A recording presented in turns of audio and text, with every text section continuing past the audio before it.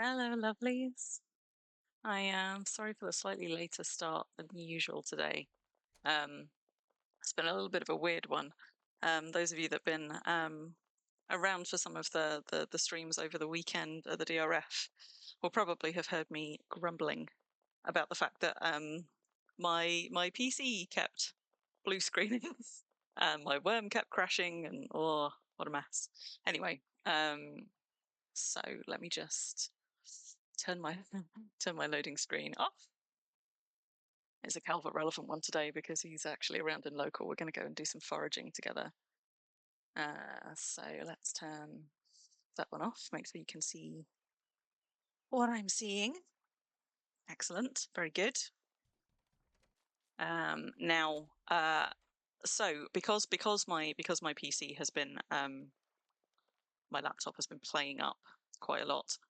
I spent this afternoon eagerly slash anxiously trying to set up OBS and all of my streaming stuff on my old laptop, which was like right up to the margins kind of a thing. I literally sort of finished getting it all in place at 8 o'clock, and then had to just test it and stuff. So fingers crossed, it'll all be fine. The stream won't crash. This one won't blue screen, and it will in fact stream and save the VOD as it's supposed to. I hope. I hope. Anyway, Mimas, do me a favor. Can you hear me? Okay. Is it? Hi, Vulcan. Good to see you. Is the sound okay? Because I've ported all of my settings across. I did a little bit of testing on my voice.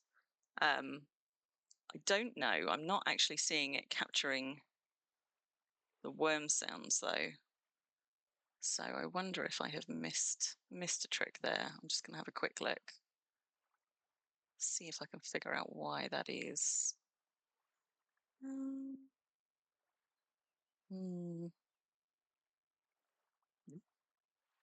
I got a clue. Well, you might have a worm silent. You might have a worm silent stream, but that won't be the end of the world. You just get to listen to yet more of my waffling. Hey, Calvert. Hey, Tuplex. Just remember there is no worm. So anyway, what was I doing? Oh yes, I was going to add another egg to my display before I went out foraging. I was meant to do all of this before the stream started, but I actually did have quite a short warm up. And then I got distracted by myself. It does happen. There we go, one more for the collection. But we'll come back to those a little bit later. I thought, first of all, what I might do is go and actually do some Easter egg hunting, although I kind of feel compelled to just empty out these nests. We seem to have a shortage of carrots here, so I need to do the foraging to get some carrots. Pretty sure that one's branches. Yup. Special eggs. Some, but in fairness, that's not just from these 3 nests. I've also got 7 nests back on release. So I've gotten quite a few rare ones. I've gotten shit tons of maps, as you're going to see. But most of my serpentine and draconic eggs have actually not been from nests. They've been from foraging. That's one of the things I wanted to talk about, because I've sort of spent the week on and off since the DRF testing out different bits of this mechanic. So have other people. So some of the stuff that undoubtedly we'll talk about tonight, like, it's not absolutely not all my hard work or research or whatever. We've all been kind of like feeding in the Coterie channel about how things are working. But yeah, broadly speaking, in my experience, these ones I am getting much better drops from foraging and botany. Rare eggs, I am getting many more of those. In fact, I think I've gotten all of those from nests bar one, when I actually got a really lucky foraging roll. I got a moment of inspiration and I got a rare fruit and a rare egg and a rare casket, all from one roll. 2 of these are rare. There you go, both draconic ones. So there's a couple of rare ones there. Don't have any sort of supreme plus. I've got, I think, 1 supreme normal egg and the rest are rare. I do not have a rare nest. No, but I know somebody who does. Hello, Rainy Days. How are you doing? I know somebody who's got a rare nest, as in a rare creation nest. I don't know. You've got one as well, have you? Tuplex? Very nice. Has anybody, out of interest, gotten a better than rare Easter basket map out of their things? Because I assume it is possible, but I must have had 20 to 30 of these now, and all of them have just been rare. Like, I've opened 3 on this server. I think I've opened 5 on the other server, and I've still got over 20 left. It's doing them at a rate of knots. So if anybody has been getting supreme ones of those in their nests, I would be interested, just because. Hi, Calvert. Sitting in our house. Is he AFK? Is he around? Yes. So right. So I've got sort of like an order, an order in which I was going to do things, but whether or not we stick to that order, I don't know, because there is quite a lot to talk about. I'm going to try very hard not to grumble about some of the things that I'm sadder about. But I was going to start with doing a little bit of foraging and botany because I need to top up my carrots, and because, like I said, that has been the best way of finding the special event eggs. I've got to slap him in order to kickstart him, do I? He is still sitting down. Let's try. Whoop. Unfortunately, because he's sitting on this sofa, I can't just go and like sit myself in his lap. We've done this lovely like L-shaped sofa, which is super, but it does invalidate one of the seats on this chaise. But I still like it regardless. And because they're a curved edge, you don't really get the Z fighting. You just get a little bit of a seam line, which I quite like. But anyway, small aside.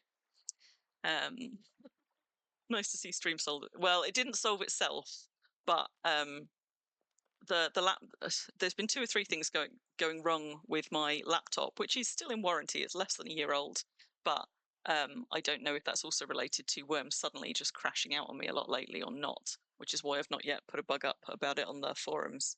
I know other people have been having some crashing issues with Wurm, but more specifically, it started blue screening on me in the last 2 weeks. It did it twice before stream with Calvert last night. It did it 2 or 3 times during the Impelong, and thankfully not when I was on stream, but it made me anxious the whole goddamn time. And if I'm going to send it away to actually get fixed under warranty, I can't be without a laptop and without Wurm. That's just not possible. So I spent this afternoon setting up.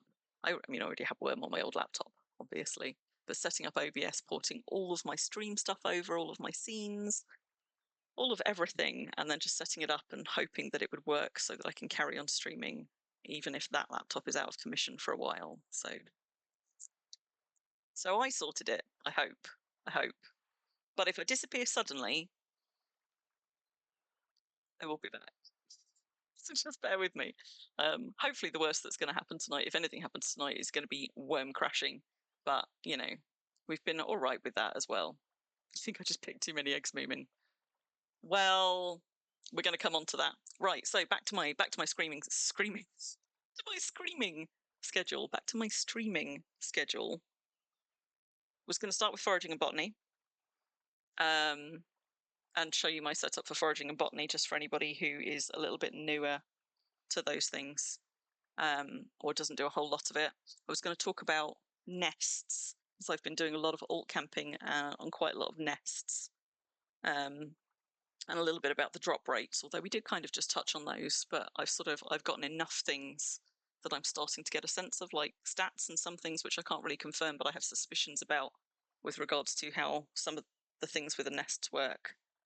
I have, as I mentioned, got quite a lot of maps now. And originally, like on day 1, I was like, I'm just going to keep those as deco. Those are much nicer as deco. And then I got a few of them, and I was like, well, I probably don't need like 6 rare picnic basket models as deco. So maybe I should dig up a few and see if I get a higher chance of draconic or serpentine eggs in them. Spoiler alert, thus far I haven't, but I've only dug up about 5 or 6. So if we dig up 20 today and the drop rate is still atrocious on those, maybe I will have learned my lesson and I will keep all of the rest for deco. I was going to talk a little bit later on, if we've got time, about using the basket models and the nest models for decorating, and also how you can store and display your eggs.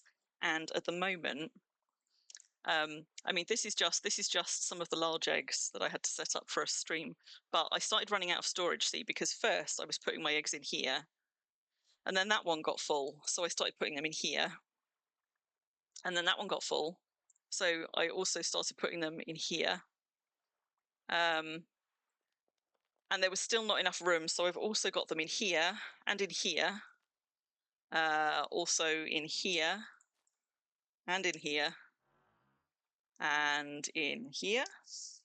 Oh, I don't. That's because I took the large ones out, but I have got some in here, and that's just on Exodus. So Moomin might be onto something. You never know. And there's another basket downstairs also, which is the interim space where eggs live when they come out of the nests or back from a forage. So I'm going to relocate all of those into what I hope is going to be a much more streamlined storage solution a little bit later, for anybody who is also going a little bit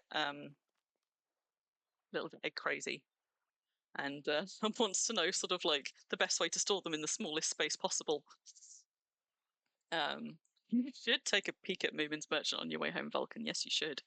Also, I've been having fun putting bunnies in some compromising positions. We've got one here that's got its head poking out of a bunch of fireworks, which I'm quite tempted to set off while he's still in it. We've got one here that's in stealth mode.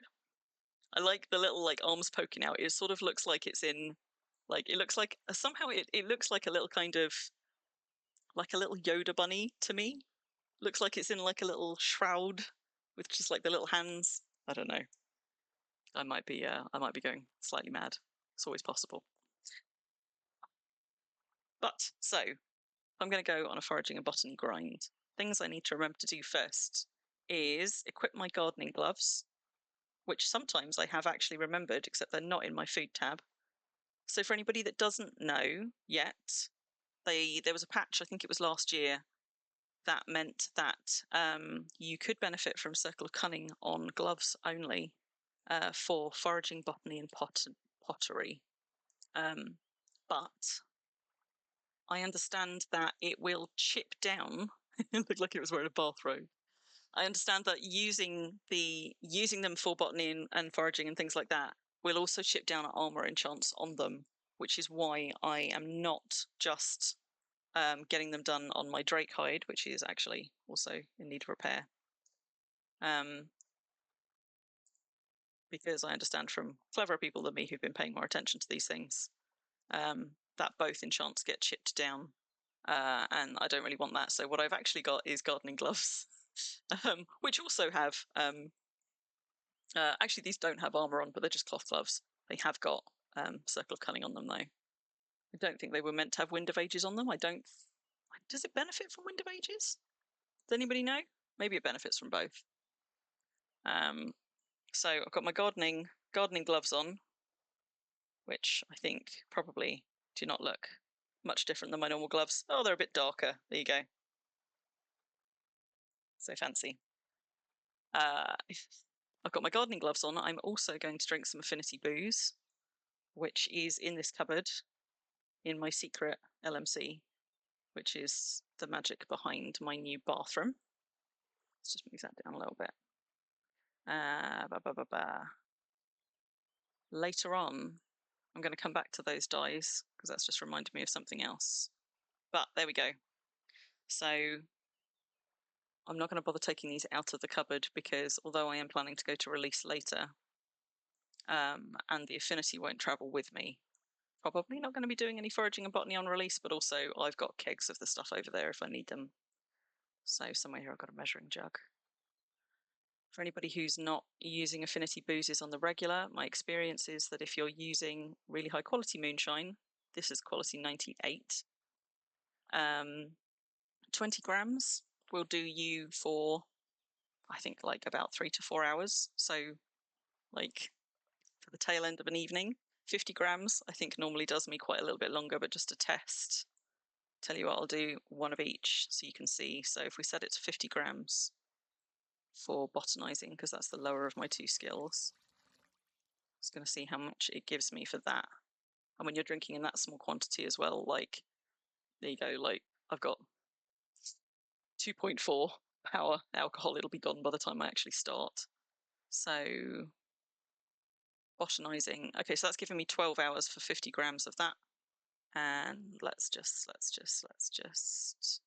the foraging, let's do that one to 20 grams, which is what I usually do if I'm starting in an evening and I remember to use affinity booze at all, which I frequently don't. I tend to use 20 grams if I'm doing it for an evening and 50 grams if I'm doing it for like the best part of a day. 4 hours and 48 minutes of foraging for a 20 gram sip. Bargain. Hi Jake, how you doing? So that's, I don't have any food in my picnic basket, my actual picnic basket. So I'm also going to just grab some food from the foods, and if I'll pick up some extra storage as well. There's my food. What do we want to eat today? So you're allowed to see this now that the DRF is out of the way, because I was doing a load of experimental cooking, and then when we opened it on stream, I was like, don't show anyone.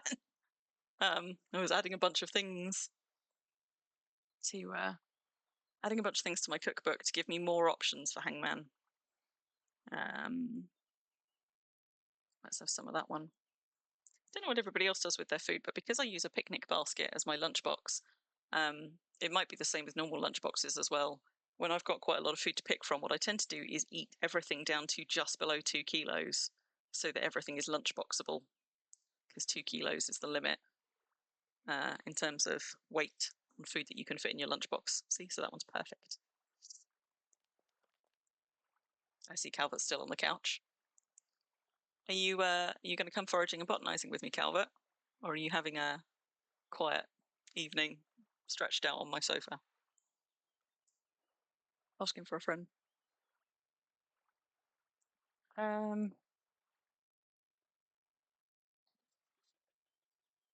No, he's still awake. Our sofa. Yes, yes.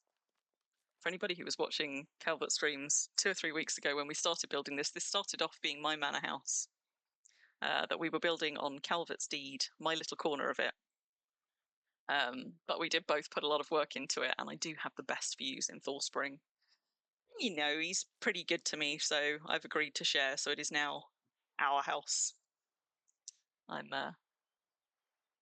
letting him share it with me because I'm nice like that. Because I'm a sweet pea. It does kind of look like a bathrobe, doesn't it? You're gonna come with? Cool.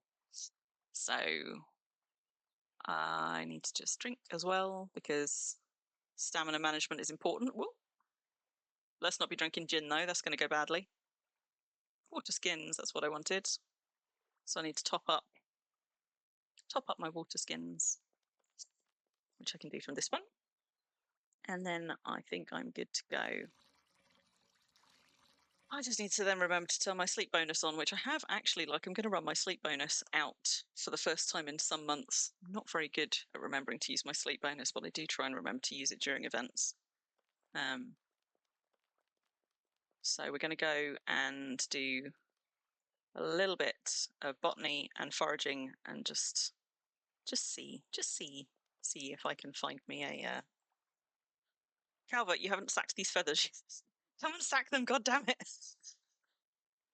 See if I can find me any more of the fancy eggs.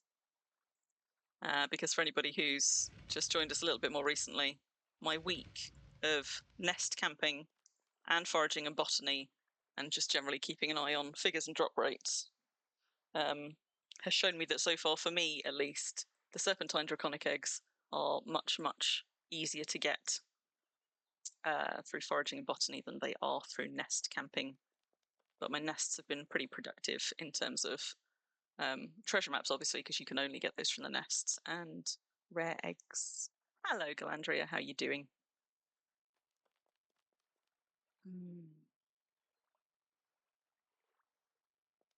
Hey! Calvert takes part in a mission. Who knew? So I've got a couple of containers on me. Although I'm actually at that awkward place where I've now got so little openly in my inventory that it's more of a pain in the arse to sort. So let me just do it the cheaty way. Here we go. As you can see, real carrot shortage going on here. So hopefully we'll come back with some as well. Calvert's going to take his cart. I'm going to take my horse, but we're going to stick together just so that I can range around a bit if I need it. And if my little feet get tired and I don't want to range around on a horse anymore, I'm just going to make him lead it and hop in as passenger. You'll live with the slaps. And I've only just seen you nattering in local. I'm going to come and live in my house and just live with the slaps. Our house. Sorry, our house. So, yeah, so we are on Exodus at the moment. I am going to be on release a little bit later, but we are kicking off from Thor Spring. Our house in the middle of our street. And we're going to go and see if we can kick up anything useful in terms of eggs. I'd also be interested for other people who have been doing foraging and botany this week to get stuff, what you're finding in terms of drop rates and stuff. Like, has anybody been doing a lot of that this week, or have you guys all been skilling other things with our 20% skill gain events somewhere? Does it actually? Surely it tells us somewhere. Do you know, I've got so many buffs and debuffs. I never know. Wait, does it really not tell us? Oh, there we go. They're right on the end. Yeah, 20% increase in skill gain, 20% increase in chance of affinities. So I know Calvert and I have been doing a little bit of it. But if any of the rest of you have, I've been getting, I think the maximum eggs I've gotten from one node has been 3. Quite frequently getting 1 or 2 in lucky streaks. Obviously, I've been digging up a load of coins. Should we just kick off here, Calvert? I mean, there's actually, these have all respawned. So there's quite a nice slot here. We could just zigzag our way back and forth across things. So I am going to remember to turn my sleep bonus on. I'm also not particularly picking out one or another type of node. I know that I'm only going to get carrots from 2 or 3 different ones. You've hit 4 from a snow pile, Vulcan. Nice. And actually, that was, alas, the snow has just gone. Yesterday, I was having a whale of a time in the snow, because snow is the best time for foraging botany, because you can see the node super easy, and also snow piles are really, really fast to, I can't remember if you forage from them or botanize from them. I guess you forage from them. Really fast to forage from, which isn't so good for skill gains, but it is good for eggs. So I was going around like foraging all of the snow piles to get like much faster drops of things. And there are still a few snow piles around, but mostly the tail end of them now. Exactly. So like my timers, these are my timers for the normal ones, but there is a snow pile around somewhere, and I'll show you the difference with the snow pile. So that's what my 3rd botanize action, and that started with a timer of 35 seconds. I'll have a look at what it is at when I start from fresh stamina. But yeah, if you've still got snow piles around and you're wanting to have like a last-ditch attempt at seeing what you can get, target your snow piles first if you're looking for eggs specifically. Because as Vulcan says, yeah, they're fast to forage. And depending on your skill, your foraging and botany skill will affect how many items you can actually get out of any given node. I don't know if it also affects snow piles, or if snow piles are sort of independently controlled. Let's go and try one of these. So I just let my stamina refresh. Look at that. That was 2 seconds for one item. Unfortunately, I think all of them are going to be down to 1 snowball now. There isn't going to be one big enough unless they go up a mountain that's got more. But during snow season, therefore, these were super. It's like, just go super fast. Whereas if I go and find another node and look at how long it takes me to, let me get on my horse. Look at how long it takes me to do the first find action on another node. Stamina come back. So 28 down to... So that was at 23, so it's like 5 seconds for my first item on a normal node.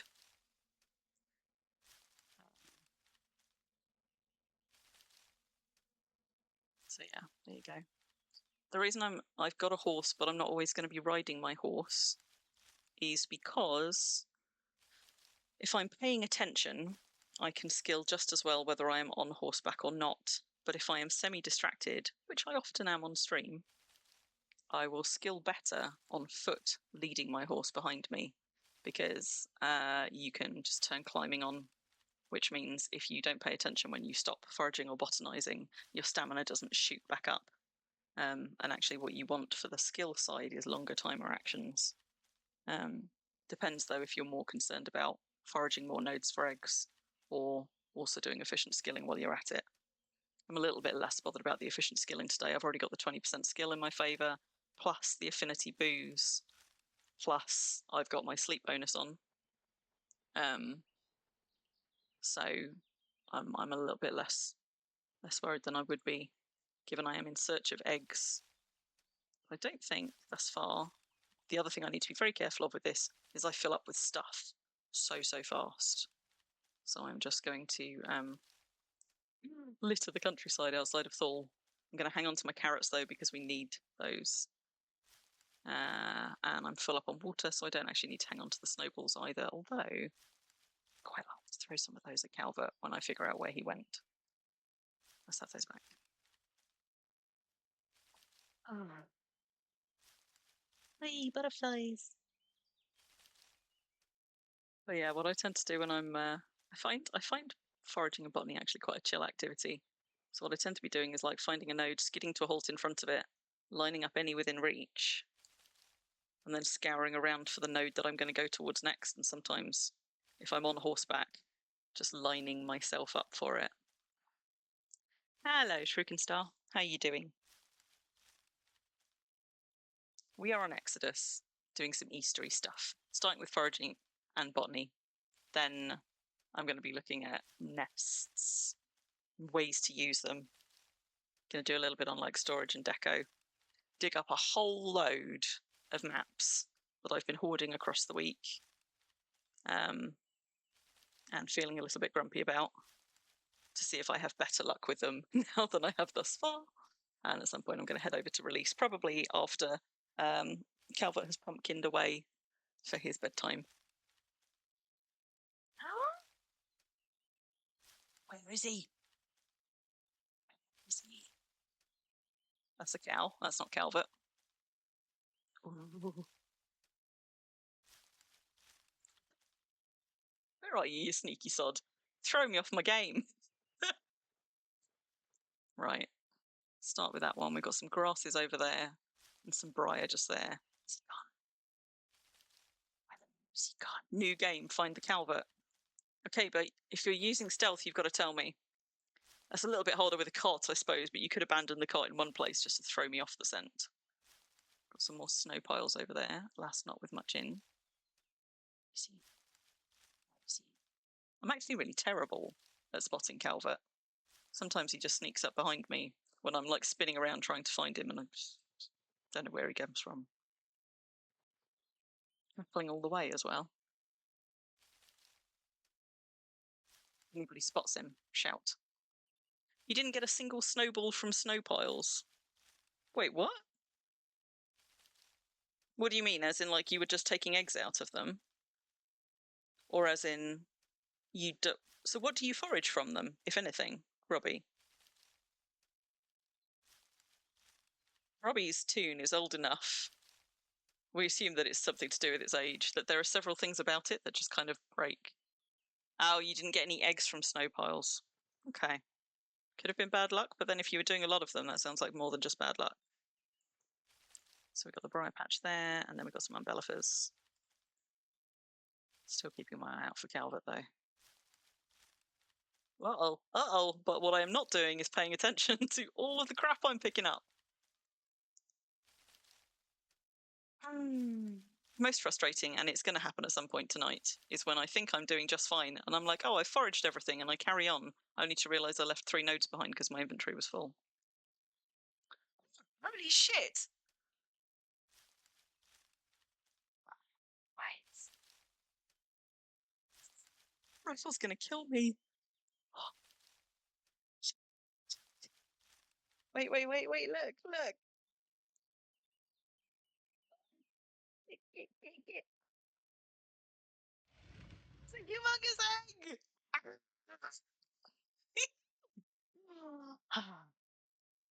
Yeah, precious. 2 years and I've not had a humongous egg. Calvert managed to pull one out of a node 1 hour into foraging, like at the beginning of the Easter event. And I was both super pleased for him and also super, super jealous. And then he gave it to me anyway. But gave it to us. So that's in our house here. Now I've got one for back at Brambleheim. Oh my god.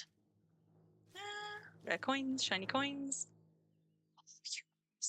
You haven't seen one of those yet, Jake. I haven't seen them previous years at all. I certainly, like, I'd never got one from foraging, but all the ones that I know that people have gotten this year, they've gotten from foraging and botany.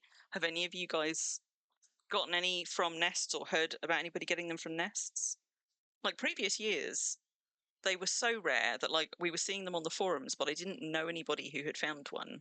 Whereas this year, I think I know 3 people that have found them, and I've just found a 4th. So I don't know if they've slightly upped the drop rates or if we've just been lucky or working harder this year. Oh my goodness. Right, that's going in the treasure thing, so I don't just throw it in with the rest of the eggs. Let me just check. I haven't accidentally got a serpentine and draconic one unnoticed. I have not.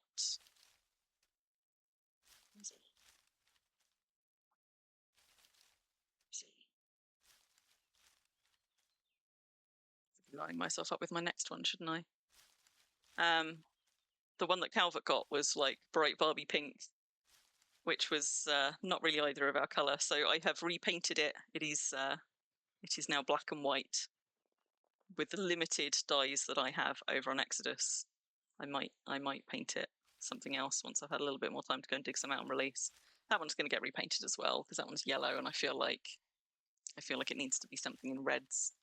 But oh my goodness, you know what? Even if I don't get any more special eggs, I'll take that humongous one. It was a very lucky start to the stream.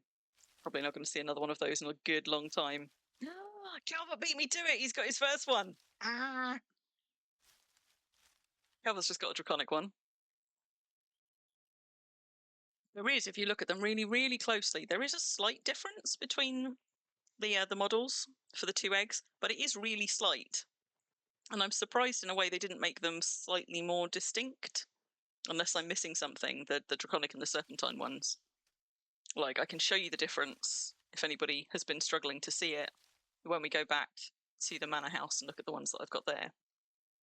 But I don't know, I kind of would have liked just a little bit more to distinguish them than the names and some very, very small details, but that's a minor quibble. They're still cool as fuck. So, what was I seeing? There we go. There's a burrow. We like burrows. Stick my hands in burrows all the time. Oh, there's another one. And I see some snow over there as well. And there's the burrow. All the burrows. You think each size has 2 sizes? Well, I don't know how it is in the draconic ones, but in the normal eggs, each size has at least 3. I can show you that more easily if you're still around later, Jake, when we go back to release, because I've got egg displays up all in size order, and there are at least 3 different, might be 4, but I think definitely at least 3 different of the tiny, small, medium, and large. I assume it's probably the same for the special eggs, but again, we can go and have a look at those. Are you not excited by the draconic and serpentine eggs, Tuplex? Yeah. I've been putting the rares on display back on release, and I'm putting the draconic and serpentine ones on display on Exodus. What was I looking for? Completely lost the burrow that I was pointing myself at, but oh my god, so chaotic. Stop spinning. Let's go and get that snow at the very least. Ha.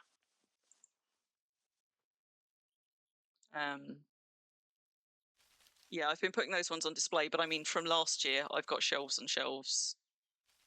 I've got shelves and shelves of normal eggs from last year. I've also got A couple of thousand in storage, not including the ones that I've got this year.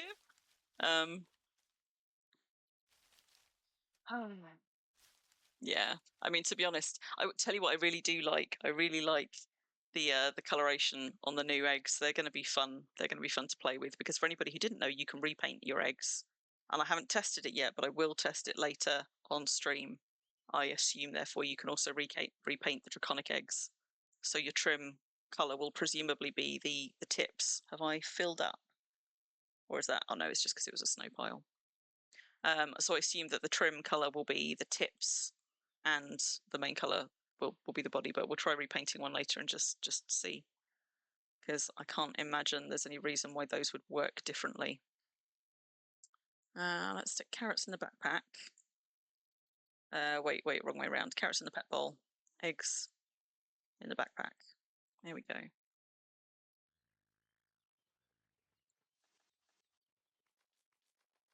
I heard that, Calvert. Oh no. Black eggs? Yeah, you can get black eggs. I've got some quite dark ones, but that also means you can put sort of like black tips on nice dark saturated colors and things. Like you could come up with some really cool eggs. And it also means that if you're the sort of person who likes setting up um sort of like little what's the word? Like little diorama type displays. For example, for a screenshots competition, you have a lot more control over the color of your eggs if you want to. Also, if you're somebody who's sitting on hundreds or like me thousands of eggs and likes doing fancy displays, for example, with tackle boxes, let me introduce you to pixel art with eggs, particularly where you can then control the color, because the possibilities. Not that I have time to place 200 eggs today, but you know, you could if you wanted to. I am, of course, very quickly seeing the error of my ways because I said Calvert and I are going to go out in separate vehicles, but we're going to stay together, and I immediately lost him. But he's still in local. Yes, I can hear it that far away, Calvert. What did you fart on, you sod? Sorry if the rest of you heard that. He's in local, and apparently no matter how far away he is in local, I can still hear him emote. Horror. But at least it wasn't right in my ear this time. Static. Standing in for bun with the puns. Right, there we go. Probably ate too many of them. Probably did. Probably did. Oh.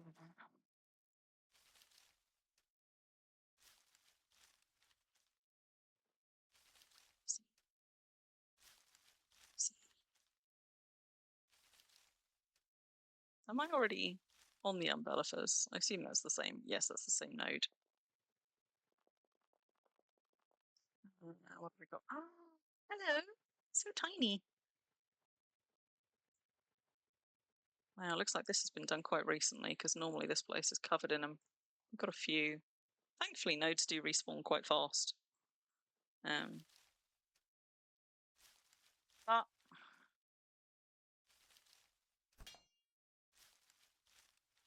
there's a ratty. But yeah, so Calvert's got a draconic one so far. I haven't got any yet, but that's not. I mean, that's not unusual. They're not very fast drops. I don't know what the rest of you are finding. I'm finding. I think they're about 1 in 100. I get a draconic or a serpentine egg. It's just that with foraging, the rate at which you get eggs is so much higher that if you are trying, like if you're trying to make best use of the event to get draconic and serpentine eggs, you get eggs at a much faster rate, foraging and botanizing. So it's not that I think that the drop rates are better from this. It's just the sheer quantity of eggs that you get through in order to try and get those drop rates that makes the difference.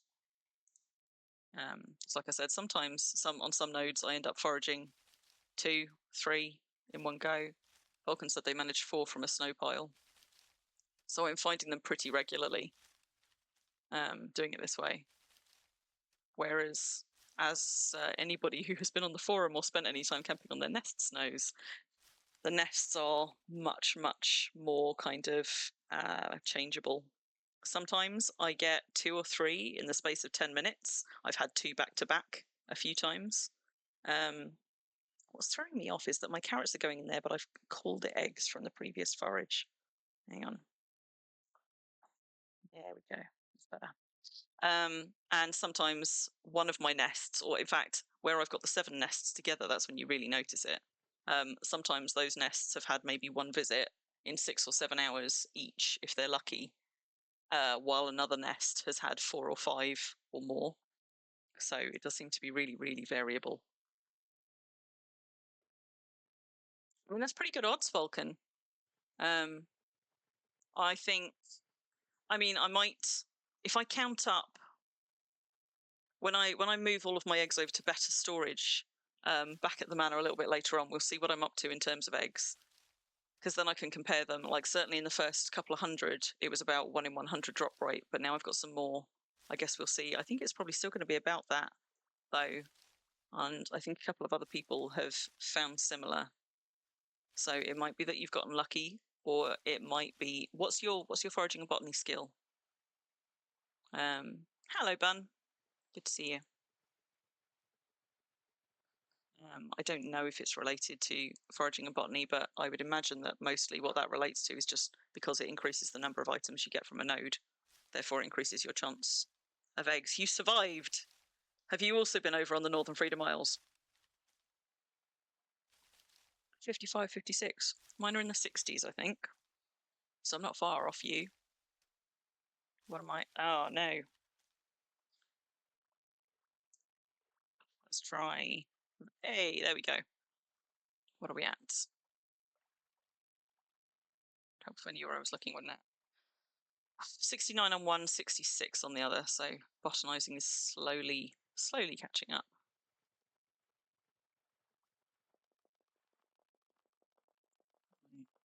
Where's he gone? He's probably over this way somewhere, so I'm just going to wind my way back towards wherever Calvert might be, looking for more nodes along the way, since I've largely depleted these ones. Gonna have that, though. There's one flowery egg from that. So, Bun, you're, I don't know if you're going to be mad or if you're going to be pleased for me, but we came out to do foraging and we came out to do foraging and botany. I can speak today, and like my, I don't know, 3rd or 4th node or something got me one of these.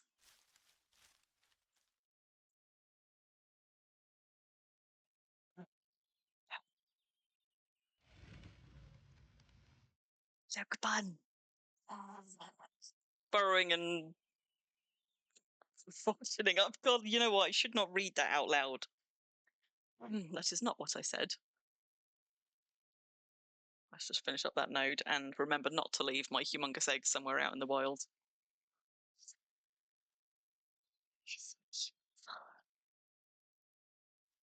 Gonna put it next to the other one and see if they also come in multiple sizes.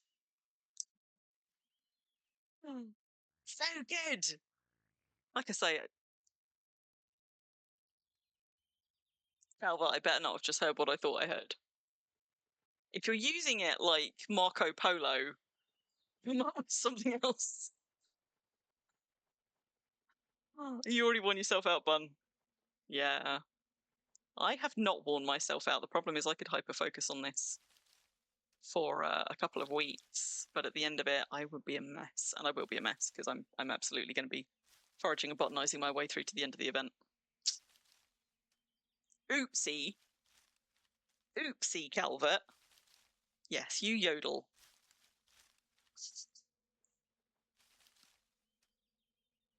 This is what happens when you let him in your local on a stream. He just scuttles around right on the peripheries of local, farting quietly into the bushes, and then giggling to himself.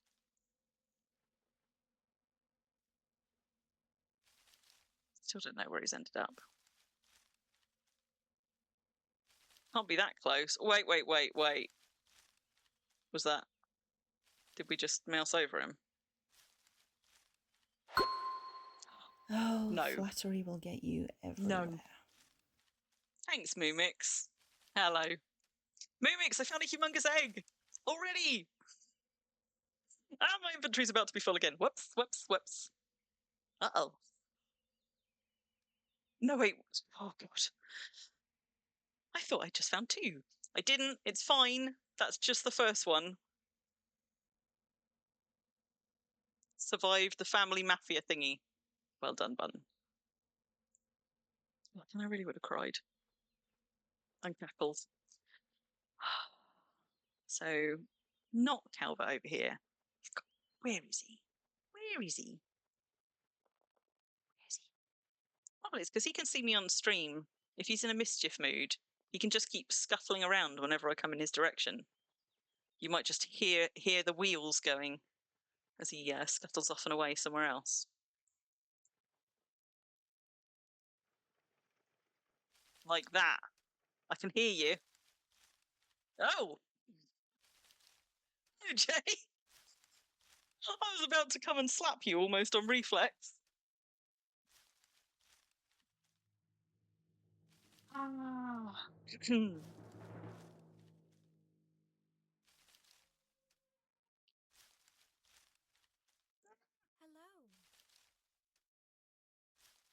Still doesn't tell me where Calvert is, though. I was like, oh, I can hear a cart. Somebody else entirely. That's what I get for not paying attention to local. Makes setting the wait. Which setting makes the node so big and plentiful? Ooh, now you're asking because I have all of my settings high pretty much. Let me go and find a little cluster because one's going to probably be too crap. Tell you what, that is something that I still haven't quite managed to fix. My accidental dismounting when missing, trying to click something else. Help though if I hadn't used escape to open up my settings window, wouldn't it? So I imagine that it's going to be probably. I would think it's more likely texture quality, but I don't think those are settings that will change without a restart. And I don't have these on extreme, so actually these are the only ones that aren't on super duper high, as we discovered when I couldn't see Jake's tower that I should have been able to see. But my assumption would be that it is probably to do. I mean, it might be tile detail, tile or terrain detail. Have to have a play with them to see if I can bring myself to do it, because I am pretty sure. Like I've gone looking around start towns again, and the bunnies are not like they were before. Oh, in that case, then yes, it must be the tile. Like if you've got all of the others up high, this was definitely much easier when there was snow on the ground. God, look at the speed of them! Yikes, Jake! It's like a rocket. Completely forgot what I was saying now. Totally bowled over by Jake's cart. Right, yes, bunnies. Bunnies at start towns, not as they were. I have yet to spot one, despite Samul insisting that they are there. So if I've got some energy later, I might just go and show you my scavenger mode profile that I used to go egg hunting, or used to use to go egg hunting, before they ruined egg hunting forever. Because I used to quite enjoy doing Easter egg hunts all year round. And it looks like we're not going to get to do that this year, because if the bunnies are in the start towns dropping stuff, they are not dropping anywhere near as much stuff as they used to, because the way that they do it has changed, but we'll come on to that. And the foraging and the botany nodes are notably different in that mode, but then that's kind of the opposite of this mode. I have almost all my settings down to nothing for that.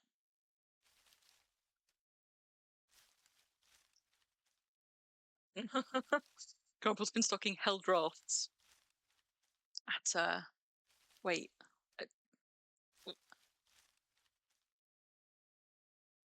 What's traders? Trouble with, I mean, I know that helis are the way to go, but I can't, I couldn't keep up with the turnover required. I want to have animals, care for them on every server, so I can travel with them and then not have to worry about them anymore. And the sort of the turnover rate of helis, albeit not that fast, I think it would just wind me up. Suppose you could keep foraging them back down. Yeah, because well, I mean, the reason that it used to worry me in particular was because I used to take a break from Wurm for, sometimes 2 or 3 months, usually during the warmer months. I haven't actually done that in the past 2 years, so it would be less of a problem. But back when I was taking breaks, what I really hated was coming back and finding something that I hadn't either cared for appropriately or whatever had just messed up. There we go. Draconic Easter egg. How long did that take? How many nodes in are we? So we've got 1 special egg so far, plus a humongous egg, which is also special, out of 10, 11, 12, 13, 14, 15 eggs so far. Random little bit of tundra there. Still haven't found Calvert, but I've still got him in local. Where are you, you sod? Let's have some umbellifers.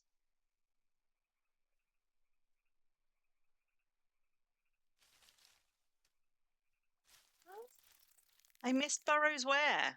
Hang on, a scorpion's trying to give me a hug. Are you back over on the underfields?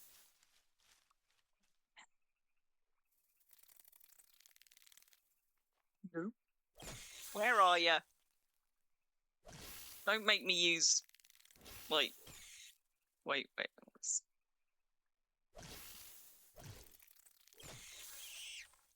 I was going to say don't make me use nefarious means, but actually I don't have nefarious means to hand at the moment. Whatever that is, I'm pretty sure it's not a Calvert, it's something else. Something small.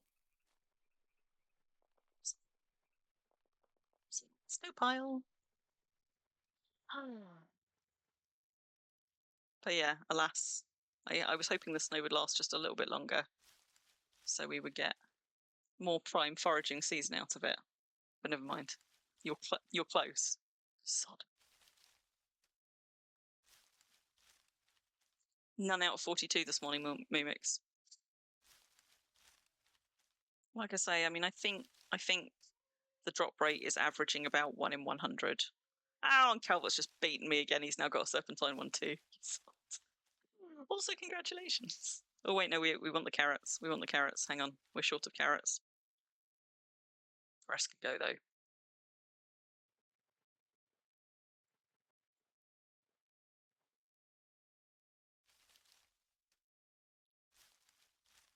So, out of interest, Mimix, that rare egg that you found from foraging, did you get a moment of inspiration that gave you the rare egg, or did you just find one rare?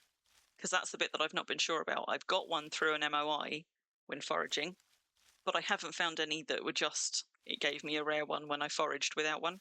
So almost all of my rare eggs, except for that one MOI one, have come out of nests. Whereas I think I've got maybe 3, 4 draconic eggs or serpentine eggs out of nests. And the other 15 or so out of foraging and botany.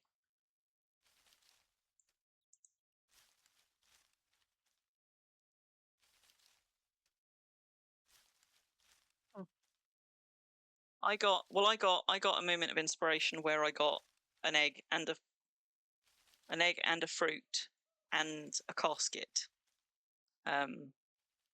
Weirdly. So I both got. Wait, is that right? That must be right. So it gave me both an egg and a foraged item, i.e. the egg didn't replace the foraged item on that moment of inspiration, which is weird now I think about it because I assumed the eggs were just in the foraging pool. I should be paying closer attention. No, look, they are. You're getting them in addition. So they're not actually replacing something on the normal forage. They're just an optional extra anytime you get something from a forage. So if the moment of inspiration coincided, you would have hoped you'd have gotten a rare egg out of that, but I guess there's still a chance that you don't, in the same way that with any MOI there's a chance you don't. So maybe I was especially lucky.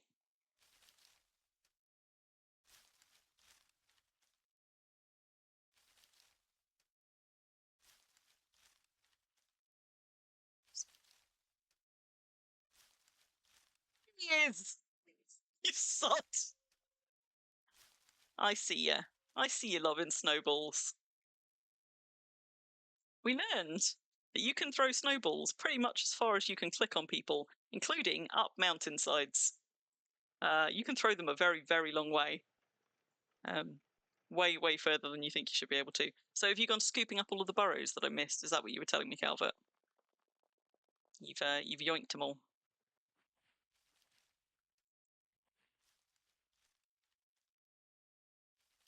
Rude. Also, my inventory's about to fill up again because I'm not paying attention. Trouble is, because I forage quite so much, so fast, I only have to not be paying attention for a minute or so, and then my inventory's full.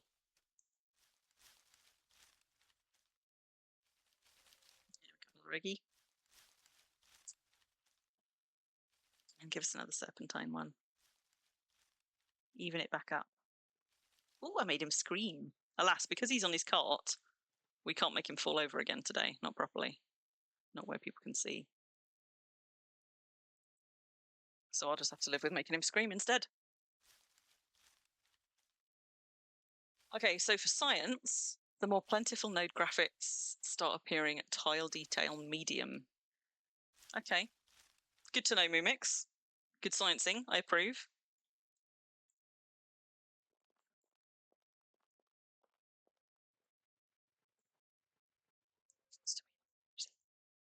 What was he? He was over there, right? Oh, mint.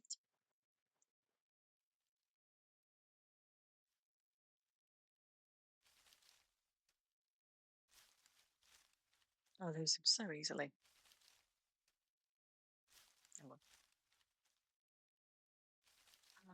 The thing is, woodlands are abundant for foraging nodes, but it also makes it hard to sort of to see where a lot of them are. Like I run past critters' nests all the time. We let the moon. Fuzzy, he's close to us. I can't even see the moon where I am. Like I've got a glimpse of stars. That's as much as I've managed. Can see the snow though, at least.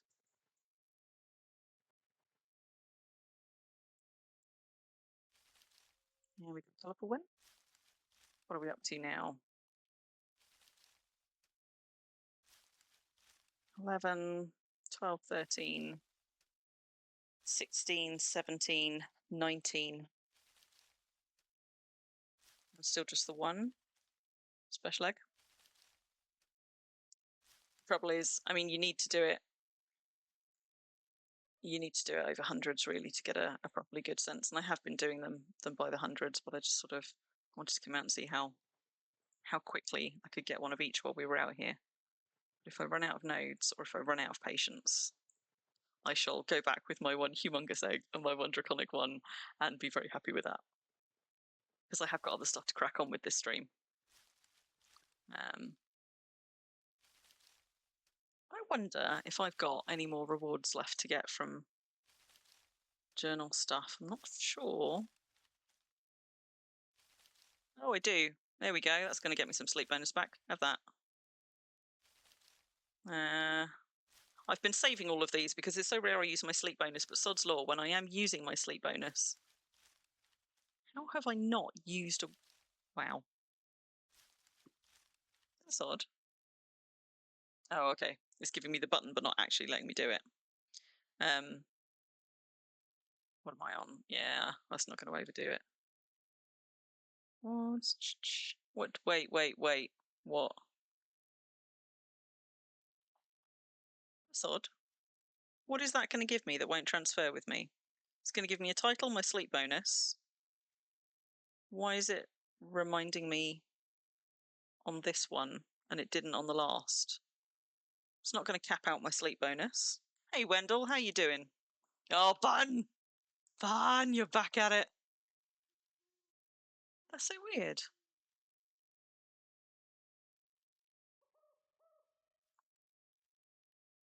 Didn't give me that pop up for the other one, right?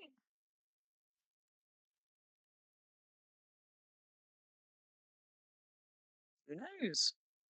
Right, that one can go away. I got distracted again, as I always do. But on the plus side, I'm not going to run out of sleep bonus anytime soon now, so I can happily finish foraging and botanising my way through the weekend. I've got more to claim as well. Like I am also sitting on quite a lot of sleep powder, but because I'm still clinging on to the possibility that I might actually be able to sell that at some point, uh, I just whenever I'm actually finally running down my sleep bonus on something, I just open up my journal page and find another thing to claim.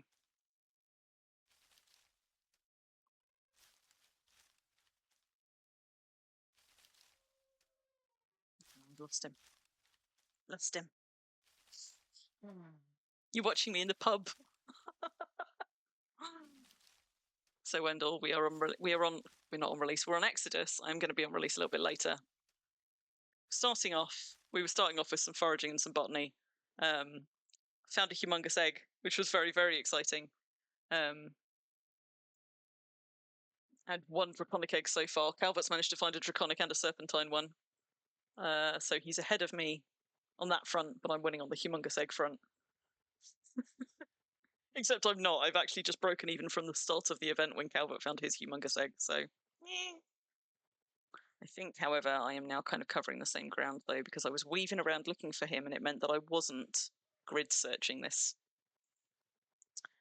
So let me get back out towards the main road, because whilst there are lots of lovely different kinds of nodes out here, obviously, if you want to be ruthlessly efficient, the best place to go foraging is somewhere where you've got really, really good sight lines. Like, for example, in the desert. You can just hop your way from node to node, line yourself up super easy. Or you can do what I do and just keep disembarking your goddamn horse. Go and grab that snow too. So I'm going to sweep some things up. Yeah, I know, you're just at the top of the lake. We should come visit you on stream sometime. Because we sail past you all the time when we head north of Exodus on stream. We frequently end up going past your place. But yeah, I'm going to sweep up some things in the desert, and then I'm going to turn back to Thor and do some other stuff so you guys don't have to spend an entire stream watching me just ravaging all of the nodes within a 50 tile radius of Thor. Built a castle. Very good. Do you like a castle? I'm here fighting. I assume that that's Calvert, since we no longer have Jake in local. You fighting Scorps, Calvert? Still don't know where my eggs go. There they go. The downside is if you don't have a lot of body strength, you're going to be digging through a lot more rubble and moss and things if you're out hunting on deserts and roads. So you need to be emptying out your inventory more regularly because it will fill up on weight long before it fills up on items. There he is. Now, can I throw a snowball at him from here? If I can select him. Yup. And he caught it. Look, God, that was a lightning fast snowball. No sooner had it left my hands than it had reached him. Who knew I was an Olympic thrower? So, what is it? What skill is it that lets you catch them? Is it body speed?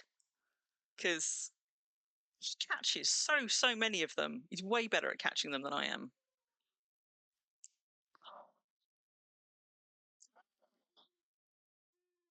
That was my horse.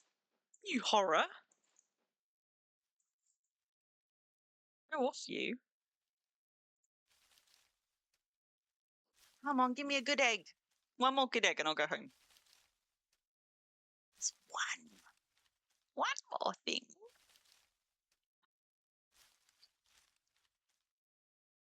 It probably doesn't help that I'm carrying like 20 snowballs in my inventory, though. Look at all those nice high-quality snowballs. Somebody can go and fill their larder. It's so hard to select. Nodes. There we go.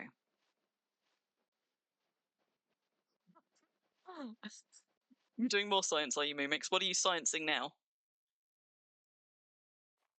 Are you testing out all the different graphics ones and seeing what else they affect as well? It would be really nice, actually, to have a list.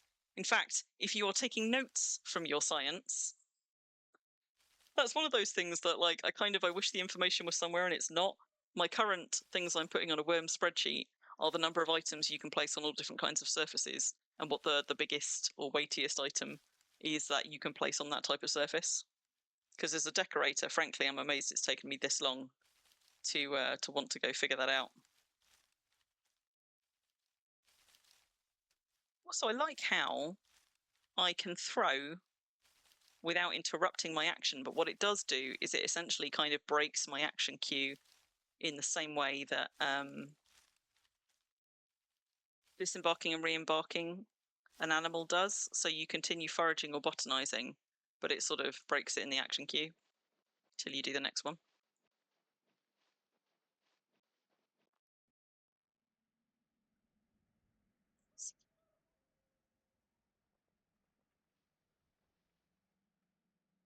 He's just catching them all. No fun.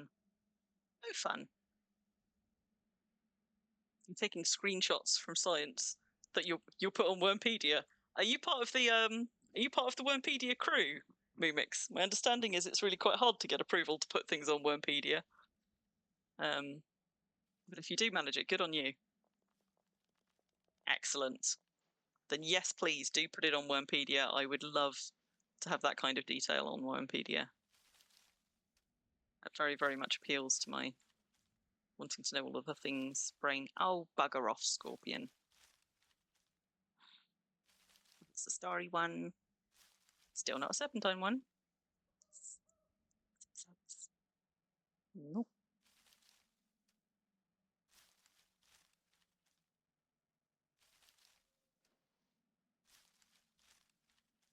I'm not going to be able to get that node before he comes for me, am I? Although, looks like he's going to come for me anyway. Maybe. It's not that I have a problem with scorpions, I just don't really want to sit and fight one. Here he goes. Never mind, I'll leave that one behind. Calvert, though, Calvert can fight them till the end of time. He's allowed. Oh, sod it. Oh, fine, fine, fine, fine. You want to fight? We'll have a fight. Nobody's removed your edit access. Are you on the Wurmpedia Discord as well? I had the best intentions of contributing and being a good, helpful member of the Wurmpedia team. But I think in practice, I would find the politics of it frustrating, and I probably would not be the asset to them that I would like to be.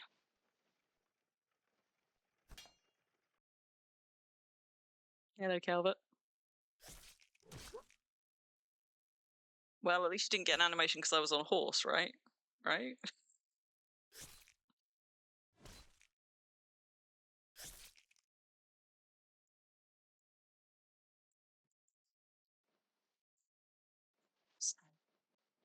So for anybody who was here and missed it earlier, there's not much left because there's only like a couple of things in snow piles. Alas, yesterday would have been a better day to show you foraging and botany for eggs because the TLDR there was that snow piles in snowy season are your best chance of finding special items because you get snowballs out of the snow pile much, much faster than you get any other items out of foraging and botany nodes. And you get eggs alongside any item that you would normally forage, not instead of. But if any of you live up super high and you've got legit snow piles rather than these crappy little 2 snowball snow piles, then make good use of those if you're doing any grinding for eggs this season.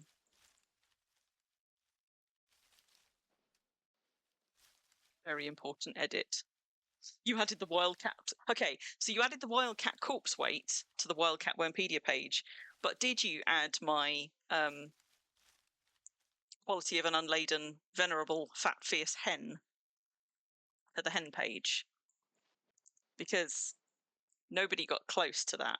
I didn't even know you could get things in this game that were over quality 100. Clearly, chickens are just special. So it was a Monty Python It was a Monty Python reference wrapped in a weird bit of Wurm trivia that I discovered the other day. But yes, a fat, fierce, venerable hen is quality 213. 213. Actually, I hate leaving clay behind, you know, but. Ooh! He's a big one. You got a hellhound. Let's deal with big sparkle butt. I like how, look at that. When I turn towards it, my face lights up in the shininess of its butt. See? Ta-da! It's like Christmas lights. I shouldn't be as pleased by that as I am, right?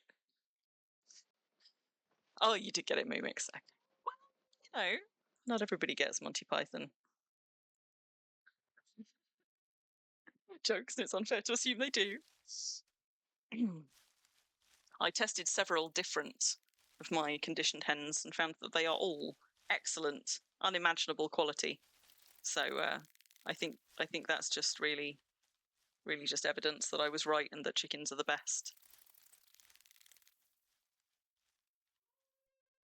See, more eggs. Still no special eggs. Wah, wah.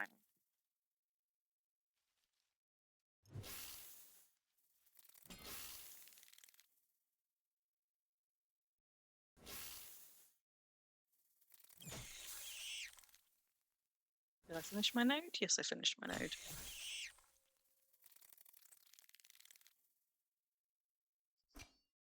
Right, Calvert, I'm gonna zigzag my way past the last of these snow piles, I think, and head back because clearly the humongous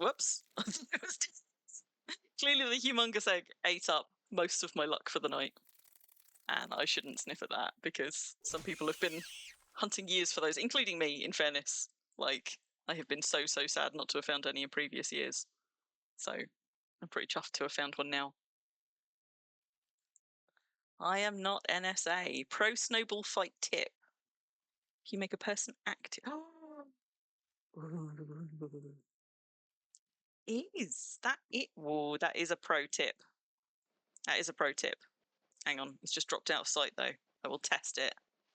Test it in a minute. Want to figure out where he went. I'm just going to go and pick up some of these snow piles because even though they don't drop much now, they are still super fast. And snowballs are always fun. There he is. Right, so you're talking like that.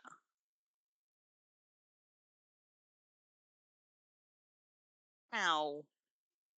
Make a person active in the selected item window. Right-clicking in the window header. Oh, I see. So you can. That is a pro tip indeed. Look at that. He was behind a wall and everything. Nice. Nice. I love me a pro tip. Missed some snow. Yoink. Calvert's maze is being left to go to decay. Look at all of these. Look at all of these decaying walls. I mean, this has been an off-deed maze for a long time, so it was going to get there eventually, but it took time. Wait, really? You serious, Bun? Surely they've still got to be in local. Surely they've still got to be in local. Right?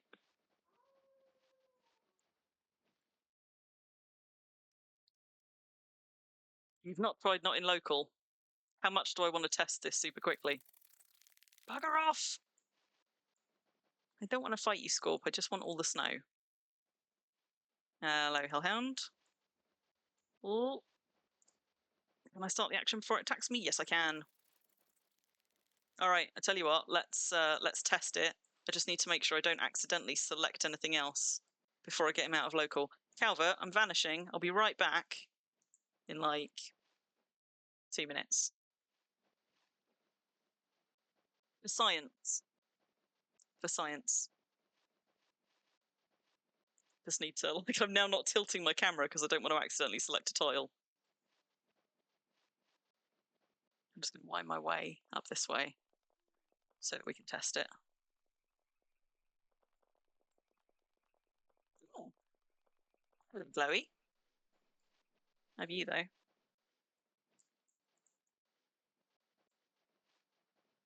too far away.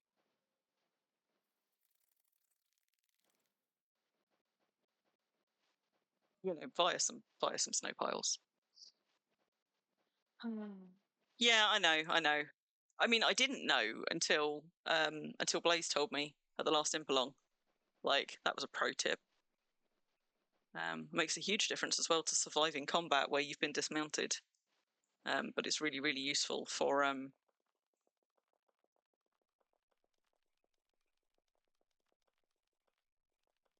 fenced in again, or was that fenced in before? It's really, really useful for hiking animals out of arenas that I like. It hadn't even occurred to me that I could use the action queue in that way. Right, he's out of local. Let's find out. No, because as soon as he's out of local, he disappears from my selection screen. So there's your answer.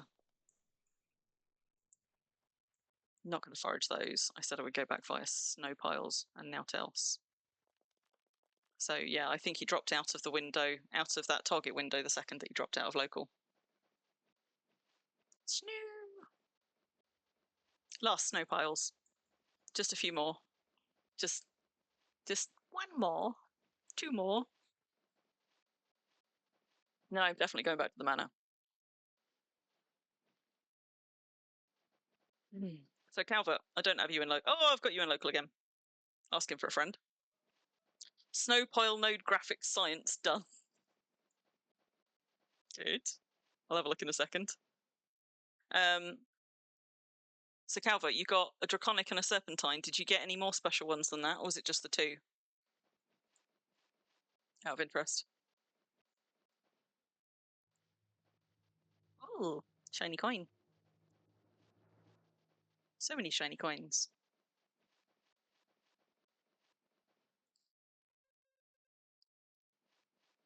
Oh, I see. So, well, I had him in this, or do you mean if I had it targeted in this one?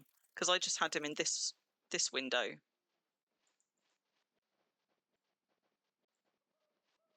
Surely dropping out of local would drop him out of the target window as well, or do you mean?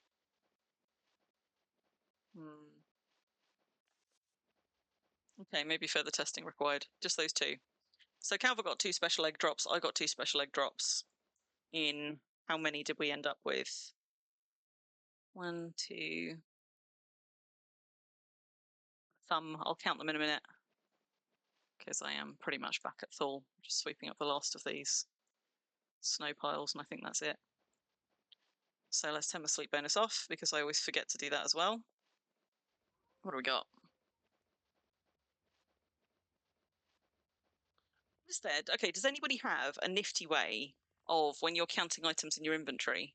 It doesn't count the things in stacks, it only counts the number of items you've highlighted. So I've got 15 items selected, but there's many more than 15 items here. Is there a fancy thing that I don't know that will actually count the number of items rather than the number of lines selected? So 15, 16, 17, 18, 19. Open the backpack in a new window and they'll be separated. Okay. Nice. I love a pro tip. Oh. So that was 30 items, 30 eggs specifically, in which we got one of the new special eggs and one humongous egg. Which is, I mean, although it's special to us, it's technically not, like, it's not one of the new ones, it was still one of the existing drops. But now that we're home, let's go see what we can do with those. So, thankfully, I've now come back with some carrots, which means I can replenish these very, very sorry looking, oh, another Easter basket. Sorry looking nests. So, let's drop that. Where's my carrots is?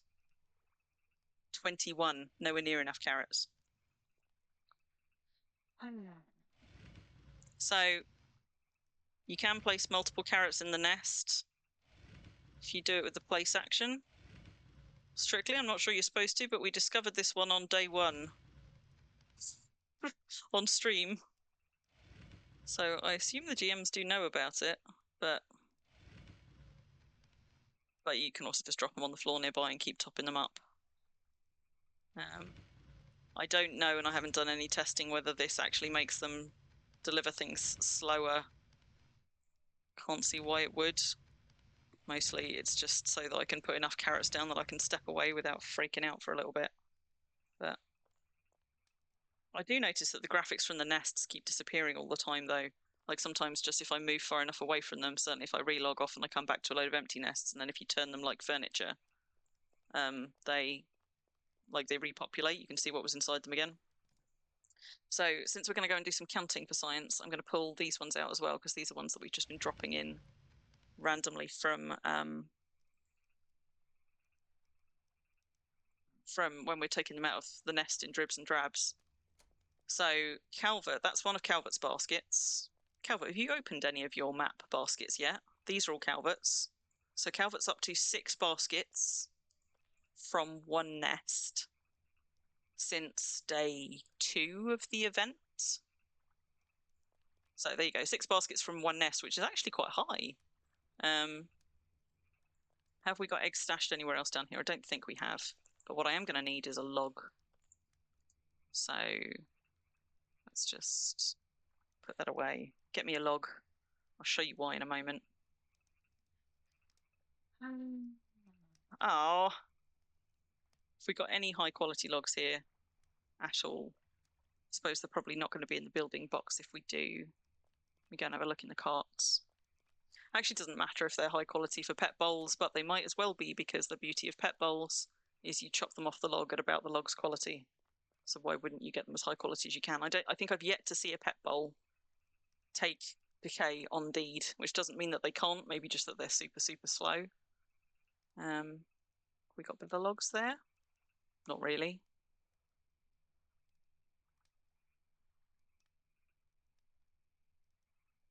I thought we had a crate of logs here somewhere, but maybe we put them away, unless they're in my cart. I don't think there's anything in my cart at the moment. All right, well, I'll just have to settle for a quality 64 log or 2. They'll do.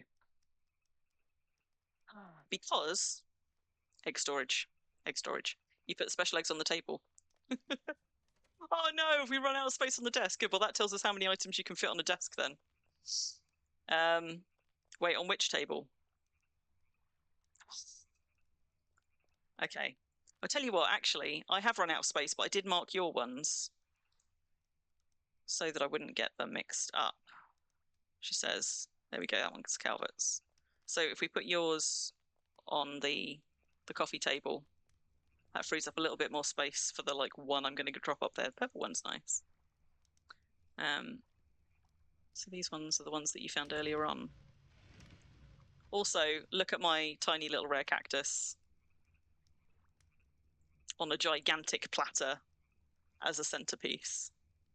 It's really the only way to enjoy the tiny cactuses, because if you put them somewhere on a shelf on a side or something, they basically almost never get seen. And I think for the ridiculousness that is a whole item skin for just this one tiny item, they couldn't have given us 5, 3 even, 3. But I love them. But it's so tiny, I feel like it has to be a centerpiece, otherwise it's frankly just a waste. I'm going to unequip my axe as well, so it's not dangling in front of me the whole way. I've got a Yups Cups there, I think. Yeah, Yups Cups. Pet bowls do take decay in saddlebags eventually. Okay. So yeah, I mean, I would expect them to take decay slowly off deed. I just haven't seen them take decay on deed, and the reason why that makes them super fucking special is because as somebody who stores an awful lot of, for example, archaeology frags, I started off doing those in things like backpacks with satchels inside. And not only do they take several items to make, but you also then have to imp them up because you make them at creation quality. And I'm forever repairing backpacks and satchels, and I hate it. And pet bowls have just been a game changer in that way. So I've opened, I think, 2 Easter baskets on Exodus. So I've got 5, 6, 7 of them to open from 2 nests, plus the 2 I've already opened. So I've had 9 from 2 nests since the event started on this server. Nobody knows memes, but my assumption is that they will stay. So for previous events and years, when you haven't opened something during the event, after the event, you just can't open it anymore. So my assumption is that they will stay looking like rare Easter baskets effectively. So my plan was to keep them as deco until I realized quite how many of them I was going to get. So I am still going to keep a bunch as decoration, but I don't need 30 of them as decoration, really. And I'm still hoping against hope that maybe some of the Easter baskets I dig up with them won't be crap. But you never know. So let's have a look, see. What do I want to do first? You're up to 9. Yeah. So I'm keeping a few back for decoration, but I'm probably going to end up digging the others up. Trouble is, every time I go dig them up, then you're turning into a pumpkin, Calvert. All right. Good night. Thanks for coming and hanging out. Thanks. Thanks for fun. No thanks for farting in my presence. I'll just lob myself off the side. Oh look, I didn't even take damage. Good night, you. Forgot what I was saying now. Something about, oh yes, something about what I was going to do next. Yes, about Easter baskets. Yeah, you've got 27 maps from 4 nests so far. That's pretty good going. So that's what,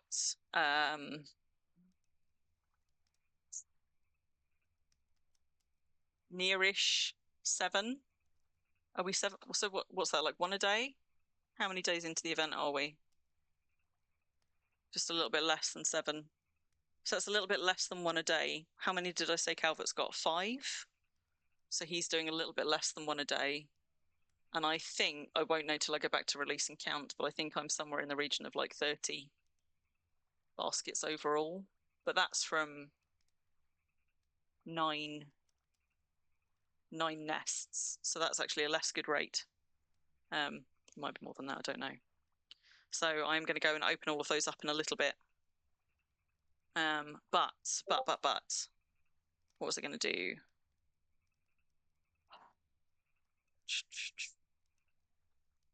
Nests. Oh yeah, people have been reporting bunnies getting like caught on fences and things, and sometimes dropping extra items. I mean, that's not something that I've actually done any deliberate testing with, because that does feel like more like a bit of a bug or an exploit. But I've also observed bunnies sometimes getting caught on things. And sometimes they just hang around for a bit, and sometimes they kind of like bamf and reappear somewhere else. But for the most part, it doesn't seem to make a difference whether somebody is camping near the nest or not. Being on the tile where a nest is, tell you what, let me go back down to the nests for a second. Being on the same tile where the nest is does not prevent the bunny coming and visiting. Bunny comes and visits even if you are not in local, but there are a few things that I can't say conclusively affect it, but it kind of feels like they do. So, for example, I haven't tried turning the nests of my alts yet, and that's something that I probably should do for science if nobody else has done it first, to see if that interferes with it being their nest. But certainly for anybody who hasn't already discovered this, those look a bit rude. Whoops. For anybody who hasn't discovered this, if you are camping with alts nests, watching them, you can fill them up and empty them out, and it won't break the nests for the alts that own them. So as long as the alts place the nests, you're good. You've pushed it and it still works. Good, Vulcan. Great, good to know. Yeah, so you can have one person maintaining a bunch of characters' nests as long as you've got permissions to access them, basically. In terms of nests that belong to you, you can make nests, whoever's got the best thatching make nests for as many characters as you like. They can drop them, and the last one they dropped will be their nest.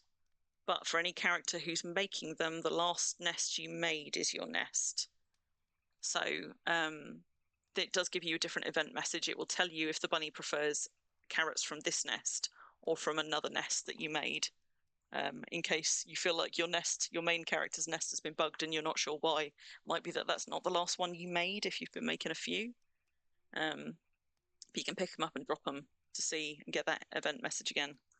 So like if I now drop this back down, or place it or whatever, Easter Bunny will prefer carrots from this nest, so I know that's the last one I made on Crim. And if the graphics disappear, as I said, you can turn them like furniture and it will make the graphics reappear. It sounds like from what Vulcan's saying, that isn't going to interfere with it as long as you don't pick it up if it's somebody else's. But yeah, so you can have an alt camping on them, keeping an eye on them. I have a vague suspicion that they are more productive if the alt has logged on if the toon has logged on that server recently. I don't know what kind of information the server is keeping on people's premium and stuff. Certainly it knows if your premium has run out, even if you're on a different server, because I had a couple of alts that ran out 2 days into the event. Their nests kept being productive until about midnight, I think, on the day where they expired, and then nothing after that point. So clearly it clocked it, even though I'd taken them back to release already.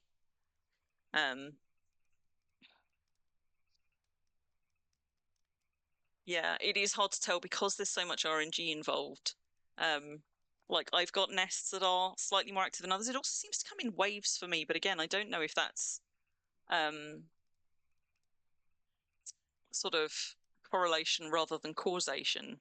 I notice that sometimes I sit camped on them and I get maybe 1 egg per nest across several hours. And then sometimes it comes in a wave and all of a sudden all of them are getting visits, and sometimes 2 or 3 in quite quick succession visits to one nest. So it seems like there seems to be a little bit of ebb and flow to it. You think not linked to time since online? None of mine have stopped being productive entirely without people online, but I notice that when I log those toons back in and just turn the nest or something, then I tend to get a new wave of productivity, but it does not last very long. I also noticed, but again, this could be coincidence, that in the first 24 hours of placing a nest, placing a new nest for a toon, it feels like it's boosted. And I don't think just replacing the nest every 24 hours will change that. But I premiumed a couple more toons up partway through the week when the others went. And when they placed their nests down, their nests were way more productive than any of the other nests I had for that first 24 hours. But again, hard to know if that's actually in the coding or if that's just total coincidence. Sometimes you'll pick up a nest by mistake, and when you put it down, the bunny... Oh.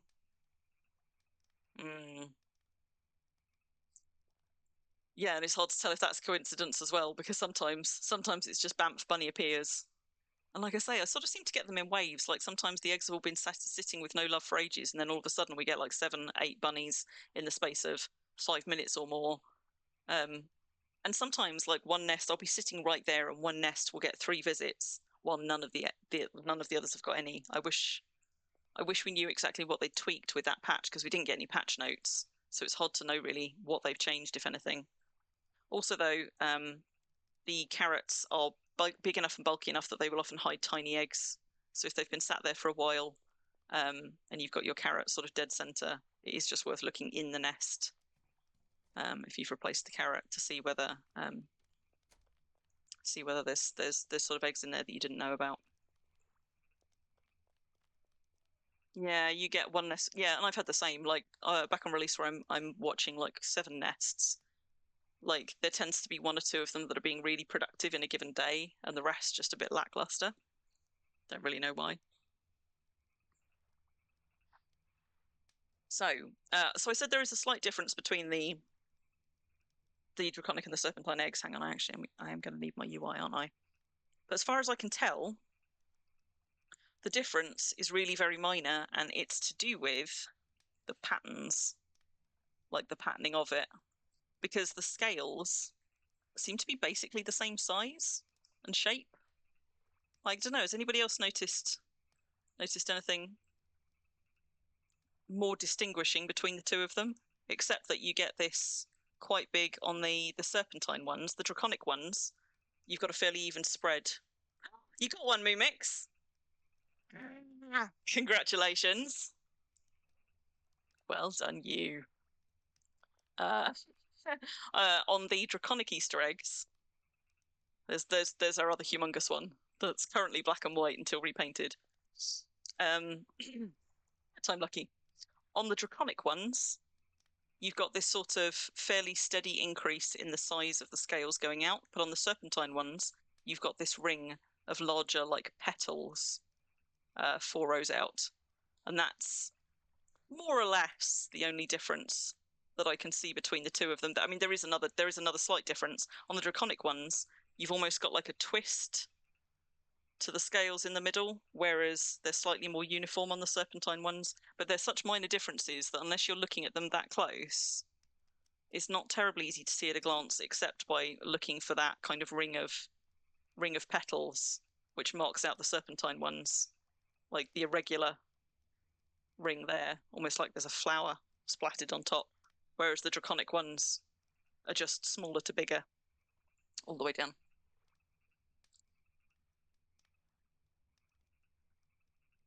Having a look at your humongous egg mimics. Okay, you've got to put it down though so we can actually see it. What does it look like? That's what I want to know. How do we rate this Easter event?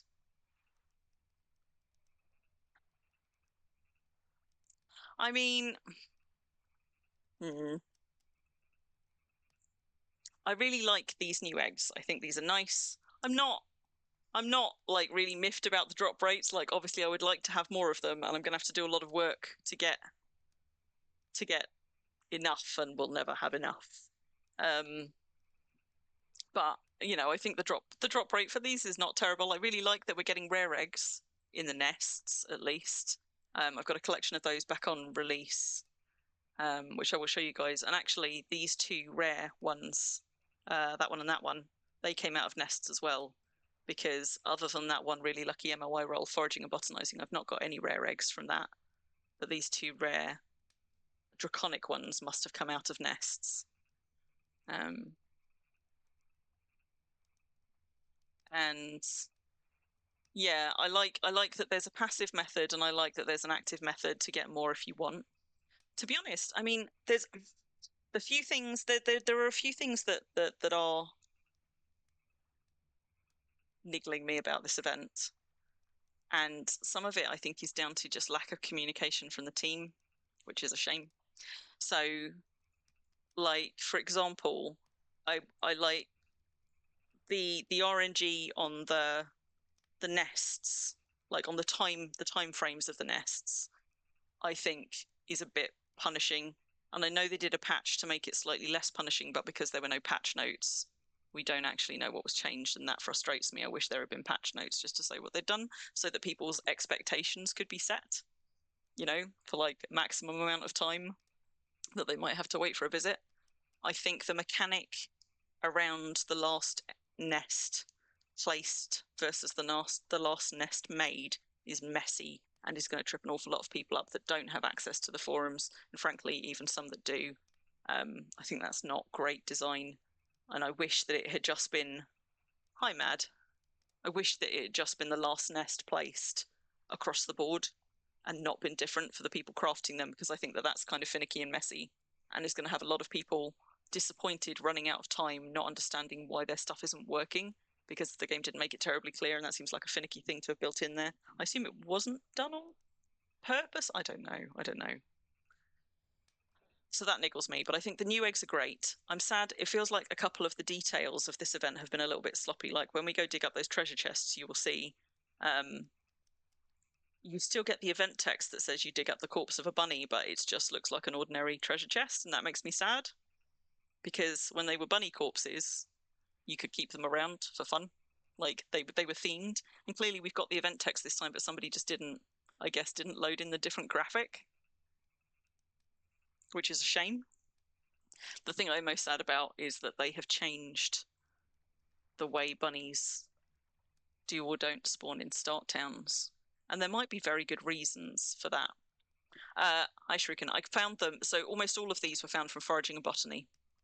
Like the two rare ones came out of nests, and I think there've been maybe 2 or 3 others besides that came out of nests, but most of them I'm getting out of foraging and botany. But in fairness, it's not because I think the drop rates are higher for foraging and botany, it's just because you get many, many more eggs in a given space of time by actively searching for them than you do by passively, so I suspect the drop rates are the same in both. I suspect the drop rates are about 1 in 100, but until we get enough data to really see, we won't know. But I am about to count up how many eggs I've got so far this event, and then we can compare on this server. But yeah, if they've changed, yeah, I see. So actually, it's the text that didn't change Vulcan rather than the model, which is a shame because I was really looking forward to. After I saw Bun manage to keep one of the bunny treasure chests around from last year, I was like, oh, damn it, why didn't I think of that? I was looking forward to them for this year, and I'm sad that they're normal treasure chests. Even if they had just been like an Easter version of the treasure chest, I wouldn't have minded. I'm also a little bit sad that when you go and dig up those treasure chests, what you get is last year's basket. I wouldn't have minded if it had just been last year's basket, except now it's got bows on or something slightly different to distinguish it from last year's. It would have been really nice to just have something a little bit different, because those of us last year who put a lot of work into this are already sitting on shitloads of those baskets. And it would have been nice if you weren't exchanging a shiny new graphic that we've, like a new item effectively that we've not had in game before, swapping that out for an item which is already kind of abundantly in the game for Easter players. So, and that makes me sad. I want to be swapping this cool thing for an even cooler thing, not for a less cool thing that I've already got loads of. And if the start town bunnies were changed because, for example, like what I think would be quite a legitimate reason, because they're dropping eggs all over the shop. They used to hop around for 48 hours for every bunny that spawned, and they would drop an egg maybe like, I don't know, maybe once every half an hour, which meant that the countryside around start towns was littered with eggs right through the year, which meant for people like me and Ruffle, we could go on an Easter egg hunt any time of year that we want. It was really great fun, super gemmy, like bringing home eggs any time of year, pockets and pockets full of them. There were always still eggs left in the wild. The downside is because those eggs don't decay because they're deco items, I can see that it would be littering up the landscape. And if that's the reason why they've changed the way bunnies spawn at start towns, I would mind less if they had just communicated that and said, look, guys, we had to do something. Either we had to make it so that the eggs decay out in the wild, or we had to change the way bunnies work so that we don't get hundreds of them on every start town. And I could accept that. It's just, I was annoyed with the way that it was not communicated, because in those first few days, we were like, there's bunnies in start towns though, right? And the staff were like, yeah, there should be. And we went looking in start towns and nobody could find any bunnies. So people started asking on the threads. And then Samil was like, yeah, no, there's still bunnies in start towns.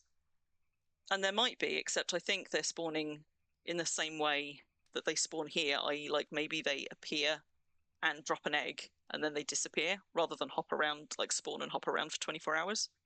But all it would have taken was for somebody to communicate that clearly and decisively, instead of having players kind of running around being like, but where's our start town bunnies? They said there were start town bunnies, nobody can find them. It kind of feels a little bit like being gaslit because the mechanic has changed. Nobody's just saying they're there, but the mechanic has changed. Like, just a clear bit of communication would have, yeah. And that just leads to frustration because people have got limited time. It's a limited time event, but also, you know, Easter holidays, a lot of people have family commitments, and when they're not doing that, they're back at work. Some people only have a few hours in the game, and it is really frustrating to try and get the most out of an event on misinformation because it's not being communicated clearly. So I could understand why they've, if that's why they've changed it, I could understand it. I just wish that they'd said it, you know? But we'll go and have a look and we'll see. Yeah, but in fairness, Mad, at least last year they went in partway through and patched it because a bunch of the servers weren't getting them that should be, or weren't getting enough that should be.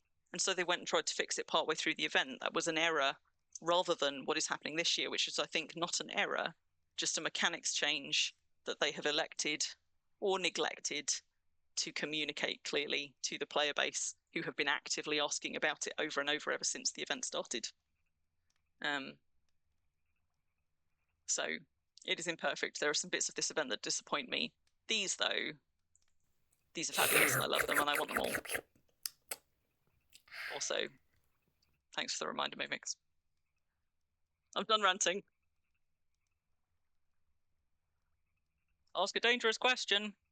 You get a ranty answer.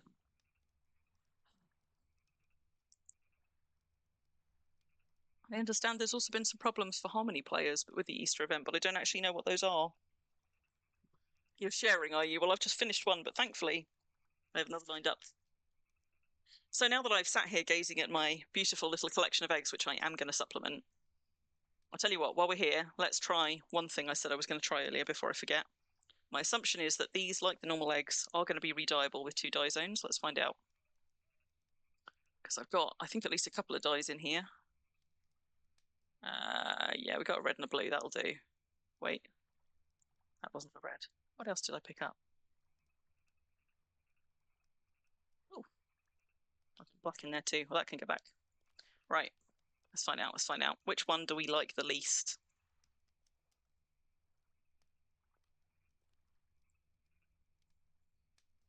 Are you somebody who normally goes hunting, like following bunnies out of start towns, though, Vulcan? Like, I think there's a lot of things I'm really enjoying about this event. The things that I'm not enjoying feel like either stuff where it was kind of rushed out and stuff was missed, or where, but for some communication, it could have been a lot better. Also, did I put the other draconic one down that I found or not? Because I did come home with one, right? I did not. So let's pop that one down as well. It's quite a nice one. Doesn't like them at all.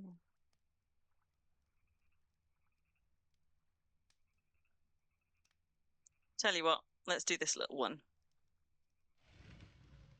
So, asking for a friend, we can remove the color. So it frustrates me a little bit with these. It does it with the other eggs as well, that it doesn't tell you which color is which. So you just have to go, like the top one is usually the largest color and the lower one is usually what would be the trim color if you were doing this on carpets. Kind of wish that it distinguished between them. But if we remove the lower one, I think what it's going to do is just take the color off the tips. But maybe it's actually not just the tips. I'm going to find out. Maybe I should have done it one of the bigger ones so it would be easier to see. If I place it again, does it actually make a difference? Oh, it does not make a difference. So maybe, despite having dye zones, we can't actually dye these. Now, I wonder if that is an oversight. Like, I don't know if they intended them to be dyeable, but they didn't look at the dye zones, or if they didn't intend them to be dyeable, in which case they shouldn't have the option. Or has it done it? Actually, has it done it? We've got some kind of... Were the tips that light before? Tell you what, way to check it is by trying to remove the other colour and then seeing.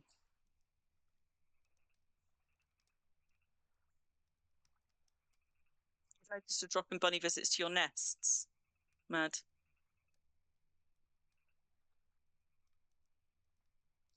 Rainy, the bunnies are still at the starter towns. If not, they are bugged out. So have you been following bunnies around the starter towns? Because if anybody has, I would really like to hear about it.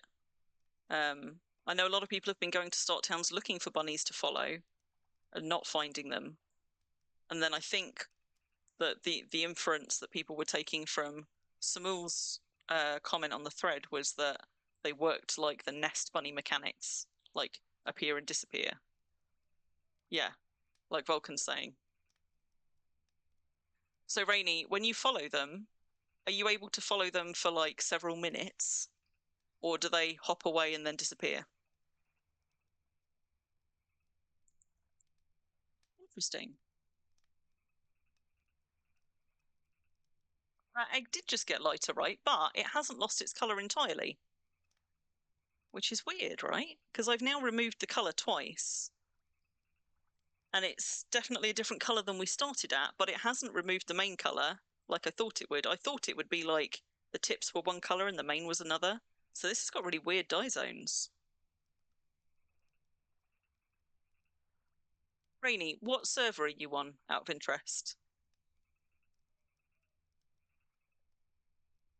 Because, yeah, like, my understanding from what Samul was saying was that they would appear, drop one.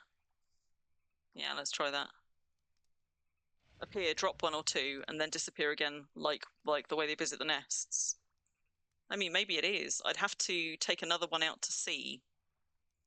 Like, yeah, I mean, in fairness, maybe what I should have done, shouldn't I, before I picked it up, was actually seeing what the RGB value was. Tell you what, let's find another one for science that's not in such a dark color. Let's have this one. Because this one is a wholly different color. Let's see if actually they've got different base colors. That's actually maybe not the best one because that's serpentine. Do I need to do it with another draconic one? Probably, so I like my draconic ones. Ooh. I like them all. I don't want to change them. Although, tell you what, I'm actually not that impressed by my blue one. So maybe let's have a look at the rare one up close first. I mean, I can't reach that spot. Rude. Let's try. It's because I've got two nested together, isn't it? Let's move over. Let's move over.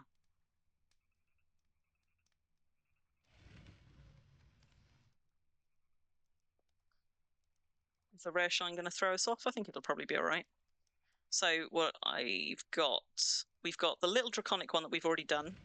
That one we've taken the colour off of. That was a kind of brownish black.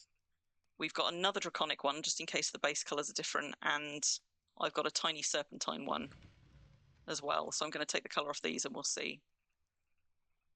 But first, this time, I'm going to learn my lesson. Let's have a look at the RGB values. So this is 2130, 183. And 196, 240, 236. So it is registering two different color zones. Send me one as alone. Thanks, Mumix. Hopefully we'll be all right with these ones. I've got two draconic ones to test this one against that one to see if all draconic ones have the same base color. And then I've got a serpentine one just in case they are different in terms of base color. And this one also has two lots of values, but this is obviously a very different color, so I guess we're going to find out. I'm going to once again try removing what I think is the lesser color first, the trim color on both of them, and we'll see. So we're trying it on a rare one, a rare draconic one, and an ordinary one. See, now did that do anything to that one? It might have gotten a little bit lighter on the tips. Let's just replace them to see. See, that doesn't appear any different to me. I don't think that effectively changed anything on the serpentine one. I'm not sure if it changed it on this one, but let's try removing the main color on both and see for science. So we're doing the draconic one first.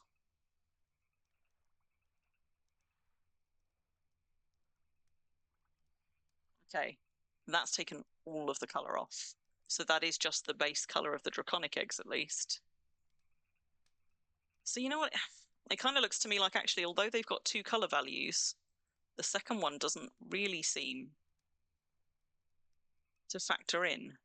And of course, now what I need to test,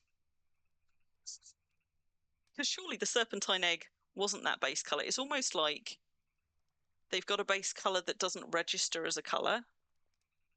Because it would be super weird and unlucky, right, if I picked two draconic eggs that just, and all the draconic eggs just happened to have a base color of blue, and when I picked a serpentine one, it was orange, and that one's got a base color of something else.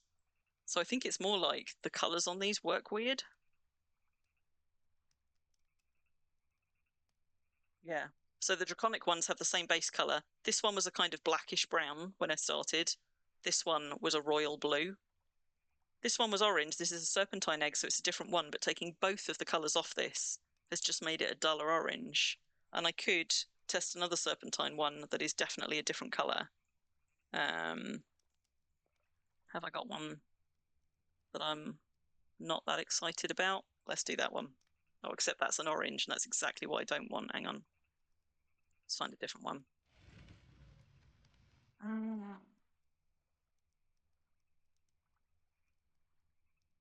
I tell you what, before I strip the color off another one, because these seem to be working a little bit weirdly, I'm going to do the other thing that I should have done first.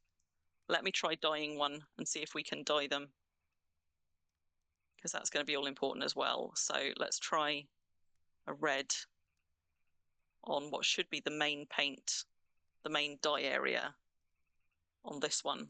Only uses 3 grams of dye. There you go, and the whole thing has changed.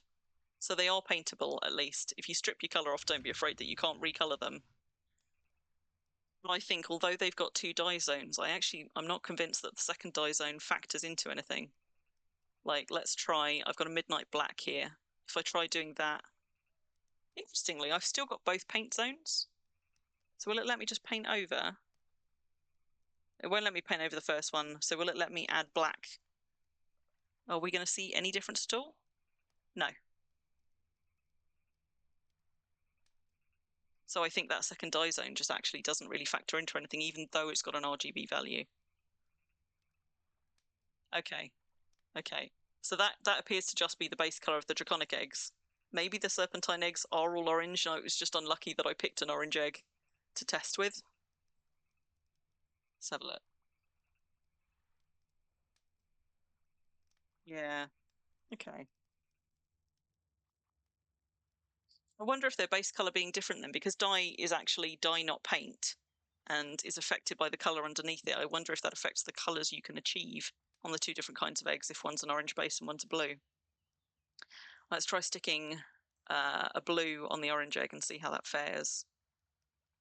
Just out of interest, although I'm fairly sure that trim color isn't going to do anything. Since we're doing a really dark color, let's just try it on the trim first. Yeah, no difference. So you can ignore the second dye color effectively. You're just wasting your dye. It does affect it. Look at that. Because you can still see the orange. Like, the orange is still giving you that kind of like the tips bit. So out of interest, I've got some that are very clearly bicolored. Are they bicolored towards orange if they're draconic, if they're serpentine? See, that one is. If we got any serpentine ones with 2 colors, whose off color is not orange, that one arguably could be an orange base. But you see, this one is definitely green, green, green throughout.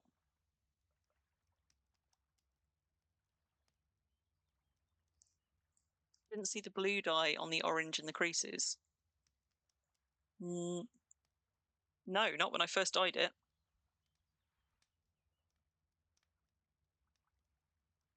Okay, well, I'll tell you what, let's try the red dye on this blue one, and we'll do it on what should be the trim. Tell me if you see any difference, because I certainly didn't on the last one. I'm not seeing any difference at all there when I dye the trim. Is anybody else? I didn't see any change when it happened. Yeah, me neither. Now, if we dye the main one, this is the one that will take effect. Yeah, there you go. So, yeah, so the other thing I was just looking at was, do I have any serpentine eggs that have got that dual color that couldn't be answered by an orange? Because you see, that could be, if you put that pink over an orange, what you're getting then is a kind of reddish color. So I think where you're getting these cool kind of dappled effects, that is caused by the underlying color of the egg, not by the trim. And on there as well. Science. Love it. But yes, you can re-dye your eggs, but just focus on the main dye value. And if you want to get pretty colors, it looks like you need to get a color that is in contrast to orange for re-dyeing your serpentine ones, and in contrast to blue for re-dyeing your draconic ones. Although the draconic ones you seem to get less of the original color on them when you do them. I think it's more noticeable on the serpentine ones. All right, let's pop that one back down. So that's the rare one. And we'd love these. Oh, where were you? You can go there. I suppose that's the wrong way around there. Never mind. You can go there.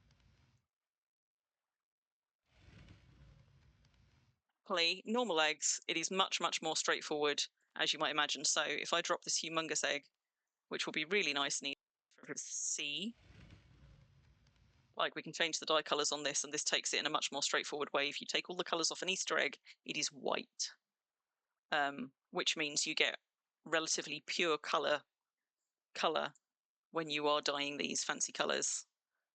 Scrubby brush. So remove the trim color first, which I would think is the swirls, but sometimes Wurm confounds me on what it thinks of the trim.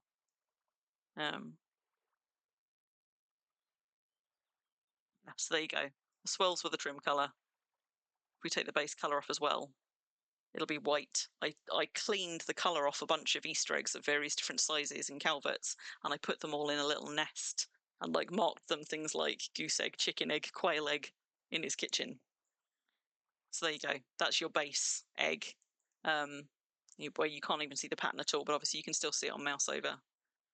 Unfortunately, particularly on the humongous eggs, because they've just been sized up rather than scaled properly, as you can see, you get like really pixely edges, which is a shame.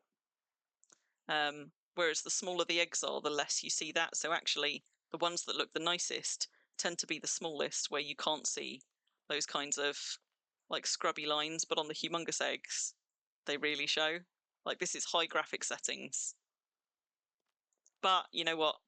Not going to sniff at my humongous eggs regardless. A kiwi egg. Yes. Now I am still quite limited with my colour. However, we said that these don't take more than a couple of grams, right? I'm just wondering if I've got anything more interesting in terms of dyes in my pen pots. Not sure that I do. I think that's similar to the one I've got down there. I was walking around with a pink for a while, but I think I've used it all up in scribing papers. Never mind.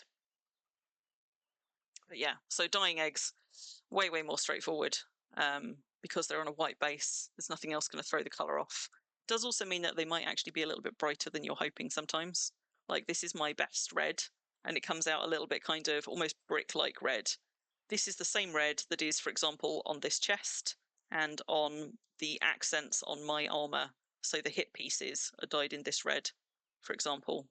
On my, would help if I wasn't scanning around behind furniture, wouldn't it? Hang on. What am I after? That's what I'm after. Right. So there you go. So it's this red on my chest piece. Same red on my shoulder pads is the same red that you're now looking at on that egg. Same red on that flask. Same red on that casket. So it does come out quite differently in different places. It comes out a little bit flat on the eggs, but and this is not actually going to be a super good combination, but never mind. I've only got 3 dyes on me, so just for the sake of argument, there you go. That's your re-dyed egg. I know that it's going to be.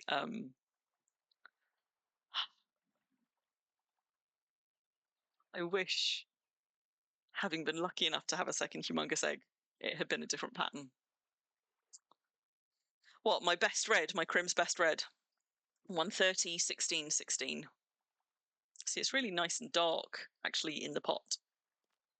But it's my favourite red for my armour, so it's become my best red for most other things. But it looks a lot nicer on some things than others. That'll do for now, anyway. So let's... Oh, no, I'm out of egg space. Oh, no. You can stay there for now. Now, I only really propped these on the shelves so that I could do a title screen picture. My inventory contains too many items. Outrageous. How does it... Oh, it's because I'm carrying 46 snowballs. One moment. Whoops. Let's try again. I only really put these up here so I could do a title screeny.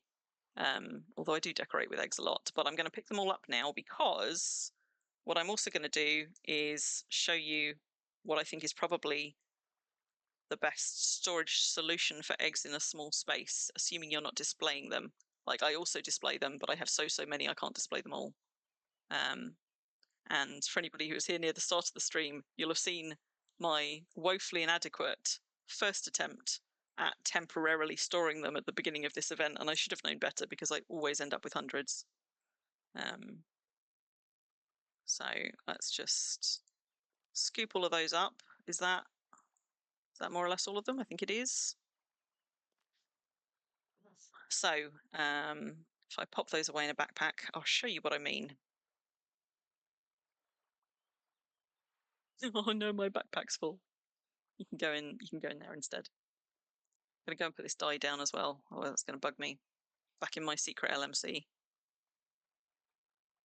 Those can go there. You can go in there for now. So when I started collecting eggs, I was like, well, you know what, we put some deco chests down, we'll just store them in there. But of course, they very, very quickly filled up. So this one is the one that's still got space. But if we shuffle those out, I've also got them in here. That's 100. And I don't currently have containers to move them into. That's 100.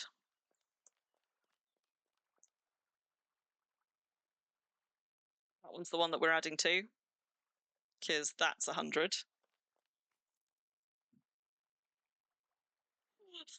That one we're still adding to. Oh, there's an egg on the floor. Because that one's 100. That one's also 100. But I emptied out the cupboard at least. So I've got a bit of an egg problem at the moment. Yeah, but I'm about to fix it. So, oh, this lovely large amphora, I hope, is going to be my saving grace. And the reason for that is those of you that are not yet pet bowl converts, I'm either about to blow your mind or you're about to be like, eh, in which case you're clearly not somebody who hoards anywhere near the amount of stuff that I do. But plus sides of pet bowls, they are a one item craft. It would help if I were using the right tool. Actually, I think they're carving knife, aren't they? Carving knife? Yeah, there we go. So it is a one action craft. They are not difficult to make. They come out at more or less the quality of the log. So this is a quality, what did we say? 64. These are quality 64 logs. They are all coming out 65. So most of my pet bowls back at Bramblehime, I have lopped off of, say, quality 70 or quality 90 logs. So they're all super nice, high quality, consistent. You don't have to imp them up. You don't have to repair them because none of my pet bowls on Deed have yet taken damage, which isn't to say they won't, but clearly it's very rare at least at this kind of quality. So you can just make these for days, and unlike backpacks and satchels, you're not constantly repairing them. They don't require a load of materials that you have to create first. There are a few things they are not good for storing, but archaeology frags, they're super at. You can fit 72 archaeology frags in a pet bowl. You can certainly fit a lot of eggs in them. I think you can fit 100 eggs of any size in these. So they're really good for those small things like that. Like you can't fit stuff like festive parts in them. You can't fit festive parts in a lot of things, in fairness. There you go. You can even make them with a crude knife. Pet bowls for the win. Absolutely.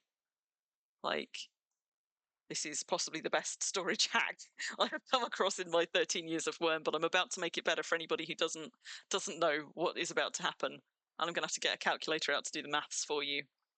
Because it's going to get very, very exciting if you haven't heard my archaeology frag storage hack.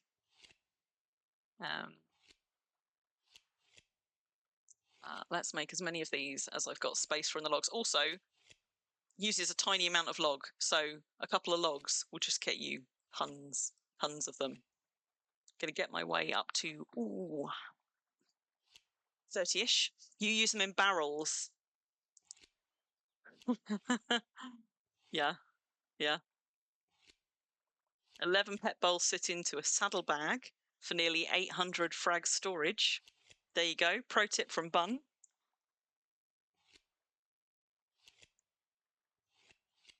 For anybody who doesn't know what's coming, I'm about to give you another pro tip.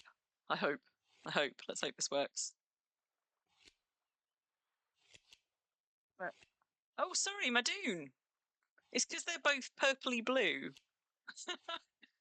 Sorry, Madoon. Even better. So there you go. Pro tip from Madoon. What are we up to? 30, just over 30. Right. Let's just finish up those actions.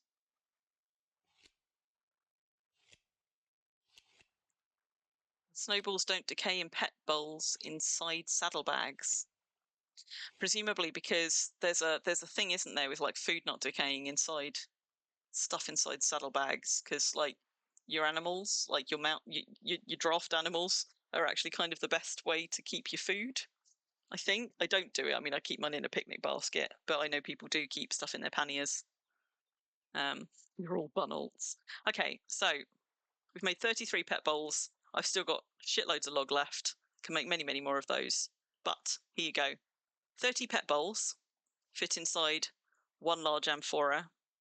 Is anybody excited for maths? Because I'm about to be super excited for maths. You can fit 72 frags in every pet bowl. You can fit 30 pet bowls in any large amphora. And you can fit 30 large amphora in an amphora rack, which gets you storage for 64,800 frags in one rack. Your mind blown. I love it. Love it. I don't know. I don't have enough backpacks to check, but I know that when I've checked it in an LSU, using backpacks, buckets, and satchels is not more efficient than using pet bowls. There's only a few things in it, because although you can store 100 items in some of those, you can store more pet bowls than you can satchels or buckets. So it all kind of works out the same, but importantly, massively importantly, the pet bowls don't decay. Whereas if you're stacking satchels inside of backpacks and things, those you end up repairing all the fucking time, and there's nothing like a backpack popping and just spewing hundreds of fragments everywhere. 8 pet bowls per backpack. I suspect that you can't effectively get more than 30 in a large amphora that way, but I haven't checked. I don't think I've got enough backpacks here to check. I would have back at Brambleheim, though. If you remind me when we get back to release, I've got a shitload of backpacks there, because that is my current storage system for archaeology that I'm slowly converting over to this one, so we can easily check how many backpacks you can fit in. But 64,800 frags in one unit. It's pretty good. But it's also going to work for my Easter egg collection, because every one of these will hold 100 Easter eggs. And I'm not going to fill this up anything like that. But I'm going to pull that one back out because that's a mix.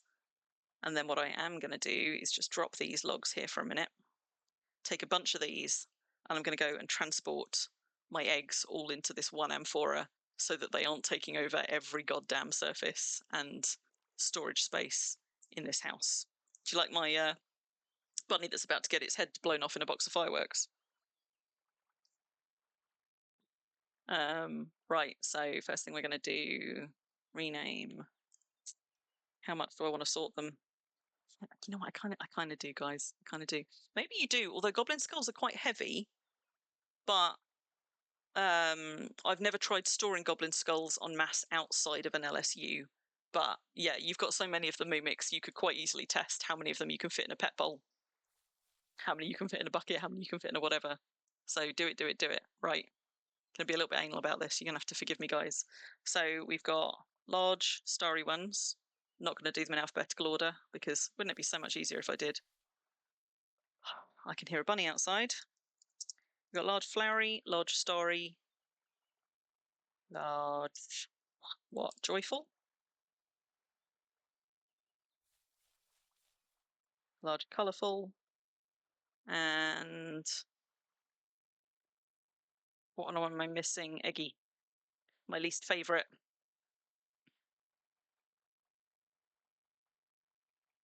Medium eggy ones. Eggy ones are the most prolific in my experience. Although for anybody else who's got a particularly large egg collection, I'd be interested to know if yours differ. Which is a shame, because I like the eggy ones least. So what do we do? Eggy, flowery, colourful, starry, and I'm seeing a flaw in my plan, you know, because I don't want to keep making those windows bigger and bigger. I should have been doing it like this.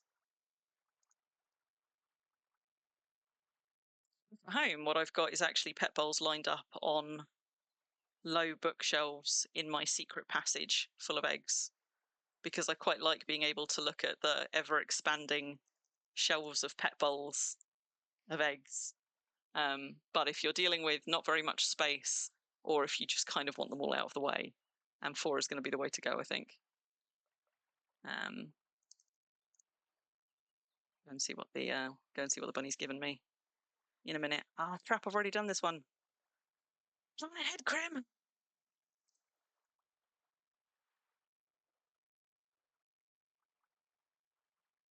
Yeah.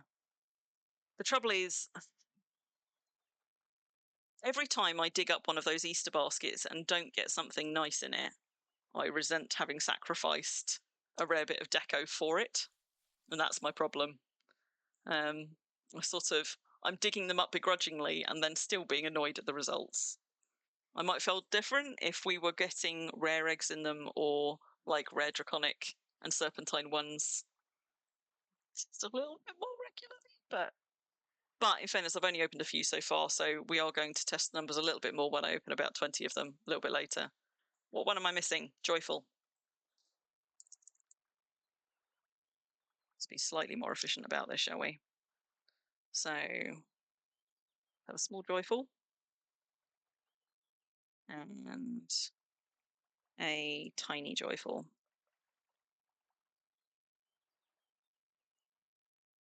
Nope, nope, nope. Starry ones. And tiny starry ones. Flowery ones. Starry ones are my favourite. Not that anybody was asking, but they are. And another bunny. Is that? Yeah, look, see, now we're getting away with bunnies. Nothing for ages, and then all of a sudden, all the bunnies.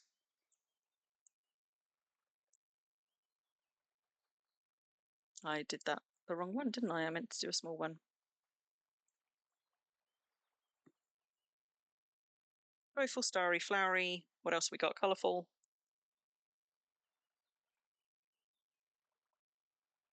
I've got more up here, haven't I? Let's just cheat. Do it that way. Drop them back down the bottom.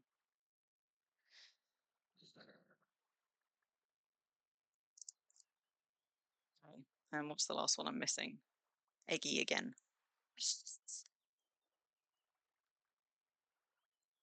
I don't hate them. I think I don't. A part of what I don't like about the eggy ones is actually the seam on them, which makes it really annoying trying to line them up nicely.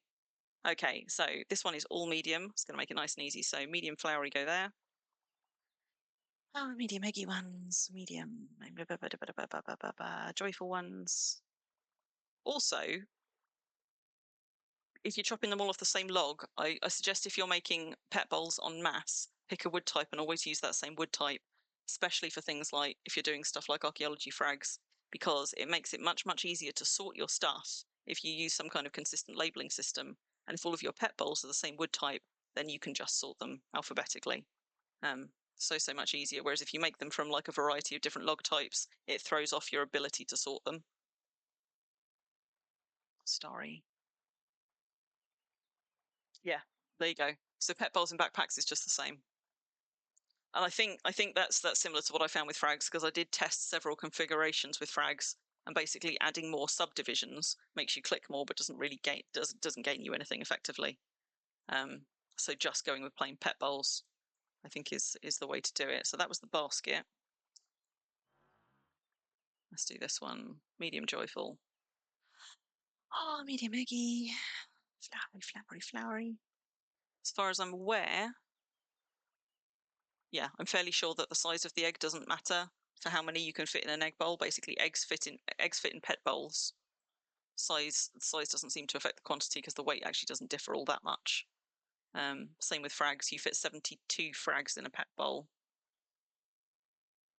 I think you fit 100 eggs. I guess we're about to find out, aren't we?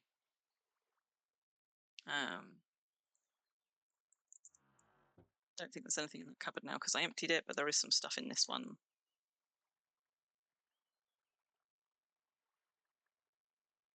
Size doesn't matter, bun. Oh, doesn't in eggs. Tiny colourful ones, tiny flowery ones, some tiny eggy ones, tiny starry ones, and importantly, this is going to make it a hell of a lot easier to come and dump all of the crap out of my inventory without being like, oh my god, I've got to reorganize all the cupboards again, which is important for me because I'm a procrastinator and I don't like it when at the end of a really nice cathartic collecting or hoarding session, I'm then like, oh my god, and organizing them is going to be so much a pain. So a little bit of pre-prepping does me a world of good in terms of not burning out quite so fast on an excited week and a half of foraging. Tiny joyful, tiny flowery, tiny eggy, tiny colourful. So much better. Which now means I can take these baskets. Oh, but now I don't have a bunny in the basket. I kind of liked...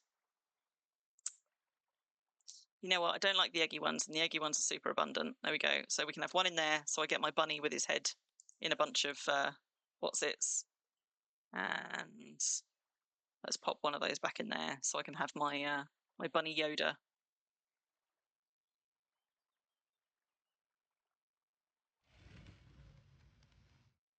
feel like it was further back before. I've ruined it. Yeah, it's more like that. There we go. Bunny Yoda. Already done that one, right? We've done that one. So we just got... Oh, wait, we've got these buckets here. Whoops, forgot about those. Scroll for forever. Let's close that. Ah, small flowery, small starry. So I know this is taking a hot minute. Just bear with me, guys. I'm nearly there. I'm nearly there. I'm nearly there. I don't have a problem. You have a problem. Clearly, I do have a problem. Already done that one. Still got to do that one. Is that all of my secret stash locations? I think it is. On Exodus. And a block one and a flowery one. And some eggy ones, eggy ones, eggy ones. Right. And another bunny has arrived. I said they came in waves. Wasn't kidding. Don't think I've got any in there. Don't think you can store any in there. Right, think we're good. Think we're good. Which means all of these beauties can just straight in there. And now, because they're all the same wood type, also super easy to sort. And I've left a bunch behind. Oh, because I haven't sorted the large ones. Well, at least there's less of those. And the... Wait. Is that all the large? Yes, that is all the large ones. We're fine. We're fine. Carry on, as you were. Just confusing myself. Small starry ones go there. Small eggy ones. These are the ones that I just brought back from foraging, aren't they? And the large ones that I picked up off the shelves. That's why. I'm not going mad.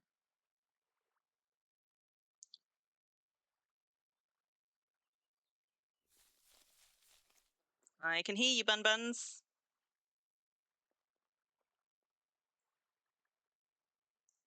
Flowery. Large starry ones. Large eggy ones. Large joyful ones. Have I really not got any large colourful ones yet? All of those can go back in. Right, sorted. Egg storage. Keep me going for a while. I'll take the logs back downstairs because I don't have any more M4 to put them in. Ah, my snowball stunk through the floor. So we've done some science with dyes. We've had a look at the draconic ones and the serpentine ones. Large colourful are really rare, are they? I I don't know. Well, actually, how do the colourful ones compare to the others? I haven't looked at that back at Brambleheim where I've got a lot more to test with. Let's just have a look see. So the eggy ones are definitely the most abundant on average. 34 to 59. In fact, let's just expand all. What have we got? Let's close those. Cute. So 59 eggy, 34, 49. So the colourful, I've got the least colourful in the tiny ones. Starry and flowery are my least ones in the small. Colourful are the ones I've got, well, colourful and starry. Might have just been bad luck on your part, but it might be that those are slightly stacked away. I tend to get less bigger starry ones, but more smaller starry ones. But it's really hard to know. I like when you're not looking at thousands or tens of thousands, just how much of it is just slightly wonky data within large RNG. Oh, there you go. Mimix has got more large, colourful ones than anything else. So maybe that is just sort of you know, the odds not evening out.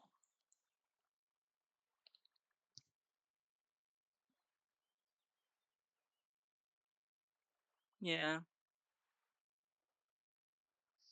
Right. So what was I going to do? Logs. So I got my logs, put all my eggs away. What do we have next? Baskets, maps, baskets and maps. Let's do it. And I'm going to go and see what those bunnies have dropped in my nests. So I've got plenty of time to get more nests out of this event. So actually, I'm going to take all of these for science and go and open them up and see. Can leave my snowballs safely behind.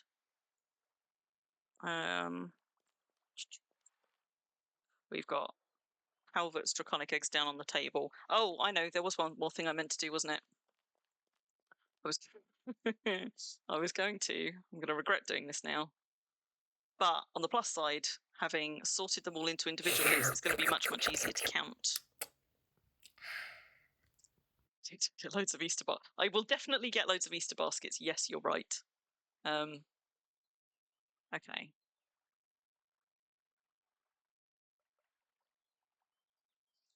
So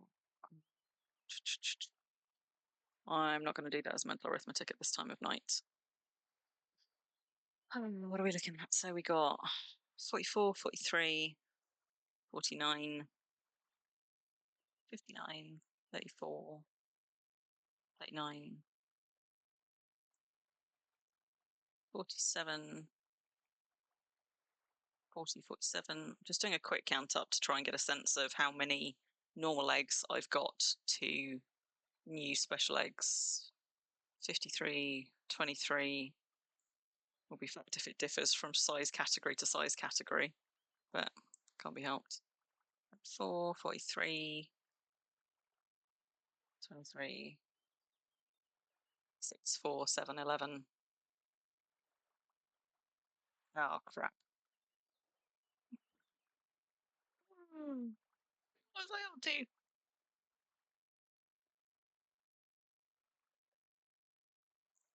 43. I was up to 455 when I got to 53. Cocked up my calculation somewhere. 455. Okay. 455. 53 plus 23. 32, 34.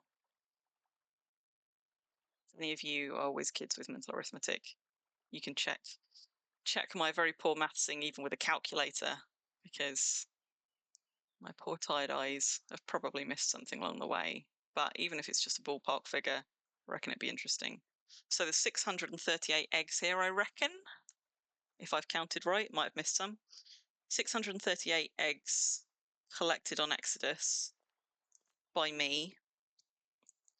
And these are all the draconic eggs collected by me, but I think 5 of these have come from release. So what are we up to? 3, 4, 5, 6, 7, 8, 9, 10, 11, 12, 13, 14, 15, 16, 17, 18, 19, 20. So 15 draconic eggs to 638, or serpentine eggs to 638.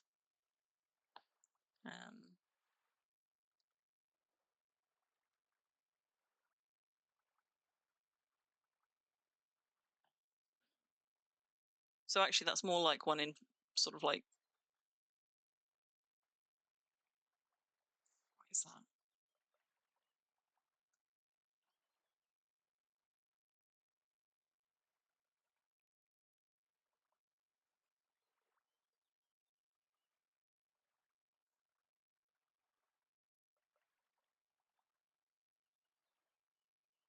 Yeah.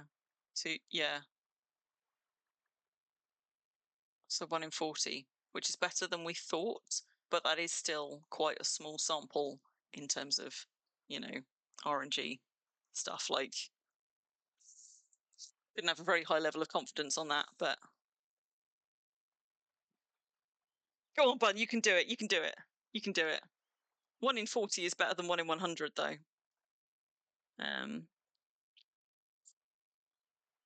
So I'll do another count up at the end of the event, I guess, and see if that held true. It might be that there are other people that are also checking that stuff out. Somebody was talking earlier about egg sizes as well. So I could do with being slightly lower down to show you this, but so this is tiny, and that is tiny. So there's at least 3 sizes of tiny, but I think that one is actually slightly bigger than the green, and the way to find out, no, that's the same. That's the same. That's tiny. I think, is that also the same? There are definitely 3 sizes in each size category. There might be 4, but I think that one's going to be the same as the gold one as well. So yeah. So once you take that into account, when you're actually kind of placing them out on the side, you've actually got more like what, 15 different sizes, not including the humongous ones, maybe more.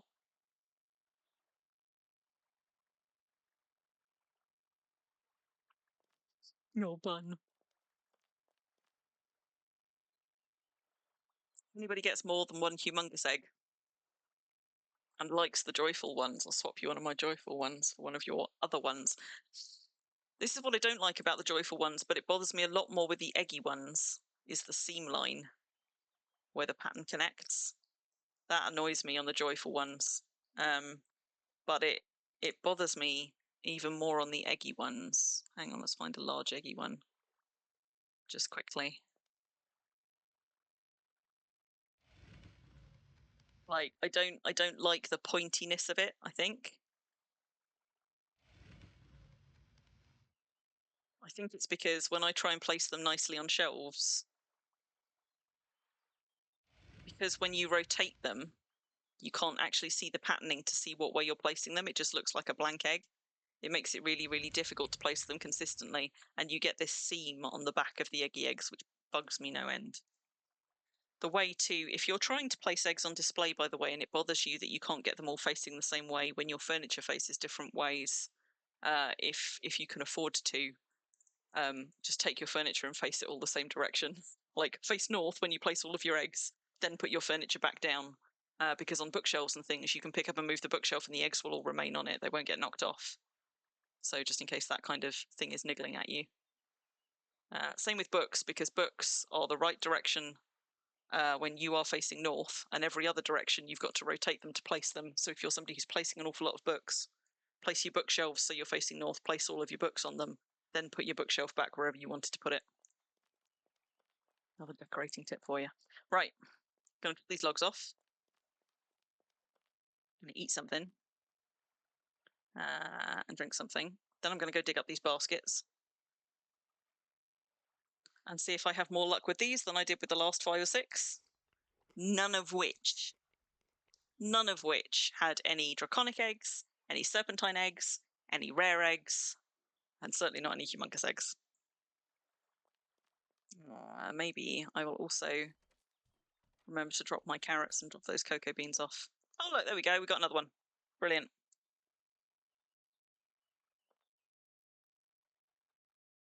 That one's got a couple of eggs in. Has Calvert got any in his? Calvert's also got one. Let's just drop those off back in the bunny basket. Grab my horse and open all those maps.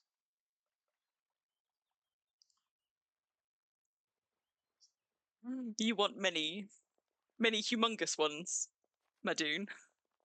Or have we moved on? I tell you what, all the time that I was counting and sorting eggs, what I was not doing, other than getting tangled up in my own wires, what I was not doing was looking at chat. So let me just catch up on chat as well. Tuplex, you've never tried the large amphora trick. Yeah, I hadn't either. I got a tip off from Bob and 9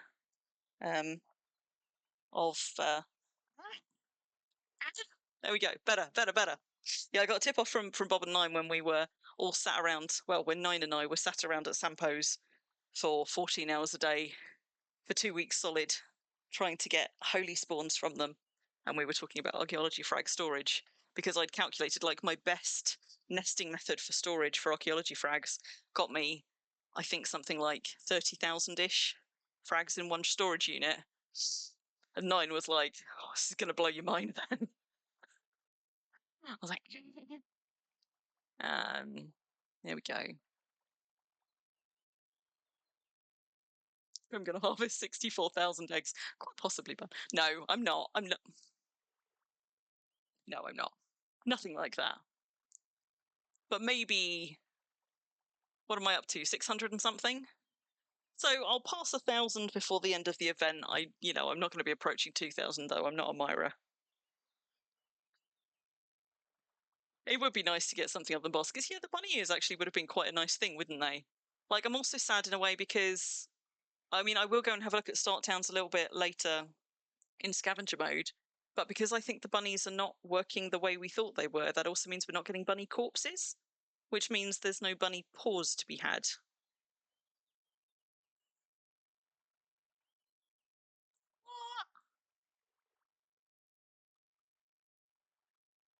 148 eggs in a pet bowl. Wow. Wait, what did you put in the pet bowl?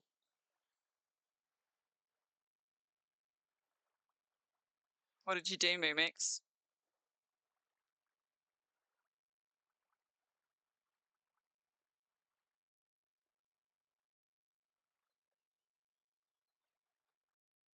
4 pottery jars in a pet bowl, 33 eggs each. Now, if you want to test that on frag storage, I might be interested to hear, but I think that 3 lots of containers is probably still more than anybody needs. Because if you're storing more than 64,800 or whatever it was, unchipped frags, you've got bigger problems.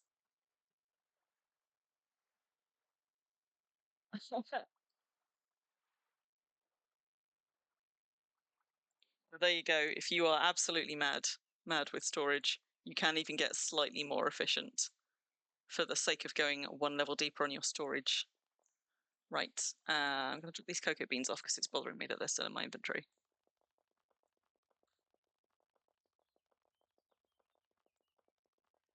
33 eggs is a really weird figure for storing in pottery jars. Why 33?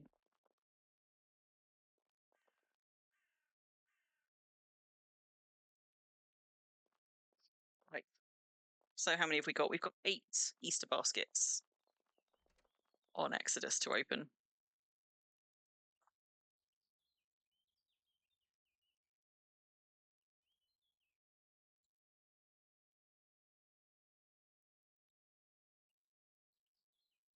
Let's have a look-see.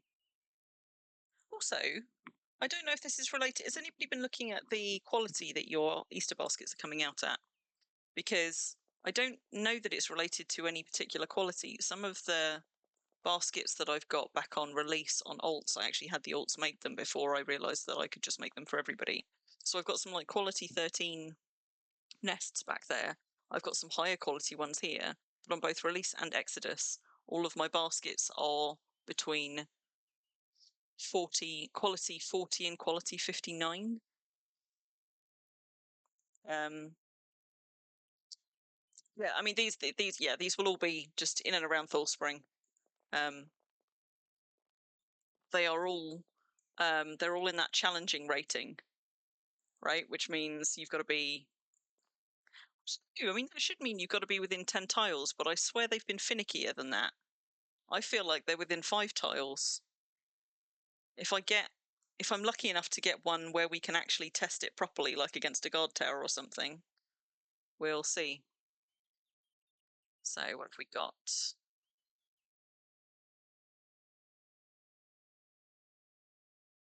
So it's not actually putting any of them under guard towers, but we'd need a tile that's identifiable enough.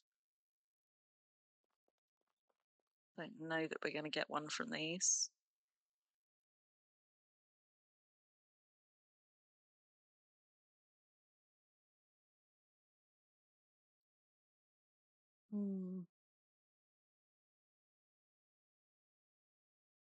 Yeah, I don't think any of these are on a tile precise enough. That one, maybe? The trouble is the X is so big it's actually like right on the edge of some grassland. But it's hard to see if it's on a grass tile or a A desert tile. I reckon it's on a desert tile. So let's put these in a slightly more useful order. We've got 2 just outside Thal. Let's put it in another useful order, she says, and then she loses it entirely. So we've got 2 just outside Thal in the desert. And we've got 1 the other side of that same desert. Then these are all back on Thal Spring. So, ooh. It's the first one I've had far enough away that it's actually on an entirely different bit. That's over on Sand Hill. That's going to be the outlier. So that one's going to be last. Let's just pop that one over there for now. This is relatively close to where we are. So let's do, if we come back in on the south side of Thal, we'll start there and then work our way up. Those 2 look like they are in the same spot pretty much. And that one's ever so slightly up. So there we go. We're going to do them in that order.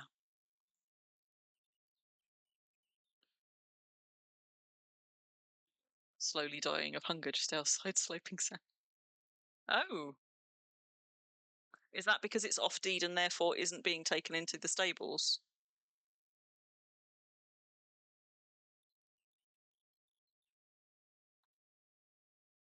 How many pet bowls and a large amphora memas? 30. 30. It's unusual for Ruffle to leave her horses somewhere that they can't graze. 4 Giles, Mimic says.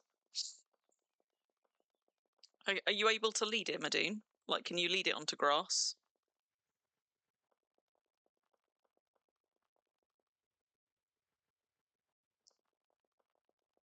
So first ones are literally just along this edge outside of Thal. I suppose I'm going to have to deal with some of these scorpions after all. Would help if I had my axe equipped, wouldn't it? Let's do that. Come on, catch up. Thank you. Clearly it's not got Alliance Perm set.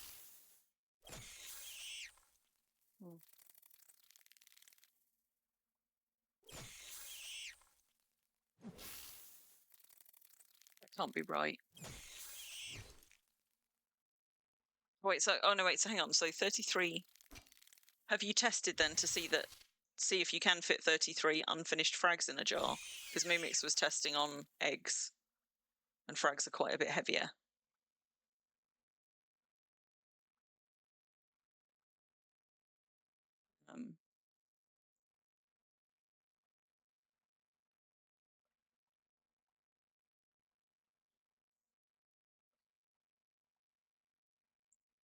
We've actually tried putting frags in.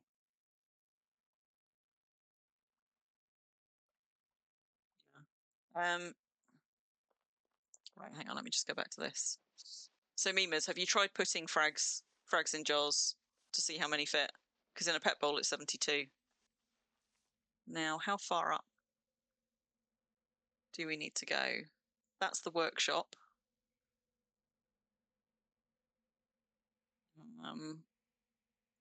Okay. So it should be sort of here-ish up in the vineyard, maybe a little bit higher up. Patch of black there that we're seeing is the slate of the workshop, which is just over there. So actually, I think that's a little bit high. It's probably more like here-ish. I don't know, but unlike treasure maps, I care less if I'm not super accurate. Let's try.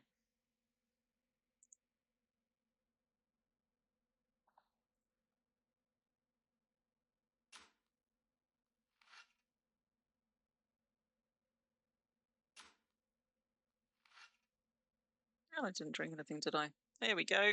You reveal the remains of a small bunny. There might be something in its basket. Alas, it is in fact not a bunny at all. Just doing something. Now, was the second one in the same space? No, that was just a little bit further out. So we'll move for that in a second. So there we go. Ordinary treasure chest, not a bunny. First one, no special eggs. Second one is a little bit further down. So we're going to be around here and about as far out as the edge of the arena gates, which is about here-ish.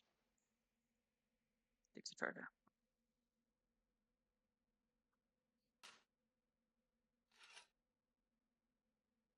What? That's your Easter baskets, Mumix. Yeah, mine. Ours have been a bit spread out a little bit more than that. I found the same in Brambleheim as well. There you go. So that was the rightish spot.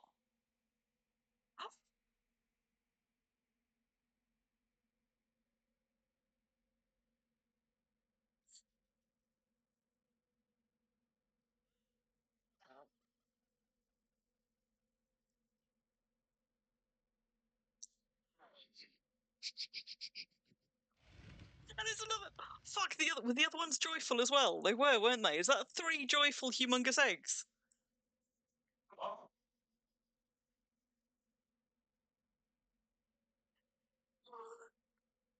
Mm. Nobody saw that. Okay, so basket number 2 of how many did I say I'd done already? I should have been keeping notes. I'm sorry, but I should have been keeping notes, shouldn't I? So before I forget, hang on. Let me work out how many I have already definitely done. So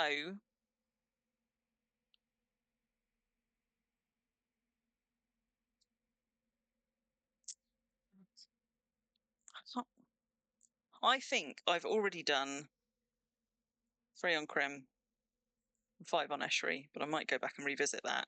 So I'm now just going to keep a tally of the ones that I'm doing here and the ones that I'm doing over on release, so that I do actually have slightly better figures to go on. So that's 2 over on Exodus. Good night, Moomin. Good night. Very special. All done. Basket number 3. I didn't actually look at what was in the other one, and I should have, shouldn't. Like what else was in there? I mean, yeah, no other special ones. Keeping them in their baskets just in case. So for this one, go away, Anaconda.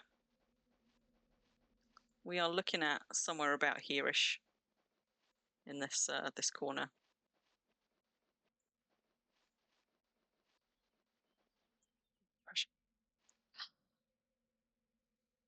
That's going to be it. That's going to be all my luck gone now.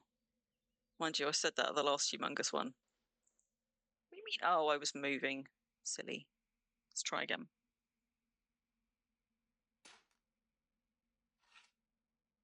Yeah, like I will go and double check what I've got relative to the number of baskets I've got. I must have done 3 on Crim because I've got 3 baskets kicking around in the manor house, and Calvert's not dug up any of his. Hey, we got a draconic one. Nice. Okay, so that's. It would help, wouldn't it, if I were also keeping track of how many special eggs we get in baskets. So on it and serpentine. So that's my first humongous and first draconic egg out of baskets. First humongous. I'm not going to get more humongous ones out of them. Don't worry. Don't worry. Right, next one. Now we're going back to Thulspring. And the rest of them are on Thulspring, with the exception of one that is over on the Sandhill site. The state of these sand dunes. We keep talking about going and fixing all of these lumps and bumps. I think a lot of it Some of this stuff here is actually down to a previous deed, but there's like a real mess of the desert just over there, and it's where when the arena deed fell for a while, there was a rift right next to Thule Spring before they went and fixed rifts so that they stopped buggering up terrain.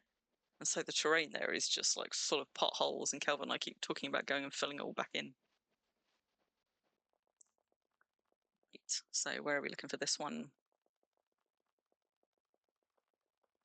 It says getting a chest full of... I know, I'm sorry. I did not mean to. I think it's going to be somewhere about here-ish, I reckon. Give or take a little bit.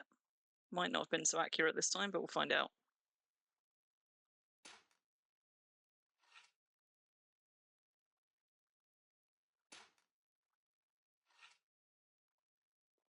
Hey!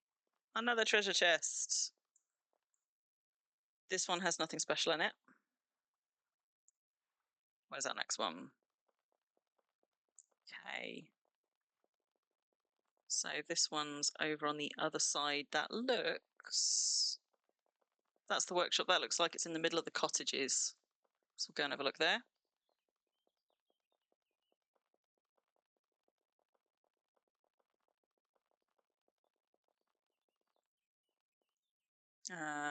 That's the workshop.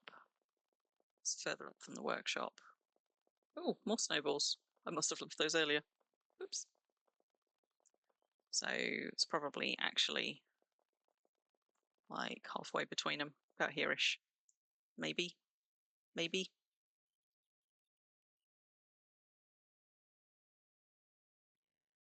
About here-ish.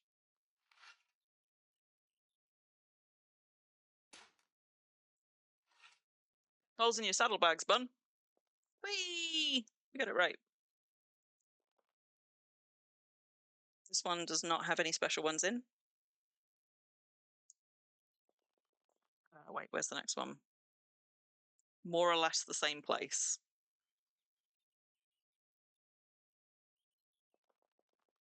About here-ish.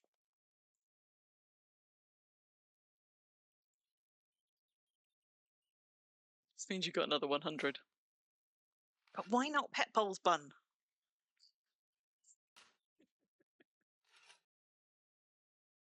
There's another one. Nothing special in that one. And then we said the last one. Wait. Why hasn't that...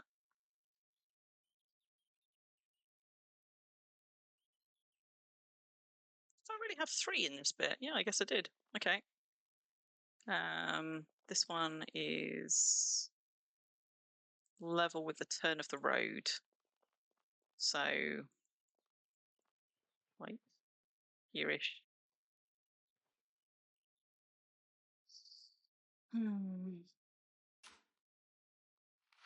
I see, I see. So you are nesting. There's the next one. Half in a tree. Nothing special in that one.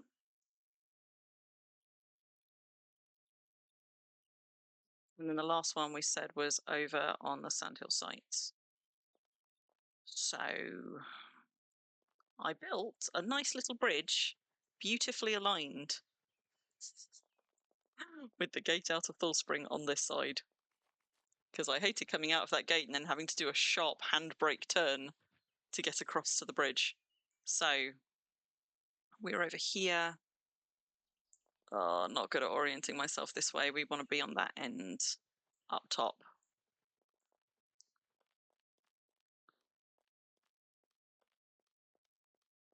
Just about in line with that low-level grape field by the water.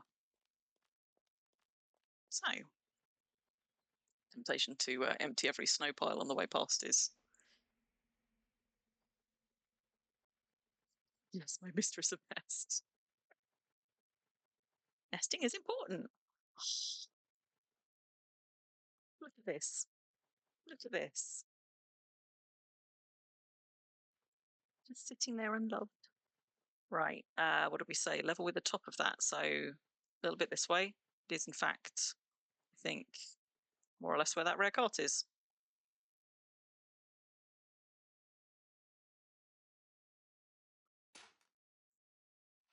So, Mimas, what are you putting in the pottery jars at the moment? What are you testing? Is it eggs or frags? Asking for, for science, just so we know. There we go. And there's the last one. Nothing special in that one either. So that was what? That was 8.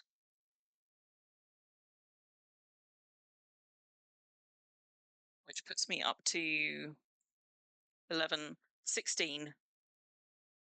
16 baskets, 2 of which have had 1 special egg in. You're testing frags at the moment. Cool, cool. So, was there anything else that I wanted to do on Exodus? I thought before I head back to release, what I thought I might do is switch into scavenger mode and go and see if we can find any of those Start Town bunnies. Because what Rainy Days was saying earlier doesn't tally with what I'd been hearing elsewhere, and I kind of want to see it now. Like, I know that I wasn't the only one that got the impression from Buddha that he was saying that they work like the nest bunnies, but if Rainy Days has followed one around for a while, that implies that they aren't just dropping an egg and then bamfing away. What I am going to do, though, because I don't want to throw my stats off, is I'm going to go and drop just these baskets back over here, so I keep my Exodus and release one separate. Not because I think it's different server to server, but just because I'm sort of keeping track of all the things in my head based on what I've done here and what I've done there. So I'm going to add the egg to the collection. Add the humongous egg to the collection. Drop my baskets off for later sorting. And I suppose check my list and see if there was anything else I wanted to do. Don't think so. Yeah.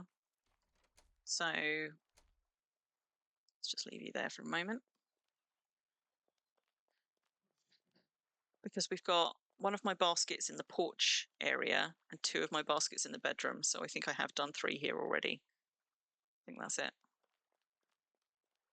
So we'll drop those 8 baskets there. Or we won't. We'll drop some of them there and some of them there. Let's see what colour draconic egg we've got. Ooh, good size one. Go there for now. It's a nice teal colour. And add another embarrassingly large. They're all bloody joyful. Add another large egg to the. Oh, what do you mean I've got too many items? Okay, but I have now freed up some shelf space, so hang on. By the way, pro tip, if you struggle to place stuff on higher shelves, third person will do it for you.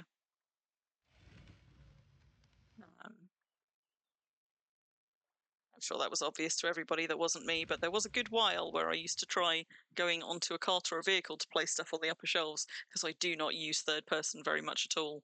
And then I was like, oh crap, I can just go into third person and then place things on top of things. Suddenly the shelves are all placeable. Right, eggs dropped off. 1 more for the collection there. I'm going to go over to a start town. I'll have a little bit of a look around ESERT, because I think it is worth, if we're having a look for start town bunnies. Wait, I left my horse behind. If we're having a look for start town bunnies, I think it's important actually that we look at 2 or 3 different servers, because of what happened last year, where Xanadu was getting all of the bunnies and the smaller servers weren't getting any. I don't know how you play this whole game in third person, Bun. Like, apart from anything else, like, I look ridiculous on a horse in third person. But also just, I don't know, it just throws everything off. No. No, I don't like it. Especially when I'm trying to like move around. I end up looking at my feet to try and align myself properly. I don't know why. I just really, really struggle with doing anything. You play third person as well, do you, Mimas? No. Any game where I get a choice, I play first person, and there have been some games where third person is the only option, and just because of what that game requires of me or something. But like there are some games where I haven't had a first person option, and it has just been too sort of what's the word I want? Disorienting, trying to play that particular game in third person, so I've just stopped.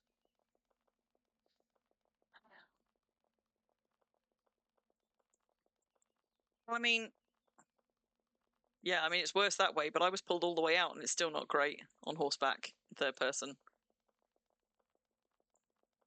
I think probably it's also partly practice, right? Because I've gotten used to turning the direction I want to go, but learning to do it differently on a horse. But first person on my toon, because I'm so used to turning and therefore turning direction, it really throws me off when I'm doing it, particularly when I'm doing it on foot. I just need to make sure that nothing engages me between here and the portal, because we don't want portal combat cooldowns. Should be alright from here on out, though. If I get engaged by anything, it's usually on this road.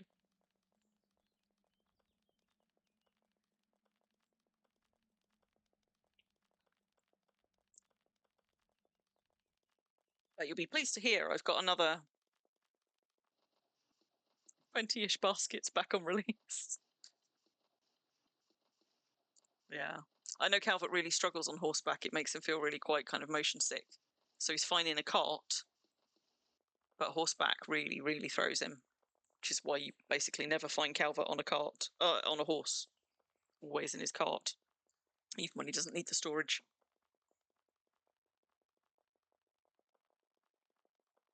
Hello, Sam. How you doing? So, what I'm going to do, and you're going to have to forgive me, guys, because this is going to be a lot less pretty to look at for a little while. Because we're going to go looking for bunnies and eggs, all of this beautiful detail is not going to help me. So I am going to very, very quickly put you on a be right back screen, and I am going to relog in a scavenger mode profile. Might make your eyes bleed a little bit, but you'll be all right. You'll be all right. Don't worry about the cap, Sam. You forced him on horseback in his first treasure hunt. Oh, bless him. Yeah. Right, okay, so I'm going to be back in a minute. Afraid it's going to look a lot less pretty for a while, but then when we go back to Brambleheim, I will switch back to pretty stream mode. So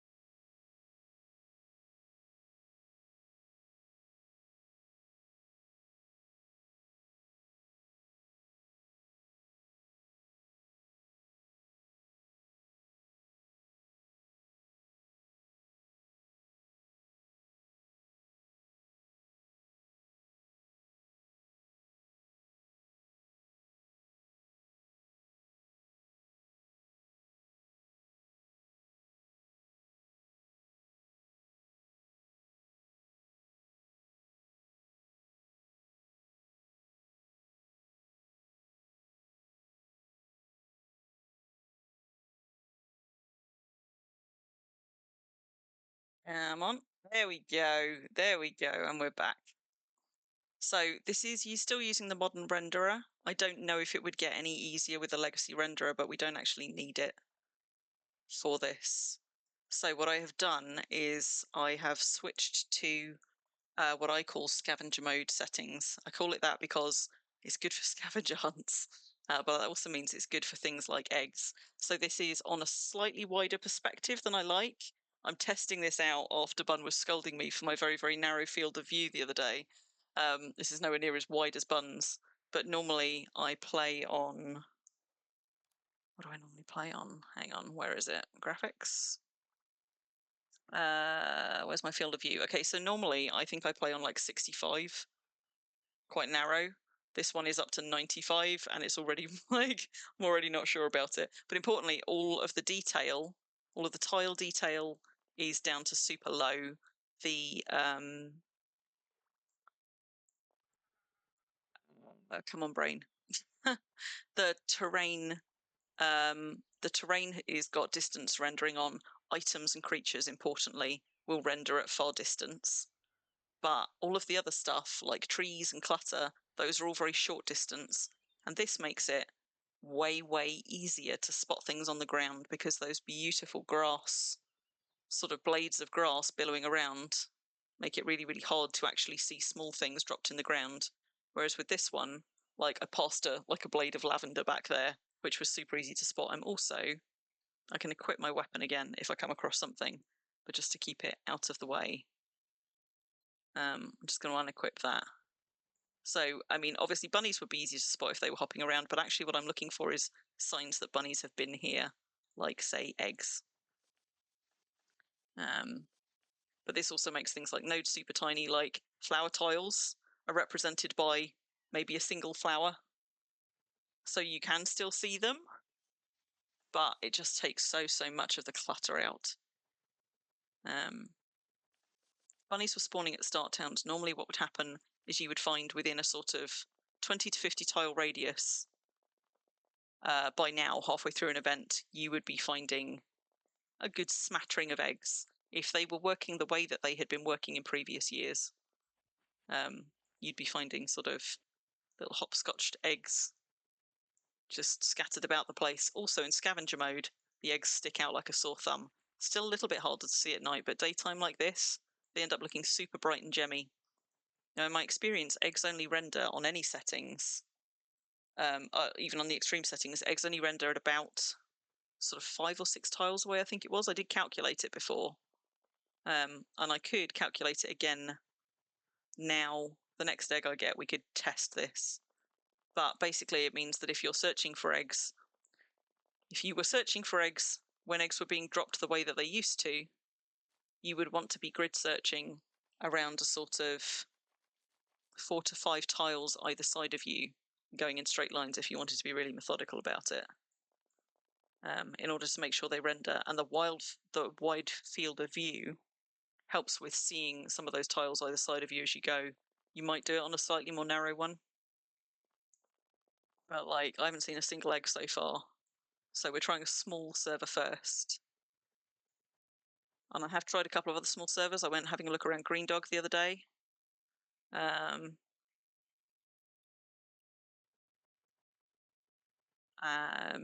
Did I look at another one? Don't know if I did.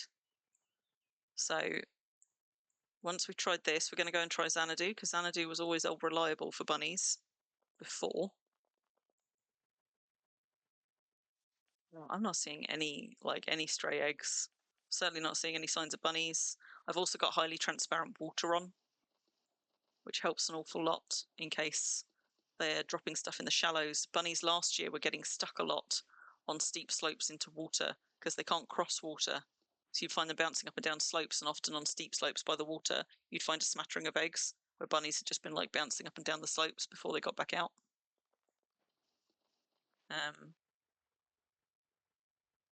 But I have yet to see a single egg. And it would take more than an egg or two, to be honest, because the danger is, of course, there will still be eggs from last year scattered around. I know I haven't found them all, but there probably aren't that many anymore. So I would really like to also see a bunny, not just a stray egg, because 1 or 2 stray eggs doesn't actually necessarily tell us that they're this year's bunnies dropping them. I'd need to see a lot more than a few in the absence of a bunny to know that it was this year's bunnies.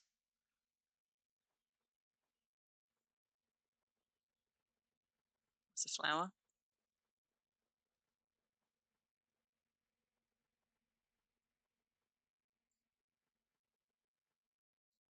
No, Rainey was saying earlier that they've been chasing bunnies around start towns. Has anybody else been to start towns and also seen bunnies at them? I'm also keeping an eye on events because, like, if there are bunnies active nearby and I've missed them, I might still see them in event, like see the evidence of them rustling about. But before, when they were spawning at start towns like they were last year, like we hoped they would this year, by this many days in, you would find them sort of not quite everywhere, but you'd be finding frequently 2 or 3 or 4 within one pan around view. You'd see evidence of them bouncing about. And there were certain places where I could see 12 or more, like in one spot. I could keep that many in my screen at once, where they were all like bundling up on weird terrain or something. And I've not seen a single bunny anywhere away from nests yet. I've not found any eggs here. But as I say, I'm going to check 1 or 2 more towns on different size servers, because there's always the possibility as well that this is anomalous, and see, they often drop them on the starter deeds as well, just 1 or 2. And that if, for example, bunnies aren't spawning properly in, say, the smaller towns or something, I could throw our data off, but no sign of any eggs scattered around here. I checked out Summerholt and I checked out Vrock's Landing earlier in the week. There was nothing there. I'm going to try a different Xanadu start town.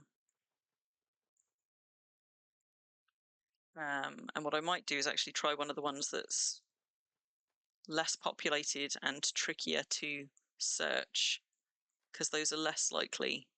If players have just been doing a lot of really good searching and picking up most of the eggs, those are less likely to have been completely strip-mined of eggs if there are eggs to be had. So let's try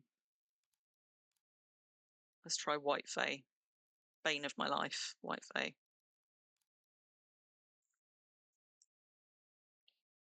Oh, I mean, it's not bad actually.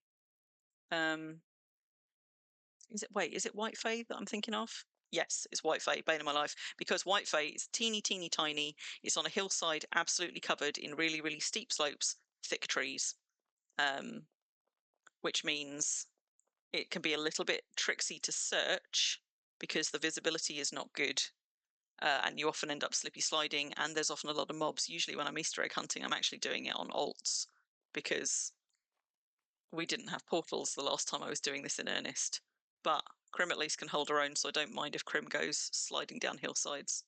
But before I go sliding too far, I am just going to do a little circuit really close by the town, because before, when bunnies always started at start towns, it meant that you could almost always find at least a handful of eggs within a few tiles of the walls. And you'd find occasional ones on roads. I'd even find them like well into like March, July, or later. I'd find them on the verges by roads, where, because they were tiny eggs and most people have at least some blades of grass, just nobody had spotted them. They were right there, hiding in plain sight, months after the Easter event. And as I say, we might find a few like left over from a previous year. I'd really need to see a bunny bouncing around to have a sense of if and how they're being dropped.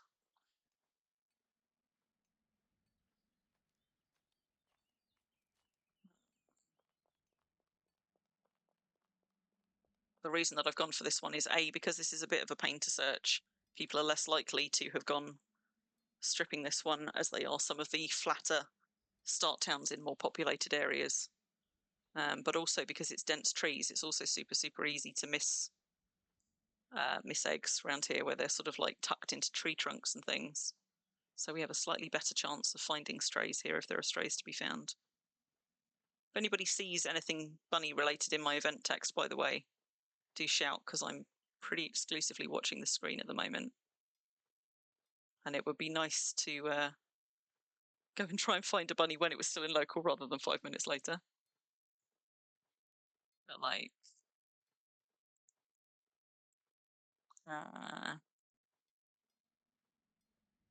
being on the village shouldn't hurt, because they can drop them in start towns for the most part. But we'll step outside of White Fay just in case. I don't know if different start towns have different permissions. Like, there are some, like New Spring. I think New Spring's one of the ones where I definitely found eggs on the start town site and could pick them up. But some of the other start towns, I very rarely did. Like, I found a few on the ground in Summerholt last year. Maybe it's just that people actually search the start towns first, I don't know. But like, you've got big wide open steppe here, which is quite easy to search. And if and when we find one, even if it's one of last year's ones, you'll see what I mean, because the eggs stand out like a sore thumb when you find them, unless you're unfortunate enough to find one that is sort of the same shade of green as the grass. Generally, they're really, really quite visible. I've got a cat trying to flip a food bowl over there.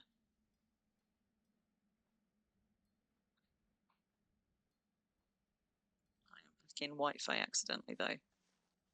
So let's just get back out of it.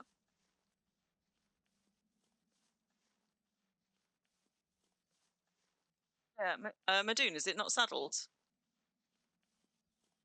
I don't think Ruffle's been on in this time, is she? I mean, Ruffle is possibly home because she's got to come home to feed the bunny from being in a field, but I don't think she's logged on this evening. So I wouldn't have thought it's Ruffle moving it.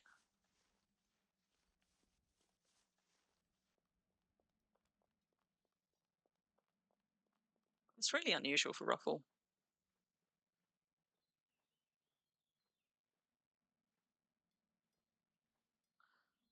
Is it branded to Ruffle home or cared for by her, or both?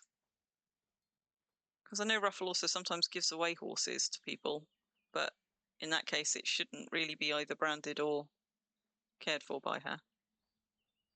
And we're back in Whitefay. Let's head back out.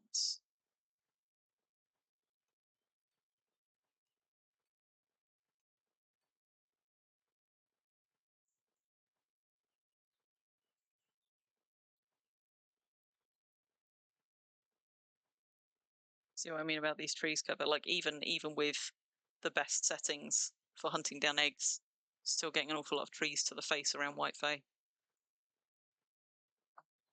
So even here the visibility is poor.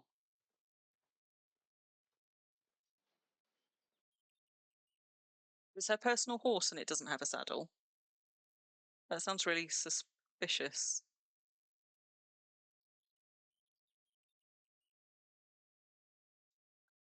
I don't know why it wouldn't have its saddle. That's really odd. You said you haven't got any permissions to lead it or anything, so clearly it hasn't got alliance perms set. Madoon, is it somewhere? Well, I suppose you probably don't have the materials with you. I was going to say, is it somewhere that you can just drop a pen around it? Yeah, maybe. But I'd expected us to reconnect for it. But also, that still doesn't explain why it doesn't have a saddle. Kind of want to build a pen around it and put some grass under it, stop it wandering. But the saddle bit bothers me because that's I can't think of any good reason why she wouldn't leave her saddle on her horse and leave it in a start town to log out when she did.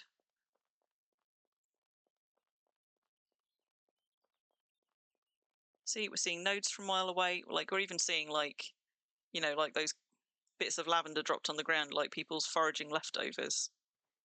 But I haven't seen a single bunny. Not seeing any sign of eggs. Did I could scroll back up and look. I think I asked Rainy what server they were on, and I didn't clock whether they responded. But I'd be interested if they've seen and followed bunnies on the Northern Freedom Isles, because I haven't checked NFI at all. I've only been looking at SFI servers. Anybody notice? I think the nodes are definitely much more visible with the high graphic settings, because almost none of them are so low. I mean, it's tricky. Things like the burrows are harder to see sometimes until you're right on top of them, whereas obviously they're really visible here. But things like the rotting wood tend to be like, that's a rotting wood over there. You tend to just get a mushroom, and mint. Sometimes you just get like a tiny little bit of mint or a single stalk of like flowers or something for the flower patches. But if it were old bunnies, as in like last year's bunnies, we'd have encountered some by now. We'd have seen them sort of skipping about, stopping, hesitating, turning, bounding off somewhere else. And we definitely have found an egg by now, because we're actually covering a fairly decent span with very, very good egg spotting settings. And I mean, I've come home with literally hundreds. I don't think I've ever gone on an egg scourer at a start town, at a Xanadu start town, and not come away with any eggs at all. Like, even as like last Christmas, I was still finding eggs from the event before.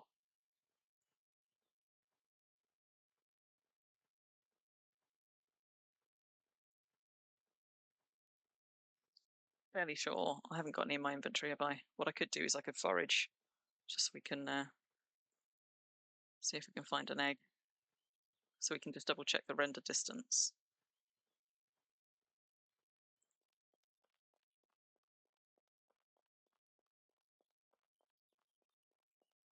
No, you didn't, Tuplex.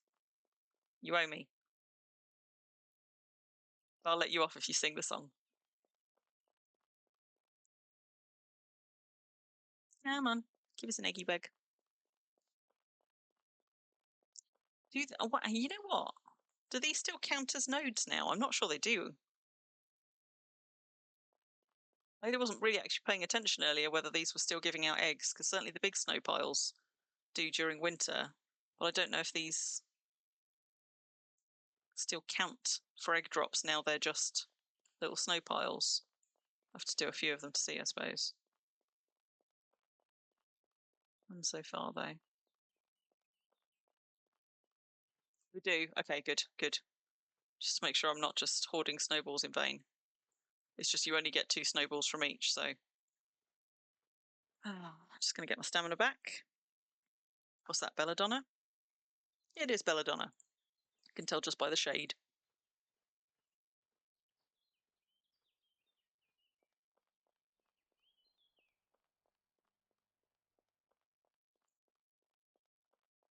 Where else can we try? I don't really want to go back and try Rock and Summer Holt, having already tried those. We could go and try. I think the trouble is, I think New Spring's pretty populated. I can't imagine that there's going to be anything to find over at New Spring.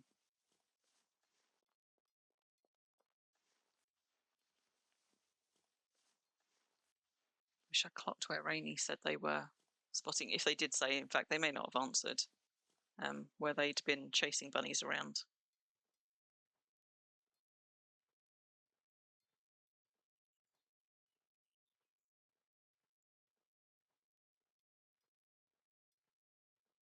So it should not be this hard to find bunnies or Easter eggs if they're spawning in start towns 2/3 of the way through an event. Da da da da da da da da. Ruffle, if you've only just joined us, Madoon's found your horse wandering without a saddle near sloping sands. We're a little bit concerned. Don't know if you took its saddle off deliberately, but it was like Madoon said it was just like on a patch of sand, hungry, saddleless. Your main riding horse. Sure, I'll tell you more. This is the other reason why Whitefay's a bit of a bitch, because you get whole bits of terrain where you literally just can't see because of the humps in the terrain. You just can't see that far.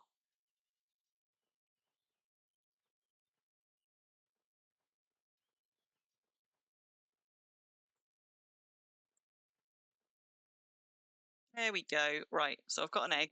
Let's test the render distance when I've got some stamina back and on slightly flatter land. Right. There's a flat bit just there. So I thought it was like 5 or 6 tiles, but we're about to test my memory.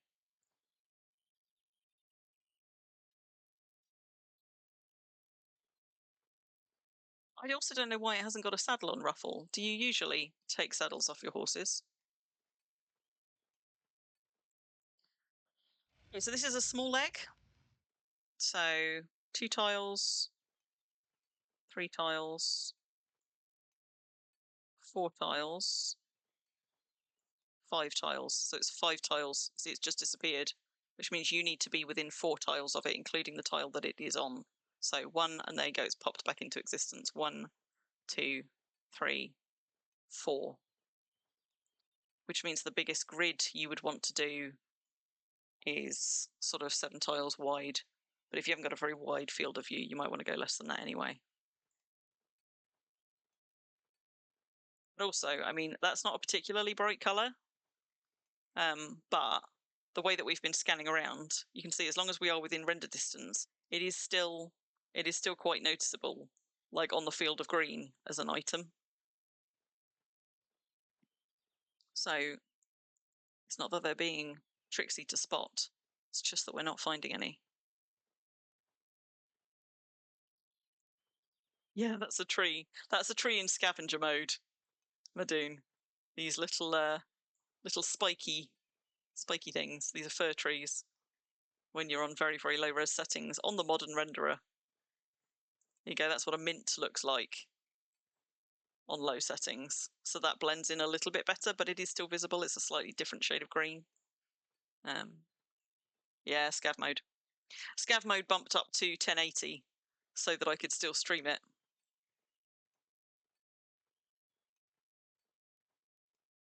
My priests will run on that setting as well, or my alts, except normally they run in a much smaller windowed mode than this. So I made a big one so that I could do this on stream without it buggering up my stream. So the settings are the same, but the window is a lot bigger than I generally have. And I only tend to put one of my priests up to full spec settings if they've got a sail somewhere that I don't know like the back of my hand. So, I mean, I think White Fae was pretty much a bust. I could keep rolling around the hillsides, but I'm not seeing anything to make me hopeful.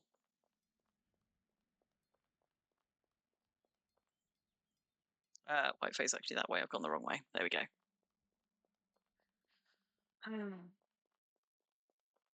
Ruffle. I'm going to say something and it might make you cry. But I feel like I should tell you before you get told by somebody else or catch it on stream. I found not one, but 2 humongous eggs today on stream, like this evening. I found one on like my 3rd or 4th foraging tile. Moomix has found one too. One on like my 3rd or 4th foraging tile, something like that, super early. I know, outrageous. When we started foraging on stream, and then I went out with like my 8 Easter baskets from Thorspring, being like, I found nothing good in these so far, and on the second one, we got another one, and they're all joyful. They're all joyful. God damn it. But I'm not really complaining. So, I'm tempted to try another Xanadu one because, I mean, those 3 Xanadu ones I've tried now to no avail. Let's try Linton. In fact, I might have had a look at Esteron as well earlier in the week. Let's try Linton. If this doesn't work, I will try one more small server. In fact, I could try Release, or I could try one of the other ones. But so Linton is bigger and flatter. Oh, yes, I do, actually, Ruffle. I do, because this one snuck up on me. I did not know it was coming at all, but oh my god, they've just remastered Oblivion. And it looks beautiful. Don't quit, Wurm. There's still time. There's still time. I don't know if the drop rates are improved or if I've just been really fucking lucky this year after 2-3 years of lusting after them and never finding them. Calvert found one and then I found 2.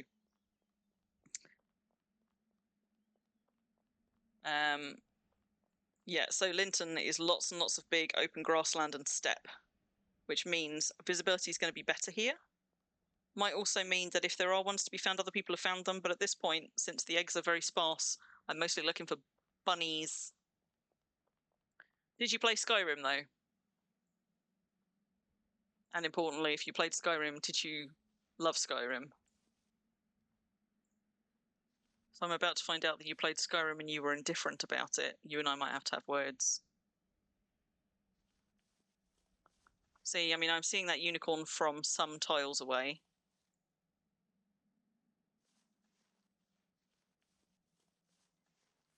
We would see bunnies hopping in the open prairies, sort of in the open steppe around here.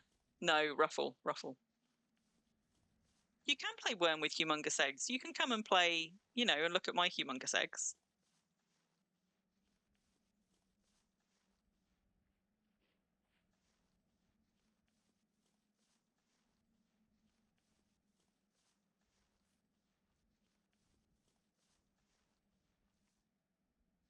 Oh my god, 1,500 games, Moomix.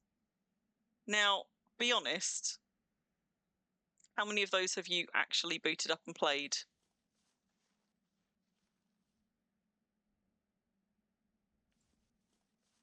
You can't slap me for good luck. I might be persuaded to part with one of my humongous eggs in exchange for draconic and serpentine ones of quantity, but that was exciting. What was that? Did you guys hear that? Ah, yeah, you've been buying bundles. 65% though. I mean, that's pretty good. What the hell was that sound?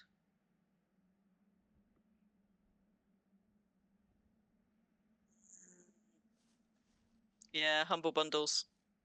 Dangerous things, those. No, I think it must have been a blip at my end.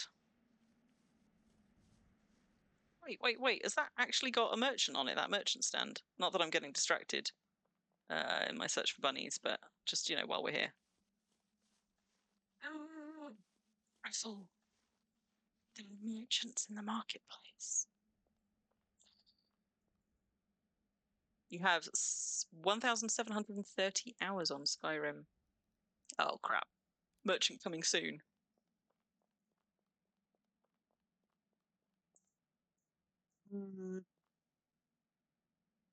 Wait, what did I just try and do?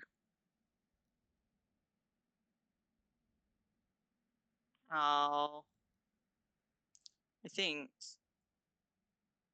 it is very much kind of start down type merch. Oh no, maybe not. What have we got? Yeah, like last time I was at Linton, this was empty.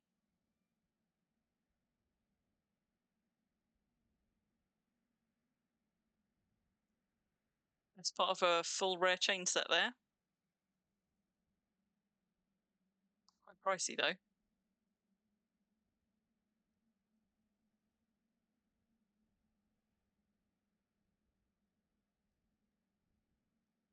Nice, nice. Your Xanadu deeds near there. Yeah, I did know you dropped one here. Somebody selling Easter eggs.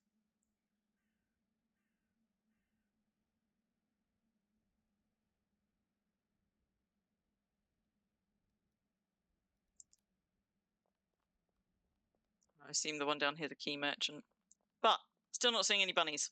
So we're off in a searching in vain for bunnies because Rainy Days said that they have seen a bunny at a start town and followed them, and they didn't just bamf.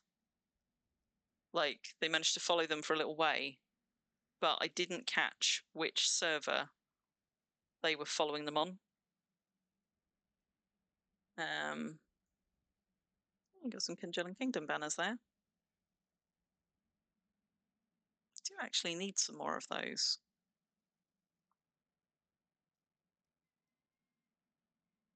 Not that I'm a super fan.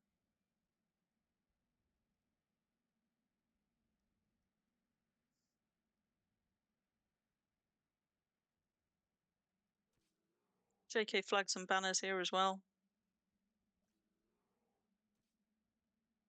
And an EMR one. Oh, and some EMR banners too. Hey, Cypher. How you doing? No humongous ones. No. If I see any humongous ones on a merchant, I will let you know. Oh. Yeah, we're trying to track down. I mean, I've done some foraging and botany. We've done some science with the new eggs and the old eggs, both painting them, figuring out the most efficient way to store them in a small space, doing all sorts. We've got a couple of humongous eggs, which was very, very, very lucky. And now on my way back to Brambleheim, where I'm about to go and open up a whole bunch more maps, I thought I would just have a look for these fabled Easter bunnies at start towns of legend, which a few players seem to have seen, and Samul insists are there, but I've just seen no evidence of. And I don't know if it's that they're not at all start towns, that they're bugged on some servers. There you go, there's an egg. Without any sight of bunnies, hard to know if it's a this year egg or a next year egg.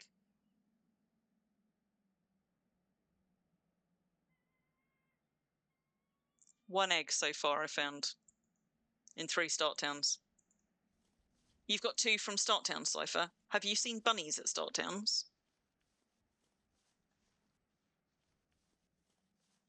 Oh, you've got them from foraging. Yeah. Specifically trying to find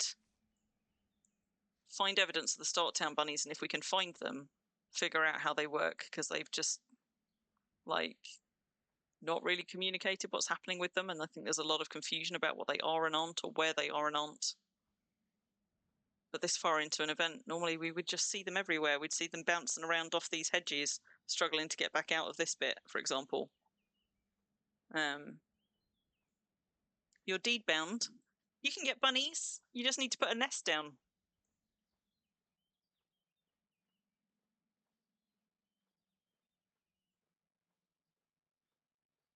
I'm verging on deed there, so I'm just sloping back off.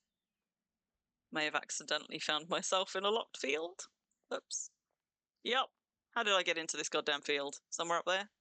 There. All right.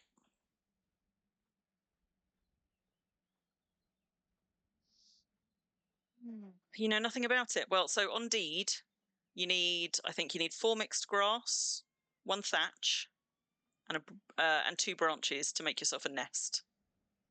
You can only benefit from 1 nest, and the last nest you make is the one that's valid for you. There's another egg. Okay, that's a slightly better sign. That's what, 2 eggs in 1 field? That's a token? That is a token. Still no sign of a bunny, though.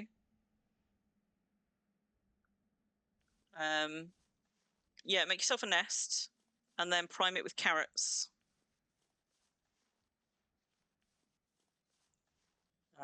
And depending on how you feel about doing something which might be allowed or might not be allowed, we're really not quite sure. You can prime it with multiple carrots by placing them, but you may not want to risk it.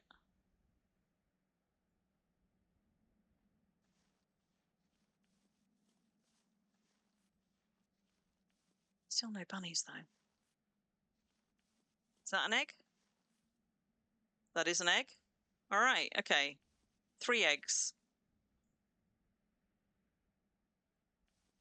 Best chance of finding possible this year bunnies so far. Also, I unequipped my weapon, didn't I? Let's do that. Let's have that back. So I will persist here for a little bit longer. It is still possible, of course, that these are just last year's eggs, and that this is not a bit of Linton that Ruffle or I have already strip mined for eggs in the past year. Yeah, so we've got our graphics all the way down on everything except for item and creature render distance, which is set to far, because this gives us the best chance of spotting both eggs and Easter bunnies. So I haven't been on this for the whole stream. I just switched to this when we decided to go and have a quick look around start towns, and I will switch back to my my usual nice high render settings when I actually am heading back to Brambleheim. But for the egg hunt, this is kind of necessary, really, to do a decent job without taking for forever, and to really know that you have been looking, because the problem is you can find them with higher settings, but you can't really be sure that you've properly searched a whole bit of terrain, whereas this way I can fairly confidently, if I'm being a little bit more methodical about it than I am right now, like I can fairly confidently say sort of the amount of space that I have covered and not found things, or found things.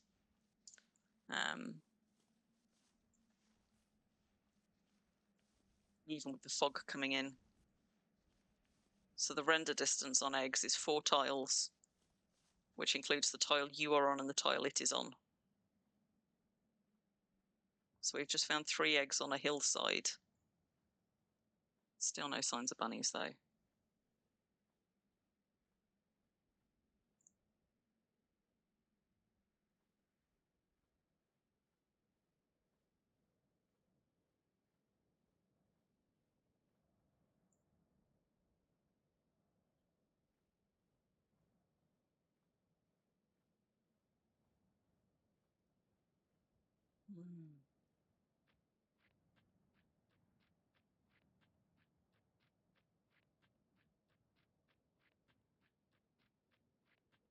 Bunnies are also not at all picky about terrain, so they would absolutely be dropping them up here as well. But on the other hand, even if you've got really high graphic settings up, this is the sort of place that they'll get picked up dead quick because they're really visible on sort of rock tile like this, whatever settings you're on.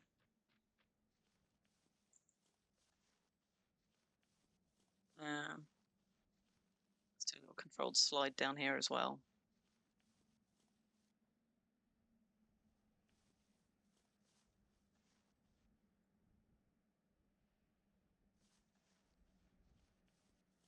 Probably is with the fog setting in. I've kind of lost my bearings where I am relative to Linton, so I might be wandering further off track than I intend. See if we can find a highway just to make sure I don't go too far. There you go, there's another egg.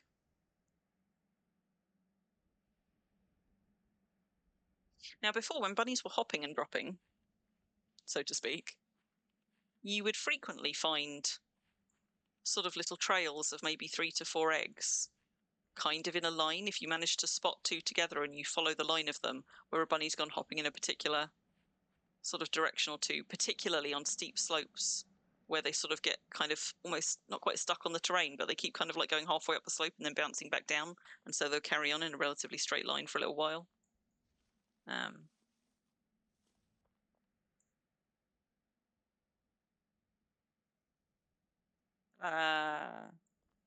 Tell you what, before I go too far away from where we found those eggs, futile though I suspect this is going to be, but because visibility isn't so good, what I am going to do is just do my one shot. Are there any bunnies near here?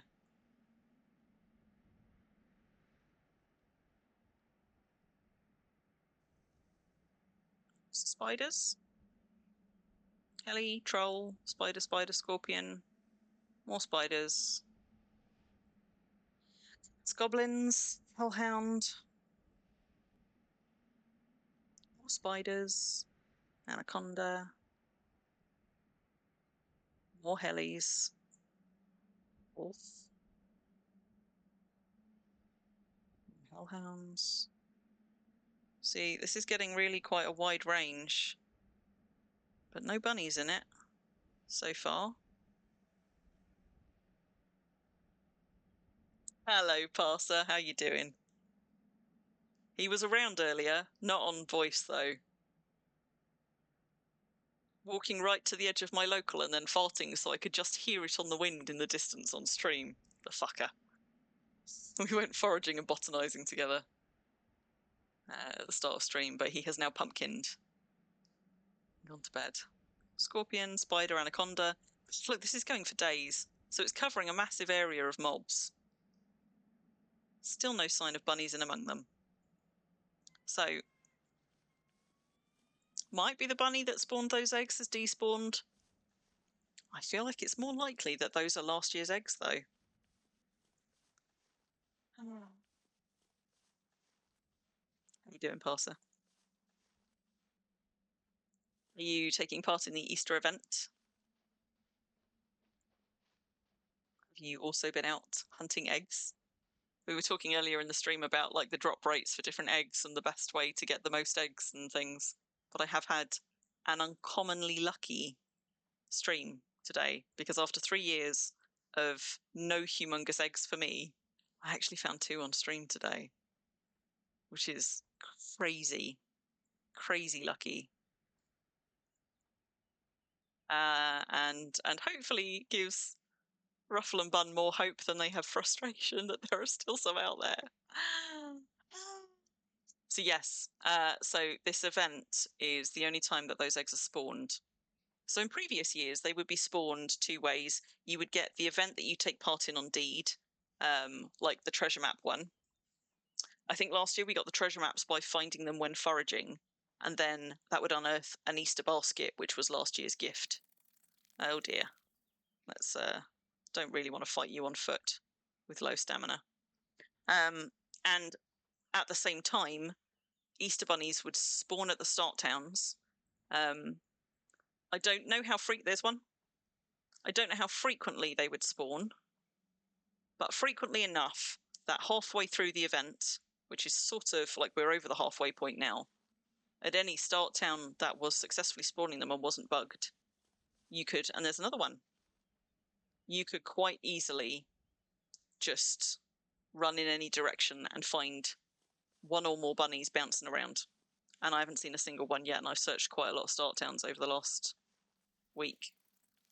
And those bunnies, once spawned, would bounce around for 48 hours, periodically lobbing eggs. I think sort of once every half hour-ish. It might have been a little bit more frequent than that. So a few days into an event, there would be, I don't know, maybe 20, 30 bunnies, maybe more, hopping around any given start town. And after 48 hours, they'd keel over, you'd find a bunny corpse, which you could butcher for a bunny paw, and more would still be spawning. This year, they are insisting that bunnies are still in start towns. And a couple of people have said that they have seen followed bunnies, but we're really unclear about how they work. They clearly don't seem to be either working the way they were last year, or if they are spawning at anything like the rates that they were spawning last year. But people have been asking about it on the Easter thread on the forums. And Samul gave us the impression that they are definitely at start towns, but they are behaving like this year's bunnies. And this year's bunnies, if you build a nest, which is what I was talking about you doing so that you could benefit a little bit from the event while you're on deed, this year's bunnies sort of teleport in. You get an event where a young Easter bunny appears or whatever. They teleport in within a few tiles of the nest. They hesitate for a minute. Then you hear a rustling. They swap a carrot for an egg. And then they trot off a few tiles and then they disappear. So they're sort of like one-shot mini events. And sort of the impression I got from Samul's response to the thread was that the start town bunnies were like that. So we were sort of expecting them to be like appearing near start towns, rustling about a bit, dropping an egg, and then bouncing away and vanishing. But Rainy Days was saying earlier that they'd followed a bunny for a little way, which suggests that they weren't behaving like the nest bunnies, but more like last year's bunnies, except like where the hell are they? And also, where the hell are the highways near Linton? I must be so far from Linton now. I don't know where I've wandered. I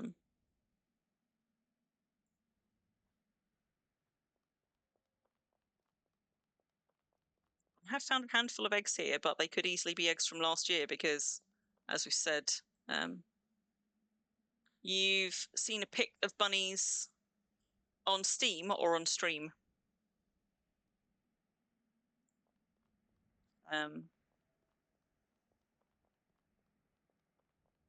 Yeah, I'm looking for a highway so that I can at least see what general direction I need to go to get back to Linton on the Steam platform. That's interesting. Yeah.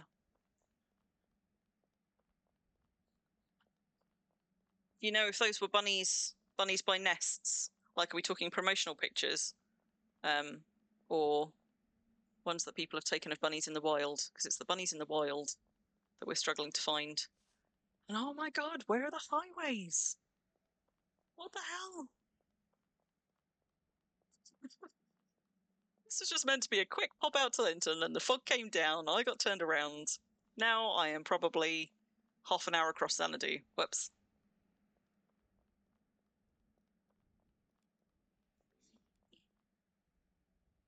Those are new eggs. Those are new eggs, Ruffle says. Okay.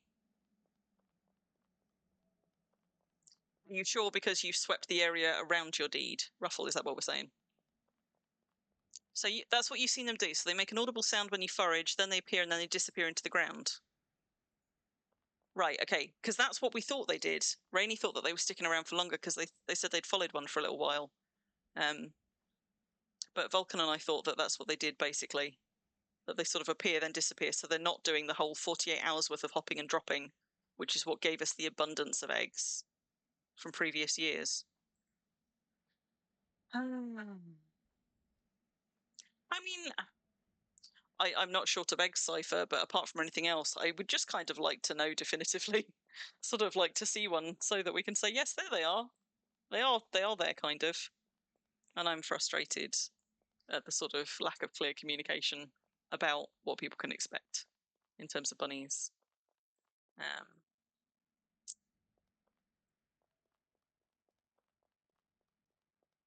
Right. Well, if we're near a deed, does that mean that somewhere around here, there might be a highway? There's a guard tower over there. That's a good sign usually. In fairness, because I also don't quite know how far I am from a start town now. I may also be quite far from bunny spawns, but I could look that up on a map if I needed to.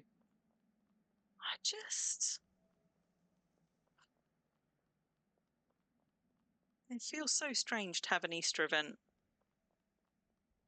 with start town bunnies where the majority of players just do not seem to have been able to spot a start town bunny. Right. There's a waster. How far off have we gone? You had a quick nose around Sloping Sands, my dear. No bunnies or eggs. Yeah. Right, there we go. Linton, 87 that way. Good, I haven't actually wandered that far. So easy for me to get turned around, especially with the fog.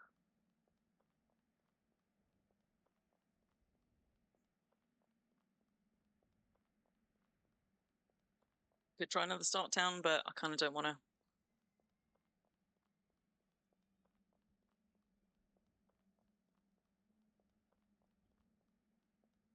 Especially I mean, like, if Pass is confirming that they do kind of appear and disappear, then we know what we suspected, which is that we're not actually getting our bunnies like we used to know and love them. Which means probably no year-long Easter hunts for us, Easter egg hunts for us. Which makes me sad, because that was sort of like whenever Wurm got a little bit quiet, or I just got a little bit, a little bit of an itch to go and do something gemmy. Is that Linton?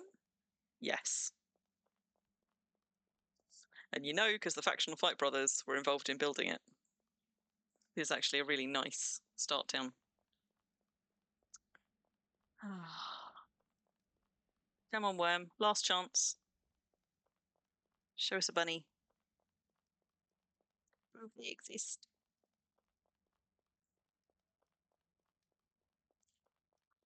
So sad. So sad. But there we go. In fairness, the large egg is certainly a good sign that it's a this year's one, but also if that was in the area of Ruffle's deed, I know that Ruffle would know how to scour for eggs.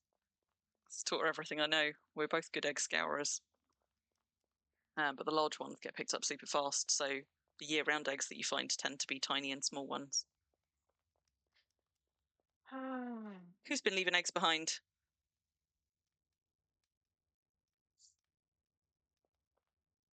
Collection just there.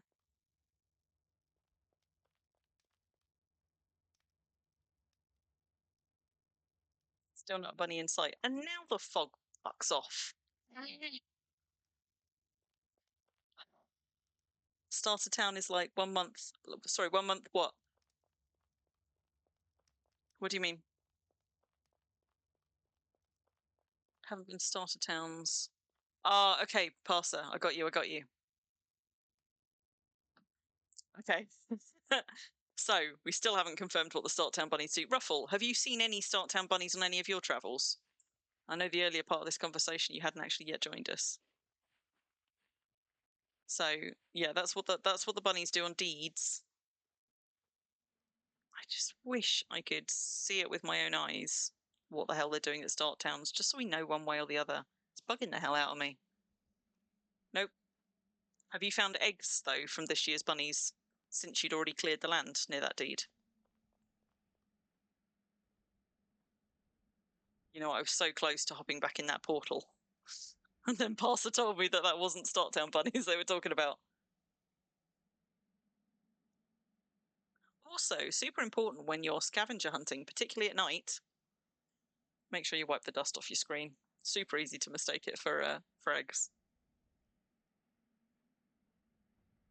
Oh, yeah, Cypher. So a starter town, there's at least one on every server, and as Mumik says, it is usually made by GMs. Some of them are designed by players, like this one, for example, was designed by not just the Factional Fight Brothers. Like, I think this was a whole collection of people got involved in the building of this one.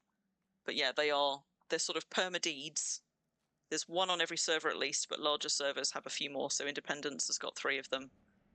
Xanadu's got 9 of them. I think 9, or is it 8? 1, 2, 3, 4, 5, 6, 7, 8. Yeah, it is 9. So on the in-game map, they're marked by little pink houses on the map. And basically they are places that have portals that you can spawn into as a new toon, or now that we have portal travel, that you can portal to from another server.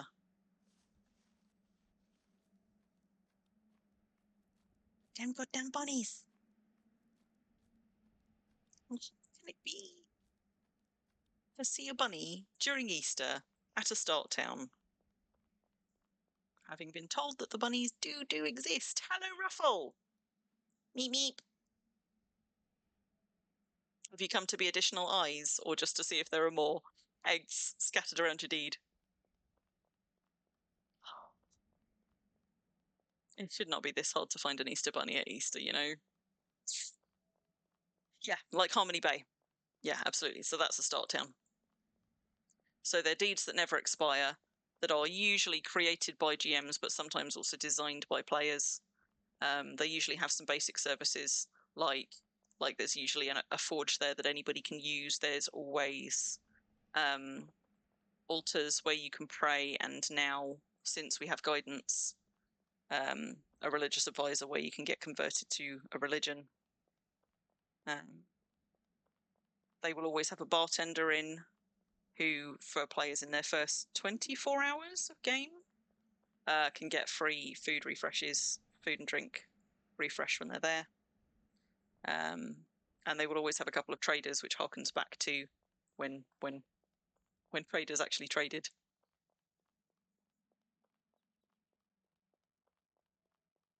But yeah, this one was, I'm sure this has got a sign somewhere telling us who created it, because this is one of the player designed ones, and it's super nice.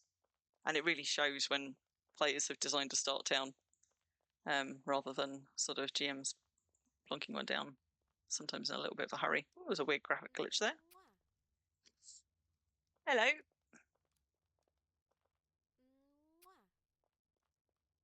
Tell me if you spot any bunnies, won't you? What was I looking for? Oh, I was looking for a plaque. Yes, yes, yes, yes. Thank you for the follow, Parser. I'm sure that there was one here somewhere, right, Ruffle? About the creators, because you've got Farron's manor over there, Uh-oh. and My growth of Griffith's the brain cottage hooked over again. there. What was I saying? You make sure I don't get another humongous egg. You better come back to me with back to release with me then, because I'm about to go and open another like 20 odd baskets. Like, so thrilled was I by that other one. I'm sure there's a sign here somewhere, and I'm just not finding it, that tells you about this star town. I'm so sure.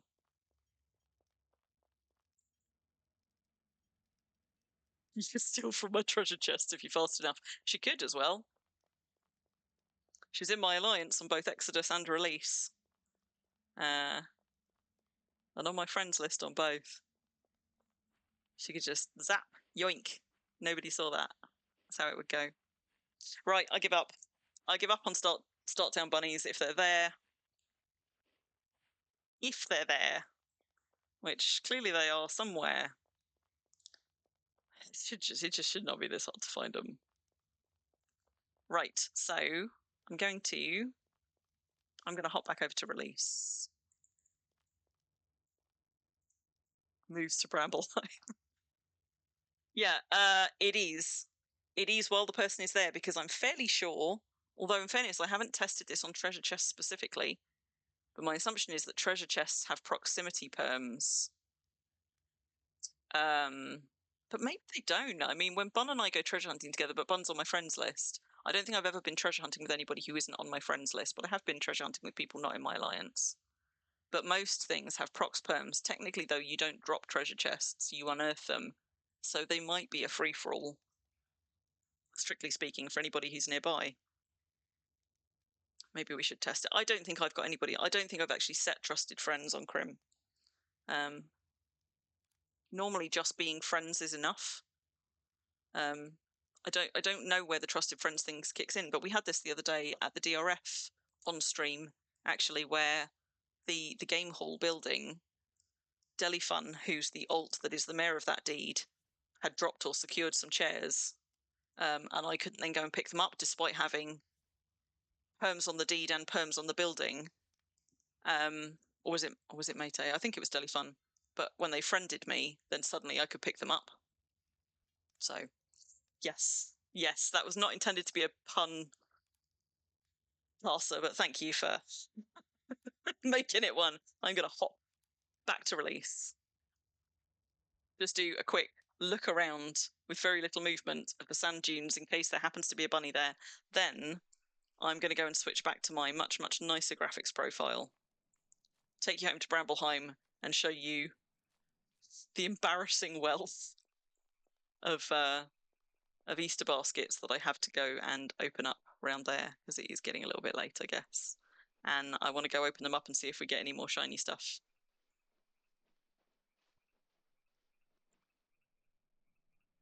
No signs of bunnies.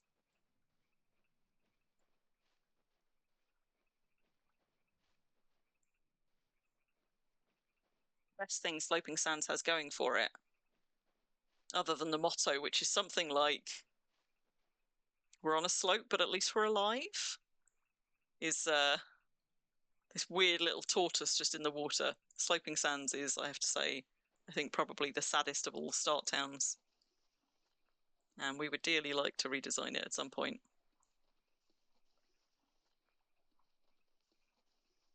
I'm not seeing any hoppers. Let's get to at least the edge. There we go. So we're now off deed.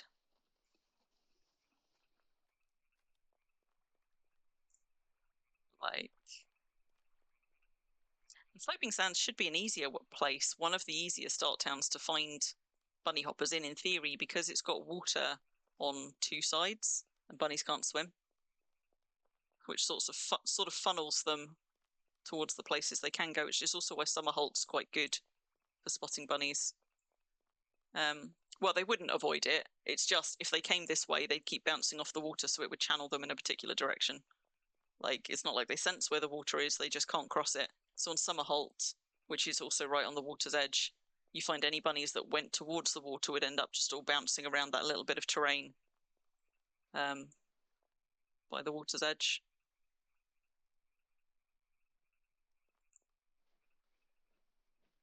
Yeah. Right, okay. I'm going to be right back. I'm going to pop you on my be right back screen. Yes, they can't cross. Well, they can't cross running water. They can't even cross not running water. I'm going to pop you onto my be right back screen, and I will be right back.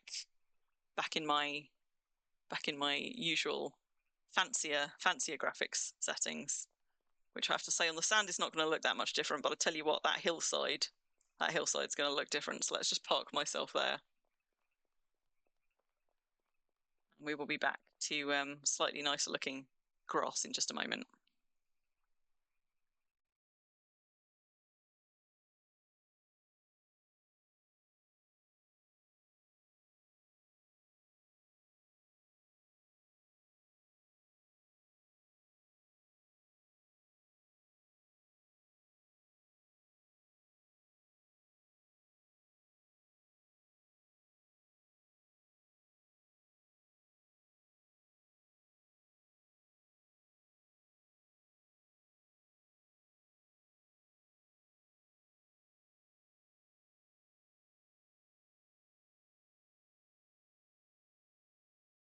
Wait for it. Ba-ba-bam. There we go. Now we got our cobbles back. And our bits of grass. And our trees, thank goodness, the trees are no longer weird, spiky things. Fun as it would be to run back to Brambleheim on foot, though, I'm going to cheat and calm our portal. So, fancy a worm. So, woo, in the flames as well. How's that for a landing? So we are back on Brambleheim, which is my deed on release over on the Eastern Peninsula for anybody who has never seen a champion chicken. Oh my goodness, I love them. Oh my goodness. Look at it. So ridiculous. Just in case any of you have never been here before. But it gets better. It gets better because, aside from my lovely champion pheasant over there, the best one, the best one, is my champion rooster over here, who is indeed a magnificent beast. Nobody saw that, right? So good. So mighty. So much bigger than me. Makes me so happy. Right. My rare rose trellis. I got lucky with a rose seedling. Let's see how these are doing. So we've got some extra baskets. So what have we got? That one's got 3. It's a good job I keep them well fed. I tell you what though, for anybody who does keep chickens or things that don't graze, if you have got alts camping on a load of nests near your non-grazers, make sure you keep feeding them because they can starve super fast. For anybody who's not aware, animals that don't graze but that have to have food dropped will only eat and get hungry when there is somebody relatively local in their sort of like nearby them. I don't know exactly how close it is, but so if you have a remote deed, that's the safest place to put your non-grazing animals.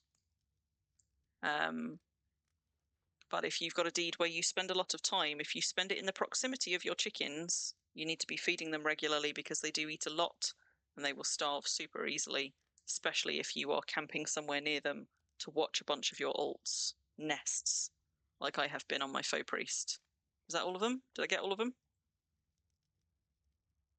Think I got all of them? Probably. Chicken. I know, right? Like, I want to ride this like a chocobo, and if I can't ride it like a chocobo, I want to be able to hitch it to my cart and have my cart led by champ roosters. Is it really asking all that much? Speaking of which, look who hasn't got any food. I'm just going to go and get some, make sure that all of the birds are fed. Then I'm going to go and show you my collection of rare eggs, having already seen my collection of draconic and serpentine ones, and we did a little bit of testing earlier with painting, which had some surprising results. They did not work the way I thought they would. But first, let me just feed my beasties, and also put some of these away. Wait, what?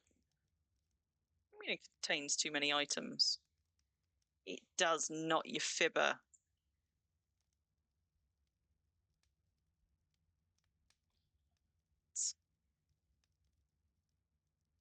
What way does that?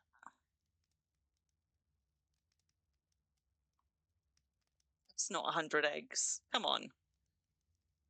Wagwan. Maybe it is 100 eggs. Whoops. Tell you what, let's use a pet bowl. Okay, those can go there. Just make sure none of these are special eggs before I drop them. Nobody saw that, right? Okay. And I've just picked up 4 baskets now. Let's give them oranges. Oranges will do. Tell you what, some of you haven't been to Brambleheim before. If you like interesting item models in Wurm. Food. Ooh, now I'm back on deed. Tell you what, I'm going to just temporarily unequip my weapon so that I'm not waving it through things. Oh, I'm carrying too many oranges. I'll do that in a minute. But yeah. Food models. Have you ever seen Fishing Game? If you haven't, you're missing out on something. This is my rare foods display. Look at the detail on that model. It's Gorgeous. Love it. Detail on some of the other models, a little bit more hit and miss. Grapes look a little bit chiseled. Some of the nuts are nice though. But yeah, shiny, shiny rare foods. One of my many little habits. So Oh, good. yes. Magnificent. Thanks, Ignatius. Yes. So that's my feasting haul. But right, let me go and feed. Let me go and feed my chooks before they keel over, because they are very, very precious to me. And the chickens, the champ chickens, are irreplaceable because they cannot be bred.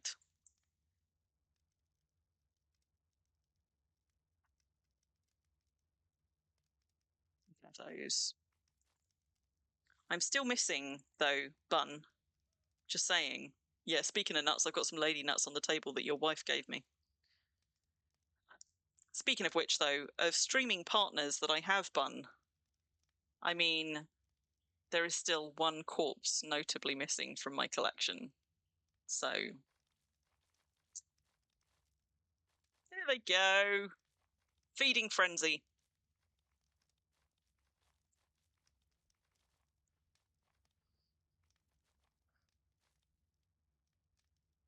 Hopefully they are not so hungry that they're going to be eating multiples each, so I think that should be more than enough.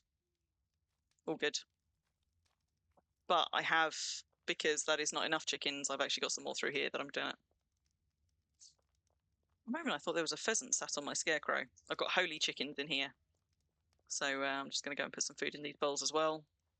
I've got a no idea bouncing around this pen, feeling a little bit skittish. And over this side, I've got a few named champ cats that are waiting to be cared for. We've got a Sylvester there. These have all just come from like the most recent Impelong. A Minerva over there. I think there's another one on the other side. Aqua Kitty is actually from the previous Impelong, because I got two of them in different colours. There's one over there somewhere as well. There we go. An Obi-Wan cat Nobi. Right, so chooks fed. Onward. Oh.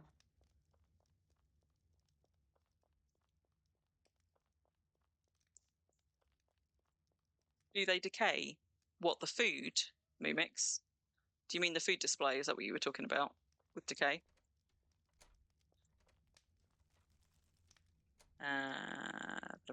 Yes, yes, they would decay super fast were they not balanced on LMCs.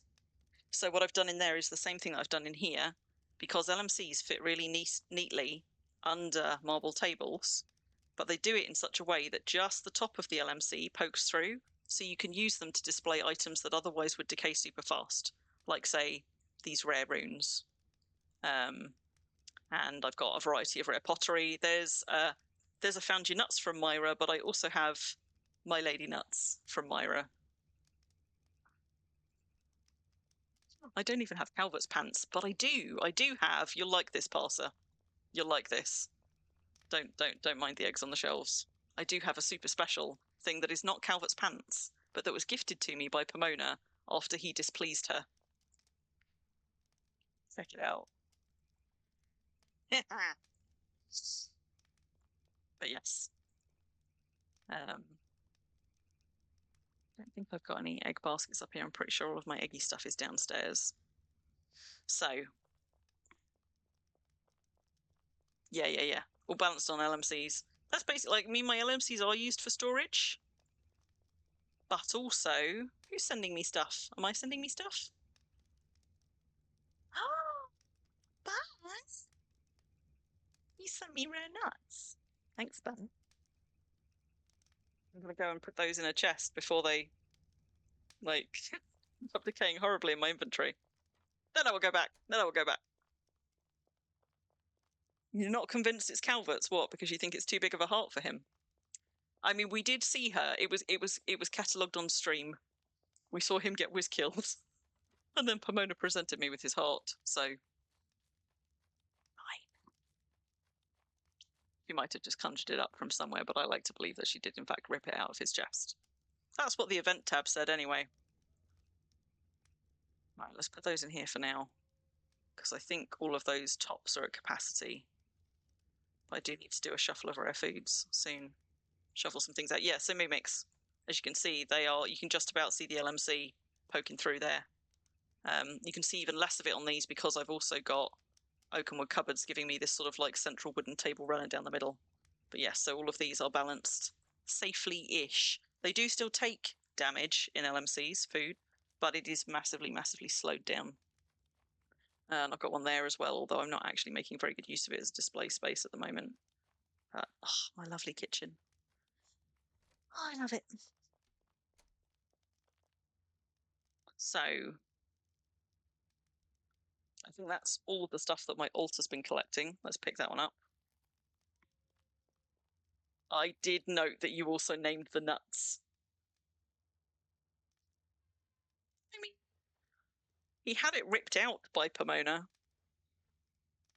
But I'm taking good care of it now. And I've got not one but 2 Calvert gravestones, so I've had 2 of his corpses. I still don't. But anyway. So, what was I doing? Right, yes, rare eggs. So these are this year's baskets. I think that one is 2. So that's what? 1, 2, 3, 4. So I've dug up 4 baskets on release. Is that what I thought I had done? Or did I think I'd done 5? I thought I'd done 5. So we've done 4 on release, and we've now done 11 on Exodus. Rare eggs. This is my collection of rare eggs so far. From how many nests did I say I was watching across all of my alts? 9. I've got 7 here, and I've got 2.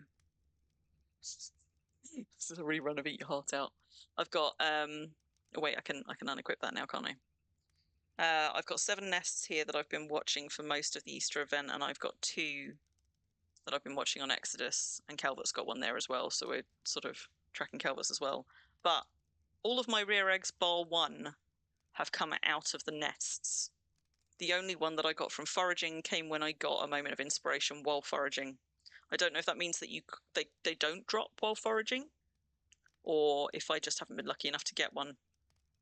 But so these are not terribly well placed at the moment because I'm using nested tables because you can only fit 10 items on a bedside table. What is it that needs to move? It's the small ones actually that are in the way.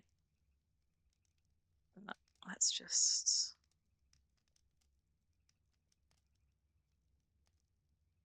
Which that is that going to help? I think that makes it worse. Never mind.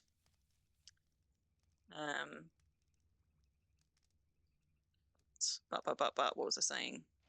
Yeah, so rare eggs, I've only been getting out of baskets other than that one moment of inspiration.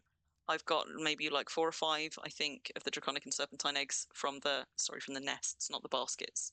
From the nests. I've been getting rare eggs from the nests. I haven't had any rare eggs from the treasure map baskets. I haven't had any rare eggs from foraging except for one very lucky moment of inspiration that got me an egg and a casket and a fruit. Moomix, is that a bunny by your nest, or are you teasing me because you're at Start Town and you found one? Parser, you can, but strictly speaking, you probably shouldn't be able to. However, I did point this out on stream on day 1 of the event in Willow's presence. I don't know if she was paying attention. It hasn't been nixed, so you can only place 1 in the slot, but so there's an empty slot. Oh look, there's one that I missed. There's an empty slot in there in which you can only place 1, but you can place more on top. And the bunny only takes 1 at a time and leaves 1 for everything it takes. So you can place up to 12, and theoretically, I think if you place all 12, because it takes 1 before it puts 1, that doesn't prevent you getting stuff, but I haven't loaded mine with more than like 9 or 10. So yeah. You got 2 rare eggs in your nest back on Deed. Nice Moomix. Yeah. So yeah, so what are we up to? 1, 2, 3, 4, 5, 6, 7, 8, 9, 10, 11, 12, 13, 14, 15, 16, 17, 18, 19, 20, 21, 22, 23, 24, 25, 26, 27, 28, 29, 30. I'm up to 30 rare eggs from 9 nests over, what are we, 7 days in? So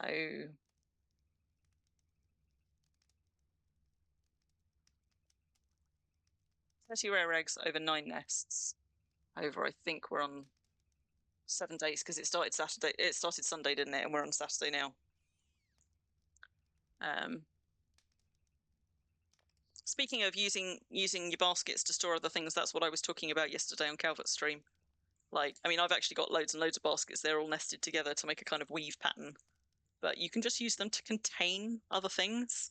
And you do it by not putting them in the basket, but by placing them in the basket graphic.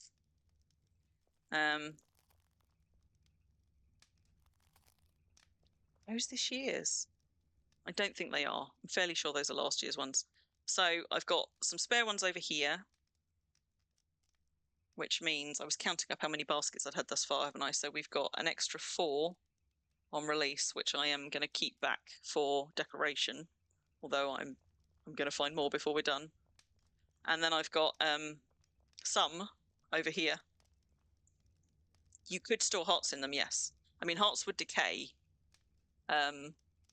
so they wouldn't last terribly long, but it also means that you can do things like you could store yellow potions in them, for example.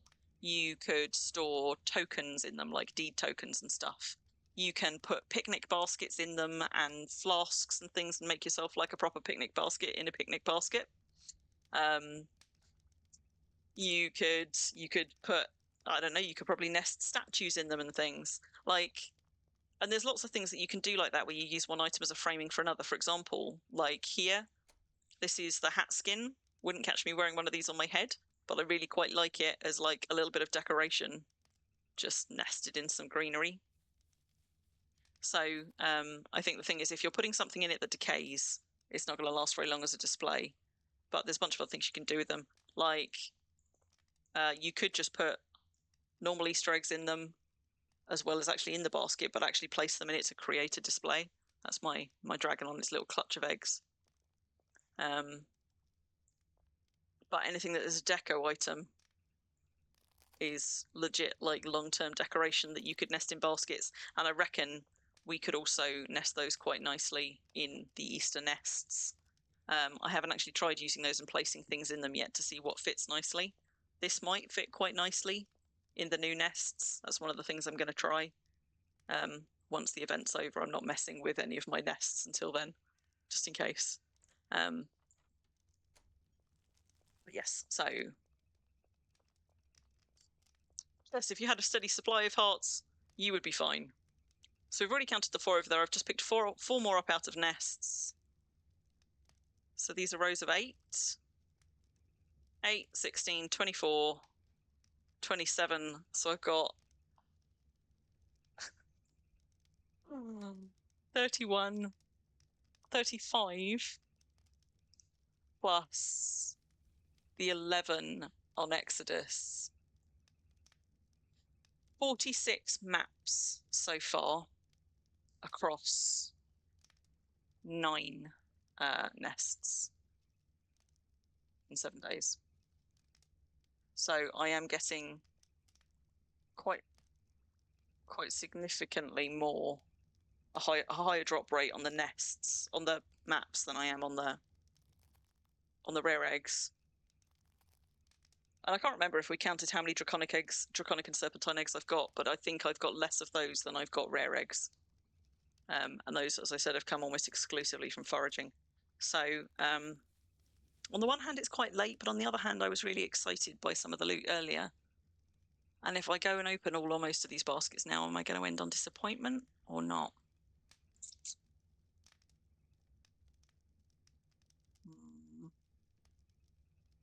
So back on Exodus, having explored the most efficient way to store your Easter eggs, which is in a large amphora in pet bowls, which will allow you to store 3,000 eggs in one large amphora. But actually my current egg storage is on these shelves. It's like this. So it's nice and easy to like spot and drop. And I quite like having them all lined up on the shelves.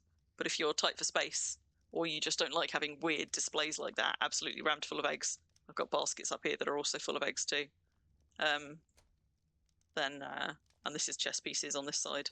This is my secret passage, by the way, where I hide the things, like, which are not like you don't particularly want to look at. So you can go through the Narnia wardrobe, or you can go through my super sneaky archaeology den built-in cupboards here. This is where I do my archaeology because my archaeology frags are currently stored in there, and I don't want to look at a big LSU. But I will quite happily select one being cunningly disguised as paneling. But anyway, yes, back to where we were. Yeah, no humongous. What you mean in these baskets? I don't think there's going to be any more humongous ones in there, but there might be more fancy ones, and I do kind of want them. But I might like. It is also 1:15 in the morning here. How much am I going to wear myself out trying to open all of these up before the stream finishes? What I've done there, by the way, with the bed tables, though, if you're trying to make up an egg display, because you can only fit 10 eggs on a table, this works really well for much bigger displays, even though I've not done a terribly good job of it up here. But that's what's happening with these shelves, because you can only fit 42 items on a high empty shelf. And there are more eggs than that here, but what you can do is very, very carefully nest 1 or 2 empty shelves over the top of one another. And in order to make it easier so that you don't have to do shuffling back and forth, if you basically do 1 shelf lot per bookshelf, you can sort of pick any number of these to nest over one another and just fill 1 slot with your 42 eggs, or 1 or 2 slots with your 42 eggs. Do another one on the next shelf, another one on the next shelf, and then you just place them directly over one another to have a properly full display. This is not a properly full display, however, because I tired myself out. I burnt out just trying to place and display my eggs last year, and I'm not getting suckered into that again, she says. Right. I am, however, carrying around a bunch of eggs, which I do not want to be, so I'm going to put these down here. So we've got 1 Easter basket full of eggs there. And we've got a backpack full of them as well, haven't we?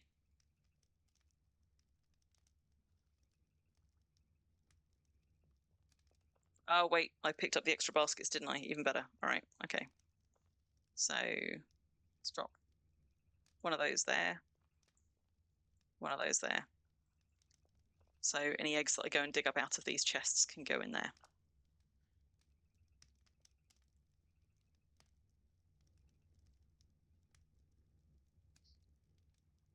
Oh, poor T-Bomb.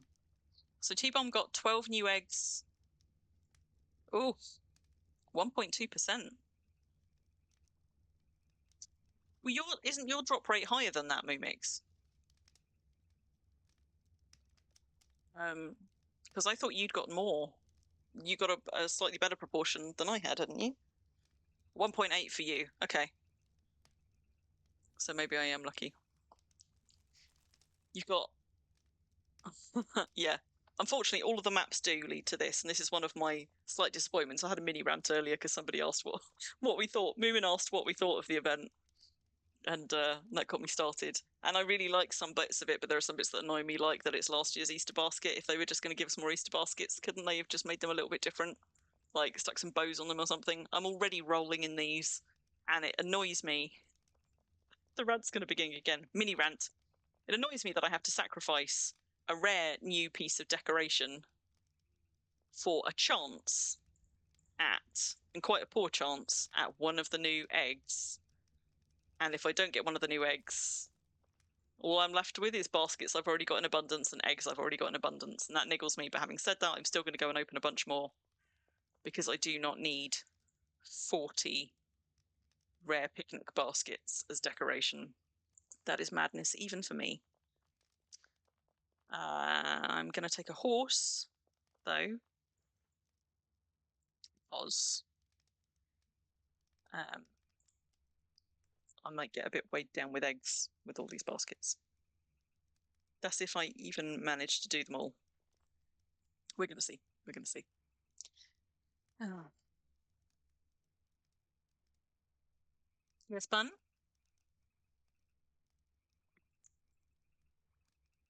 Oh my god, do I open all these up at once? Good night, Bun. 4 more hours of foraging, presumably no humongous eggs, or you'd have shouted the chat down. How did you do for Draconic and Serpentine ones, though? No more. Myra's got one, though, right? Myra found one?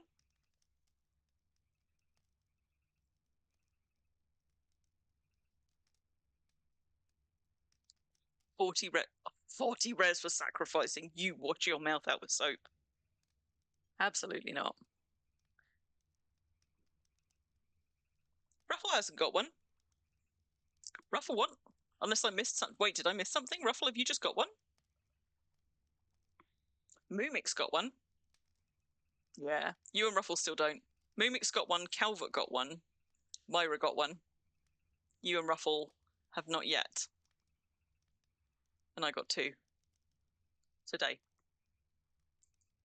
In a stroke of mad luck, which I'm not about to repeat. See, look, same again. All of them between quality 40 and 59. Anyway, right, let's open these up. Yeah, you better team up to come and raid my house. Because there's 3 of them in the manor house now, because Calvert's got 1 and I've got 2. I'm not even going to be able to manage looking at all of these at once. I don't quite know how I'm going to organise doing this many all at once. Slowly and methodically.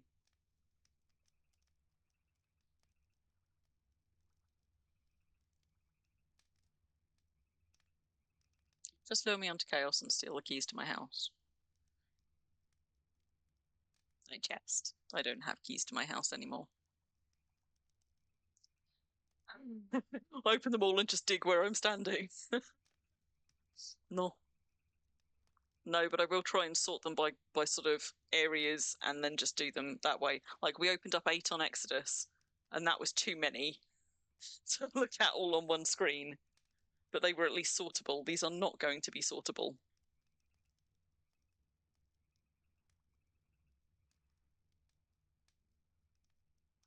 Why am I still carrying 16 Oh, because I picked up a load of snowballs on... Whoops. I picked up a load of snowballs on Xanadu, didn't I?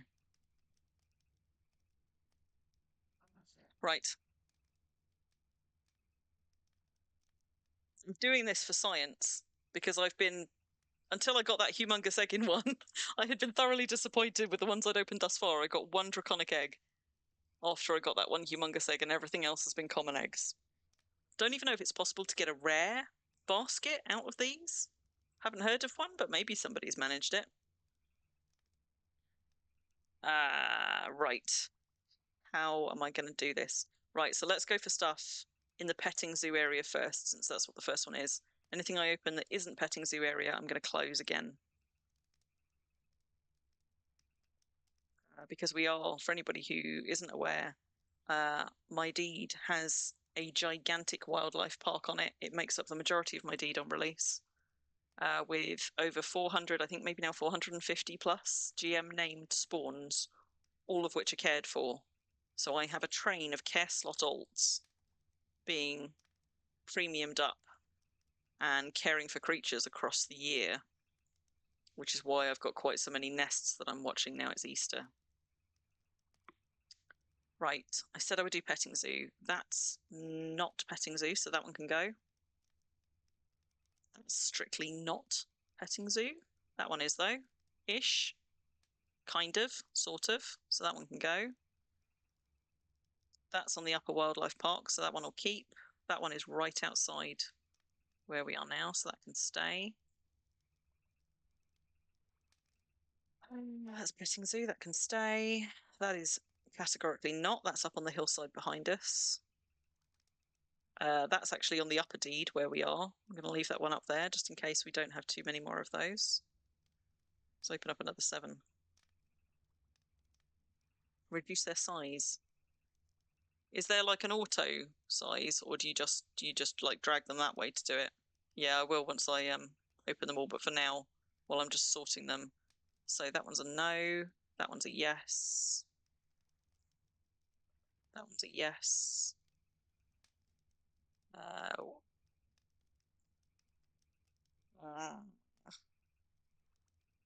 Wait till we do the upper wildlife park. That's up on the hillside, so that's a no. That's up on the hillside, that's a no. That one is on deed, on the upper deed here. Am I going to keel over before I... Whoa! I didn't even know you could have show hints on those. Yikes. Am I going to keel over before I get through all of these? No, I'm not digging randomly around my deed bun. I refuse. Right, that one's up a hill. No, no, no. Oh, God, is that one in the water? Was that last one really in the water? Oh, you sods. Nope.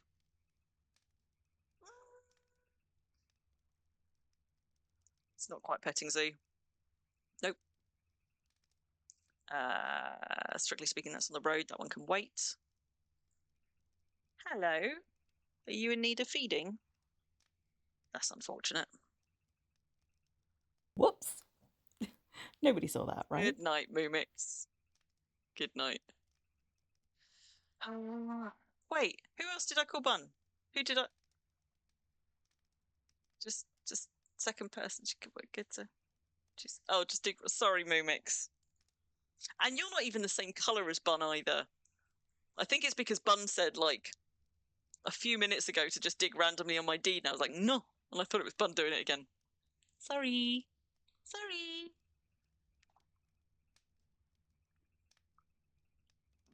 Right. That one's in the petting zoo. That is not. Will you stop dabbing me with your paws, madam? Nope. Nope. That's on the deed. Just about. Wait. Hang on. Hang on. Hang on. Yes, that one's on deed just about. That one is not strictly, but it's not far. Blurring the lines here. That one is in my docks. Is that nearly there? Right, two more. Nope. Nope. Okay. Let's do the ones on deed first. Gonna take your advice though and mini size them a little bit at least. Might have to put my glasses on for this though.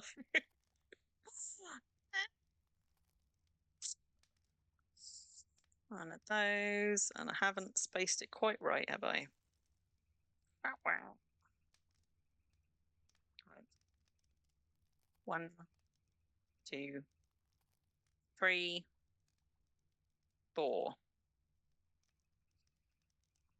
So, I mean, technically they're not actually on the upper deed, although these two are in almost the same place, but they are just up and behind my deed. So hopefully still going to be quite easy to find. Right, let's go.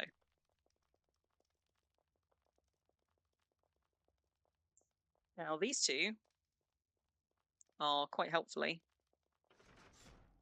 almost aligned with the bend in the road, which is just up here. But they are going to be on the grass, which means they're probably just down there. So the bend in the road is here. Yeah, so they're going to be down on this grass here. Not that you can see much with my maps all over the screen. So let's just try here-ish. So it's those two that we're going for. Let's leave those open. Close those. That one's actually not that far away either. They're kind of just all in a streak in this general direction, aren't they?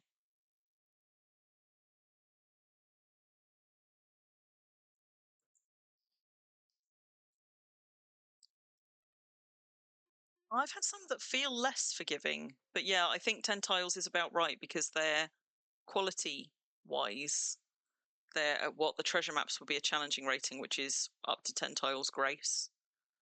I had one that felt like it was wanting them within 5 though, which doesn't really quite make sense.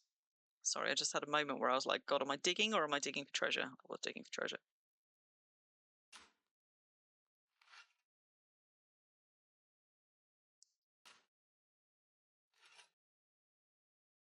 Number 1.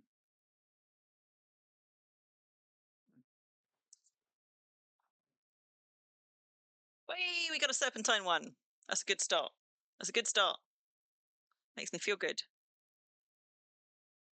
So one of those, and the rest are normal. Thank goodness the baskets don't weigh too much. Now I think there's another one just a little bit further over here-ish.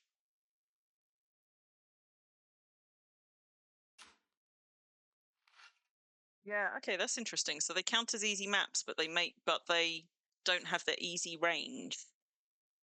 There's another one. Because I don't think they've got 15 tile grace. That one is a disappointing one. There's nothing special in that. Then we've got another one a little bit further over.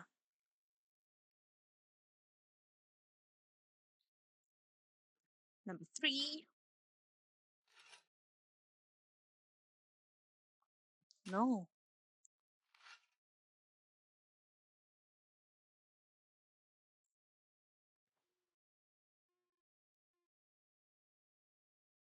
Also disappointing. Number 4. It's a little bit closer to the road.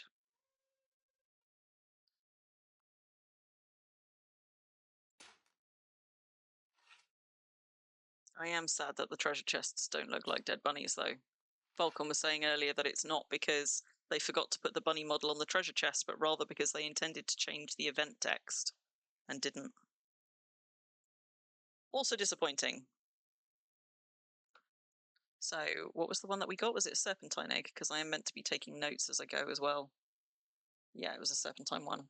So thus far, we've got one humongous, one draconic, and one serpentine egg across all of the baskets that we've dug up. Oh, was there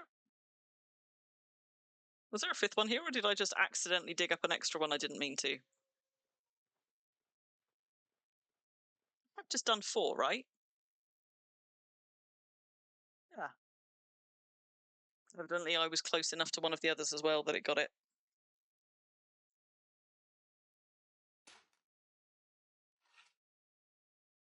It's nice that it worked towards your journal goals, though. Hopefully that'll be a happy accident for some. And there's another one. Right, number 5. Also, nothing interesting. Now we need to head down towards the petting zoo.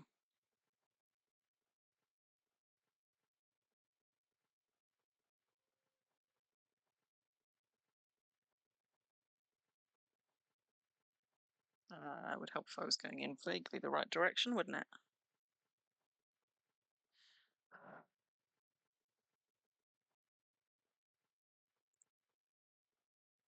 Who says? Then still going in not vaguely the right direction. Come on, Crim, what are you doing? There we go. There we go. So we've got two close by the docks there. We've got that one shouldn't be in this set.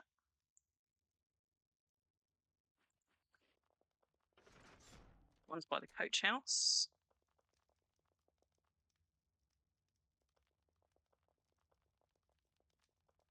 To be honest, for these ones, I could actually make them super, super tiny. Because this at least doesn't really require much interpretation. I know exactly where all of these are. The on my deed ones. So there's a pair there that are in the same place. What else have we got? Strictly speaking, that one is just behind the deed, but I'll allow it. Because then we'll go on to the other ones that are up on the hillside. That one's going to be where my creatures are currently awaiting care slots after the last Impelong. That one is actually just on the hillside over there, so we'll do that one first. And that one is going to be super close to that little one that we've done just over there. Right. Hey, Skyfalls. I don't know if you can complete them on the non-premium alts. Certainly the non-premium alts can't spawn them, but they might be able to complete them. I'm glad that the baskets aren't bound to the character whose nest they were spawned for, though, because that would drive me potty. Right, where am I looking at? I'm doing... These two are actually really quite close together. Let's do these, because they are going to be effectively... One of those is going to be like here-ish.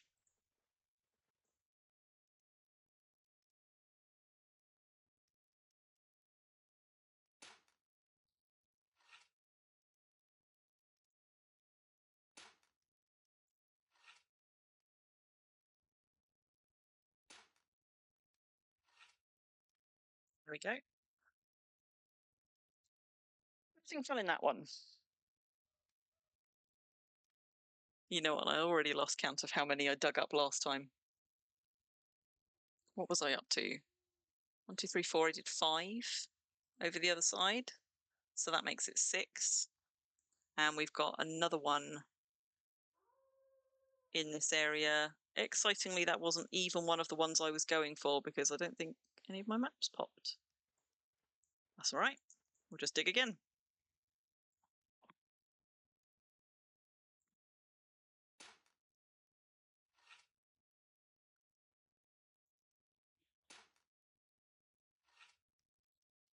Here's another one.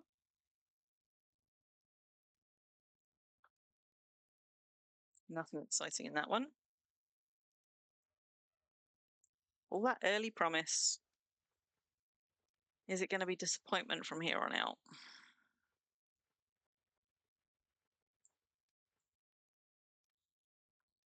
Another one over here. I'm aiming for this one, but I might get one of these ones that's up the hillside.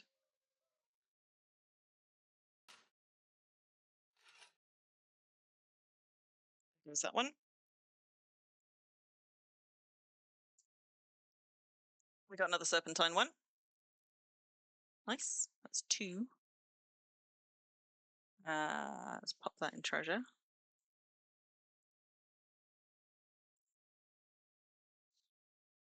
And then we've got a couple just on the backside of this road. Complain more. Yeah, maybe I should.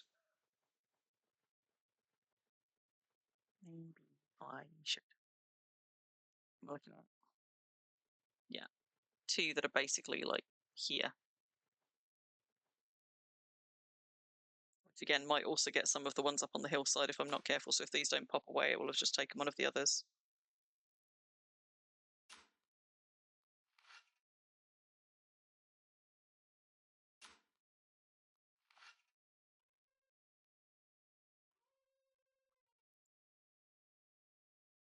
Nothing special in that one. Another one here. At least it doesn't take forever to actually dig these up when you've got them in quantity. Or even if you don't, but like treasure maps, like other kinds of treasure maps, it definitely gets more efficient doing them in bundles. Nothing special in that one.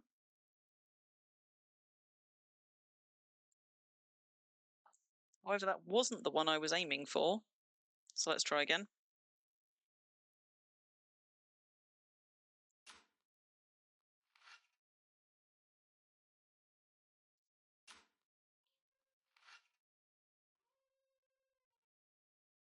There we go. Nothing special in that one. Right, these ones are then down by the dot. So we've got one just kind of at the bottom of this road. So we'll dig here. Some impaling animals over there, waiting care slots.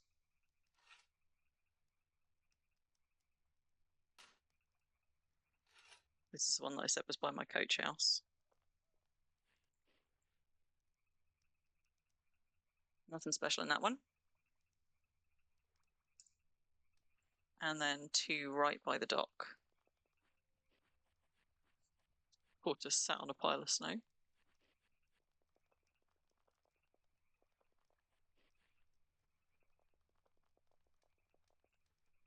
Your 100-ish treasure maps.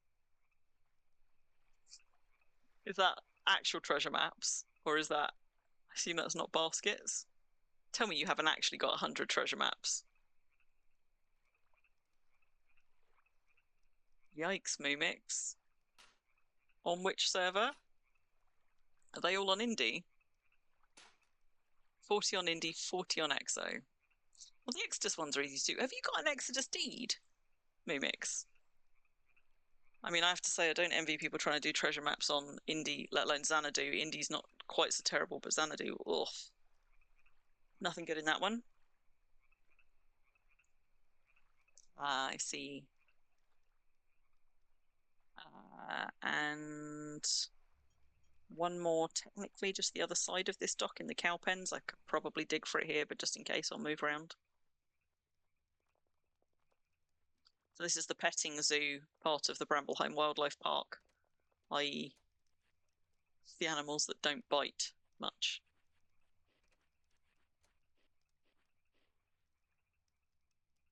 But then we've got a few maps on the wild a bit up top. So let's hope. I mean, it's not so accurate, in fairness, that it's going to make me walk into one of the ag pens to do it. I should be able to quite safely just go digging on the paths. And what I might do, reluctant as I am to admit it, I might do what Moomix and Bun suggested and just walk up into the middle of the animal park because I know there's a bunch there and just dig till I stop finding things. Nothing in that one.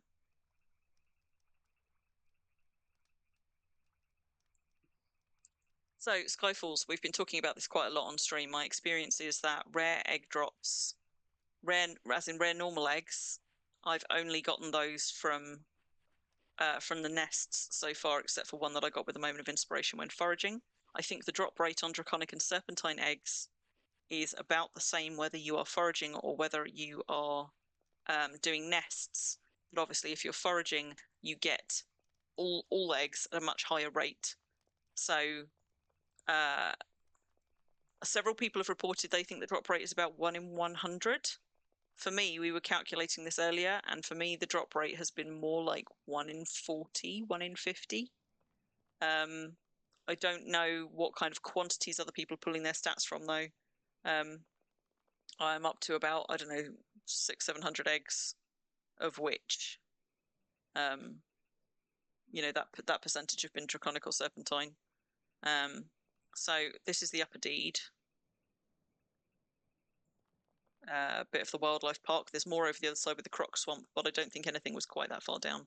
I'm just going to try just digging in the middle of this space before I open up all of those maps and just see how much I can pull just through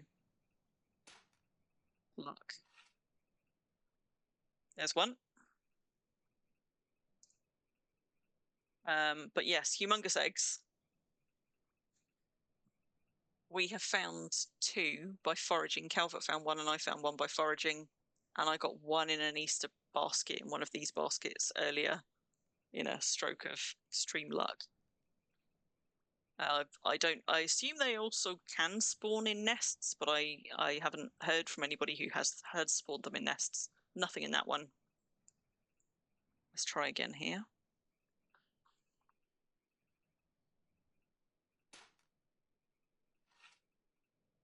Where did you get the data on 2,300 eggs, Moomix? But I mean, nice, good. So that's about 1 in 55 to 1 in 60. Yeah. We need to be looking at sort of 10,000 and up. But you added your data and my data and T-bombs. Nice. Well, I'll update my data as we go. Nothing in that one, really. Let's have that. Try once more. Ruffle will stream humongous. Well, how about, Ruffle, we do a foraging botany marathon? 12 hours solid on stream. That might get you one. How exhausting would it be, though, if you didn't after all that? Nothing in that one. Come on, stop being so bloody disappointing, baskets. Why am I throwing away beautiful rare decorations for this tat?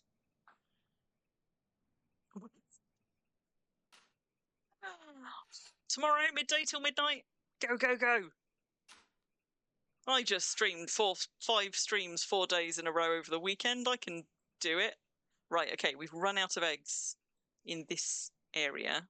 So let's open up the remaining ones. What have we got? 14 left.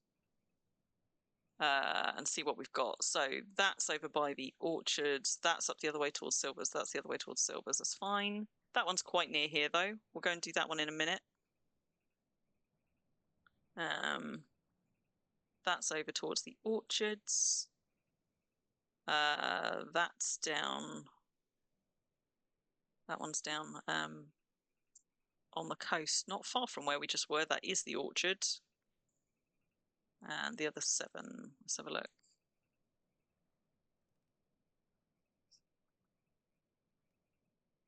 Yeah. I've been getting a lot of coins out, but again, not more than normal. It's just that I'm doing a lot of foraging and botany right now. If anything, you're probably getting less out of the king's coffers than normal because everybody is foraging and botanizing right now, and the king's coffers are not endless. It is a finite amount of coin, as I understand it, although it is always ticking back up. So when there's a lot of people doing foraging and botany, there tends to be less stuff to find. But if you manage to hit a quiet server in a sweet spot where nobody's doing it right now, then it tends to be a little bit more bountiful. So that's in a similar place to. Oh, let's not make it teeny tiny. That one's in a similar place to that one. That's on the way up to the orchards, so we'll go that direction next. That one is a bit of pain in the arse out in the middle of nowhere, back where all the reindeer used to be. That's on the way up to the orchard. That's by the orchard. That's on the way up to the orchard. And that's the one that's in the sea. So, I'll tell you what, we'll do the in the sea one on the way to doing this little cluster of ones over here. I'll do that one on my way there, and then we'll go and hit up all the orchard ones, and hopefully that should see us right. So,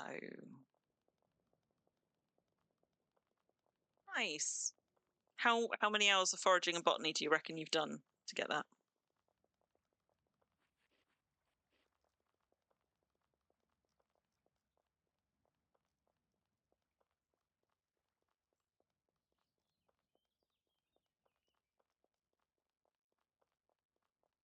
Don't know what I'm up to in terms of coinage.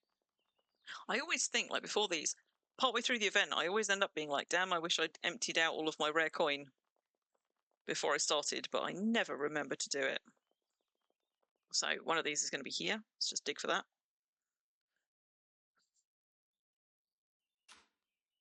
I don't think I've got anything like that much. I'm up to about 6, 7, 7 or 8 silver maybe.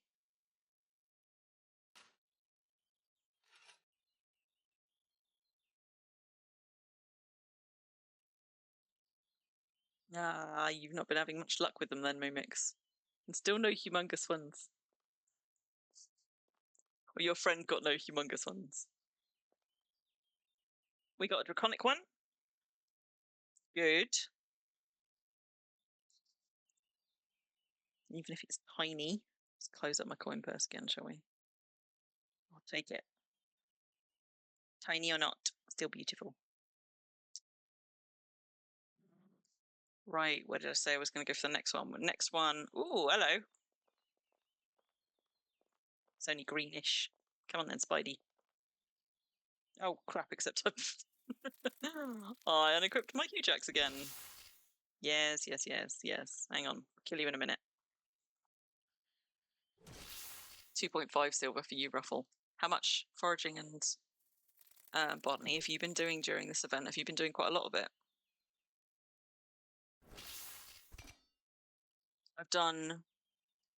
I actually haven't done lots and lots today. Calvert and I reckon, did maybe 3 hours of it a few days ago. I've probably done 3-4 hours maybe besides that. And like an hour on stream earlier at most, I think.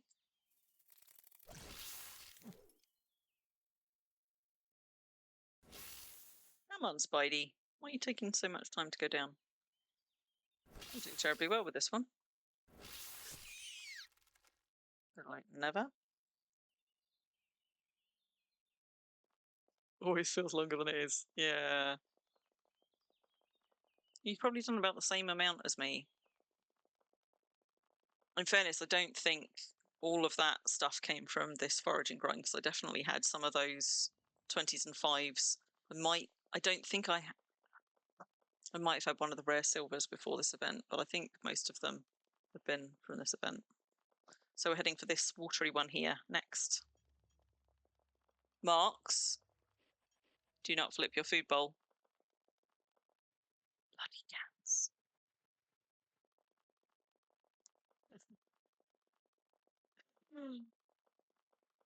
I see, sometimes I have the opposite problem, right? Like, yesterday on stream, Calvert and I were like, suddenly it was like 1 a.m. and we were like, how did it get to 1 a.m.? We only went and visited 3 places, and then I was like, yeah, but also we probably spent a while traveling and just running around on foot. So that might have done it. My sense of the passage of time is not good anyway, because I'm neurospicy and time blindness is a whole big thing. So I'm probably not a very good litmus test for this. Yeah. I don't like leaving forageables behind either, because they're quite good quality, and particularly on Exodus, we're trying to fill up Calvert's larders.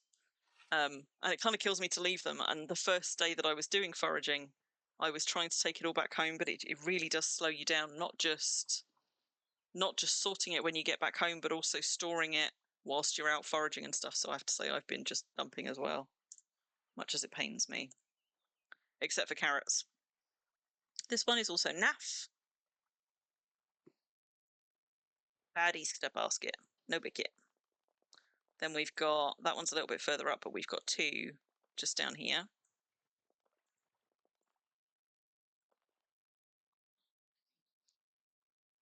At least we're getting through these faster than I thought we might do. I thought this might take me a while.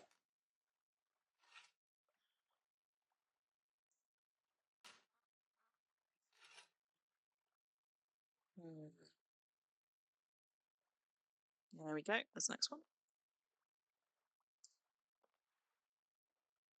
Also naff. Come on, Wham.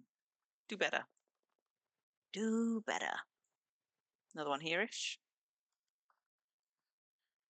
Snowballs in trash heaps. Yeah. I mean, you can drop the snowballs anywhere and they'll melt.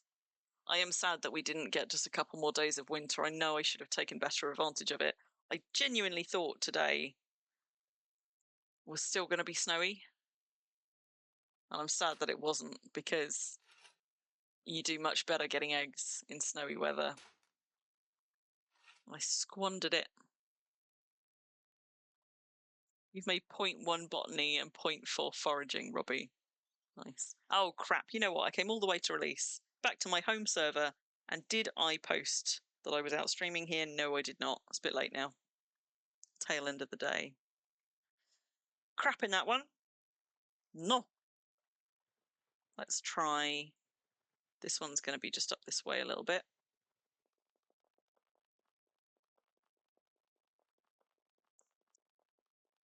Too much time for too few irons. Yeah. Stacking stuff at tokens, not worth it for me either. It was different back when you could sell stuff to traders, but stacking stuff to tokens, it just takes so long. That should do. Let's try here.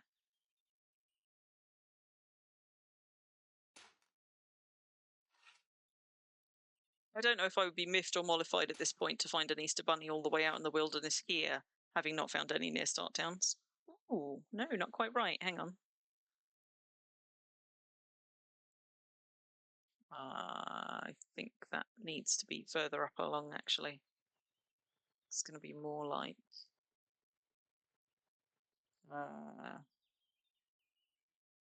more like here-ish.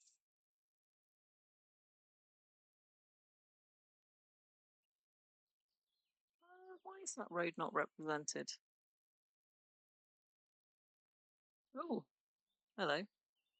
Let's just try here. Can't hurt.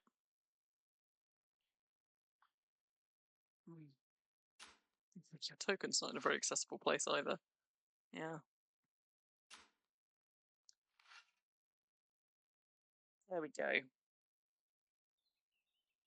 Also naff. So now we are heading up towards the orchard where there are a ton. So instead of opening up all of those maps, what I'm going to do is I'm going to just dig my way towards the orchard until I'm finding nothing of interest. And then if there are any maps left, I will open them and look at them.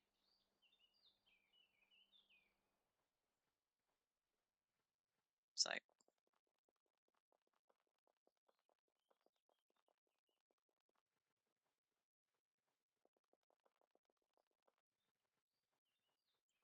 this first one's going to be here-ish. And then we will just dig our way along until we stop finding them.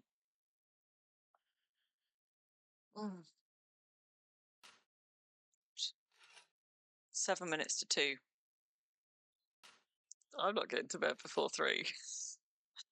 But I'm going to stop streaming by 2:15 at the latest. Right? Hold me to it. That gives me 22 minutes maximum, and I shouldn't need 22 minutes, right? Right, there's my chest. Although actually, it's not even the one I was digging for. Nothing. Nothing in that one. Nash. Try again. Time on these chests, though. Are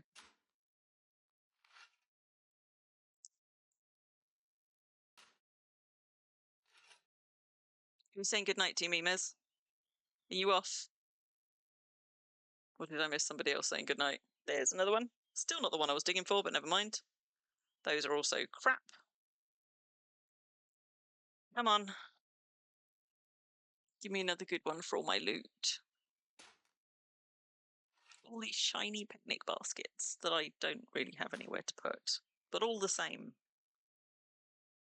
I just wish they'd like stuck some ribbons on the basket or something to make it clearly a 2025 basket. That one is also crap.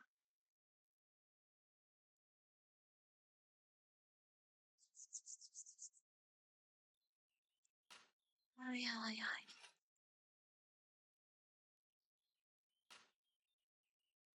If that was a good night from you, Mimas, then good night.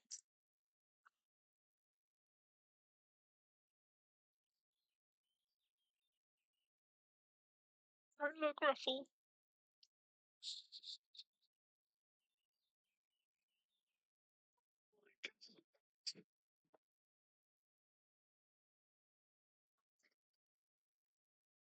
Hello, Rock Lobster. I am so sorry. At least one wasn't it. Found one in a fucking day, I know. Oh. This was a very good basket. That is all. Thanks, Worm Watcher. Third fucking humongous one today. You did, Mumix. I will trust you more in future. Right. Okay. I need to just move closer up to the orchard for to the vineyard. Sorry, it's a vineyard, not an orchard. For the last few. Oh, rough. you shush your face. Oh my goodness.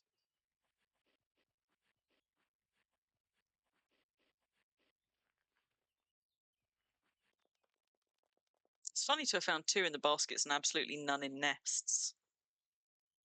Like, I assume they can spawn in nests, but...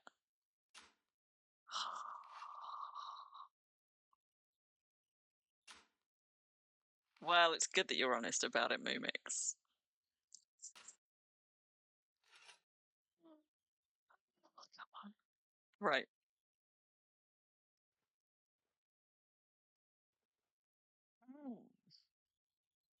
Crap in that one.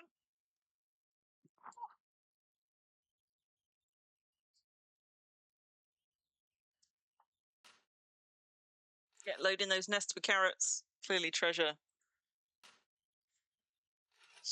baskets, treasure maps are not all bad. Nothing of interest. Bullshit.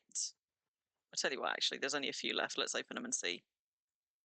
Right, so that one's on the edge of the orchard. In fairness, that one is quite a way away. So is that one. And that one's just slightly in the other direction. I'll do that one on the way home. Let's go and grab this one. Go and do the other 2. And get the last one on the sweep coming back. So where am I? I want to be down in this corner, don't I? Anywhere here. Oh, hello, Croc. Right here. 4 left to go. Bugger off, troll.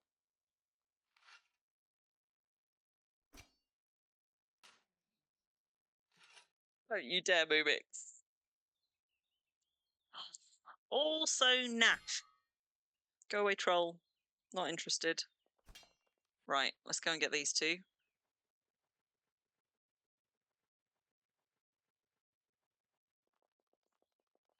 Not actually that far from where we just were. It was just a little bit further over.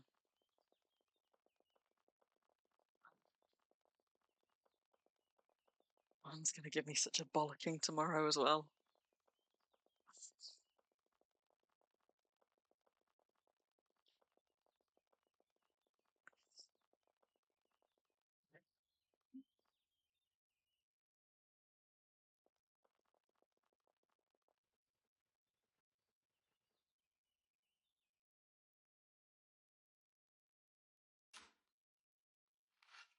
You left?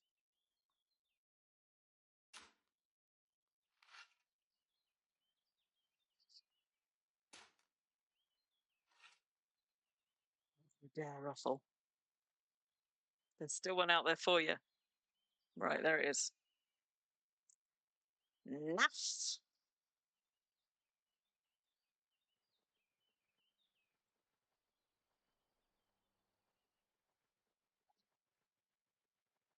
I heard that, Mox. Wait. Crap, there were 2 there. Ran off too fast. Back we go.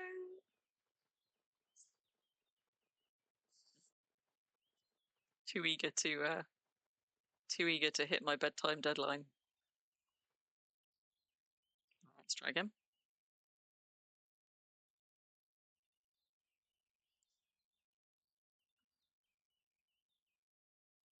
Wait. Oh, I moved. Whoops.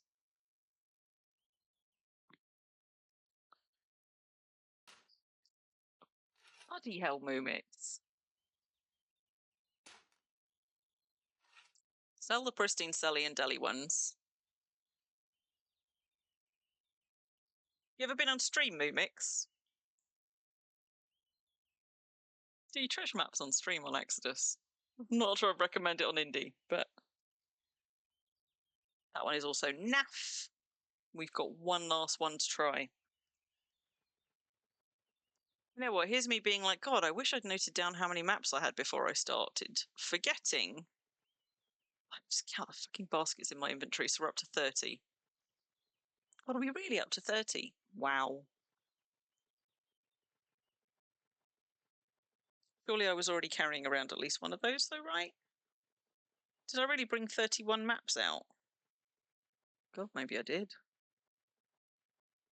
One humongous egg and one draconic egg. Did we also get a serpentine one? One serpentine, one draconic, one humongous egg. In 30 maps. Oh, we've got 2 serpentine ones. Although I think one of those might have been. No, I don't think actually any of those were from Exodus. Wait, I've forgotten where my last map is. Oh, back that way. Okay. Fine. That's up near the tundra. Oh, I see the pristine ones are part done. Fair enough. I mean, I'm sure you could still sell them, but, you know, why would you?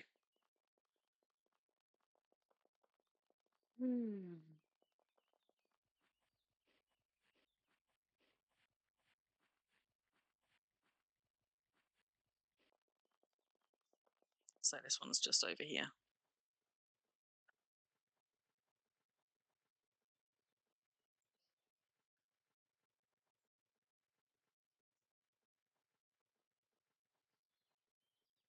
I did try putting some of these maps down just in case they were super exciting and had some kind of Easter Bunny design on. Alas, they do not. So while you could keep some of these for display, as you do with normal treasure maps, other than the hover over name, there isn't really anything to distinguish them. you're better off keeping them in Easter basket, rare Easter basket form if you want to keep some for deco. But I did drop a few just to, for science. And nothing in that one.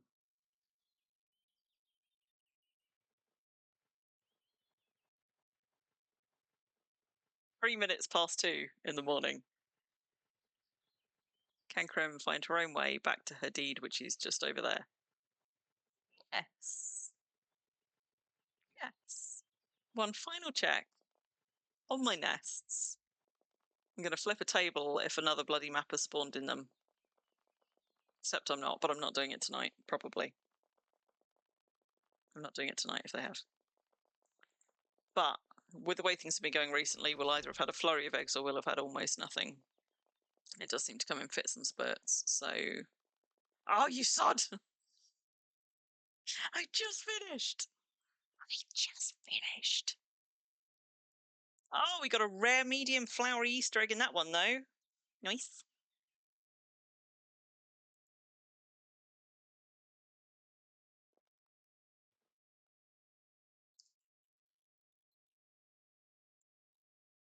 Oh, and another bloody map there, too. A bloody map, she says. Another opportunity for more humongous eggs.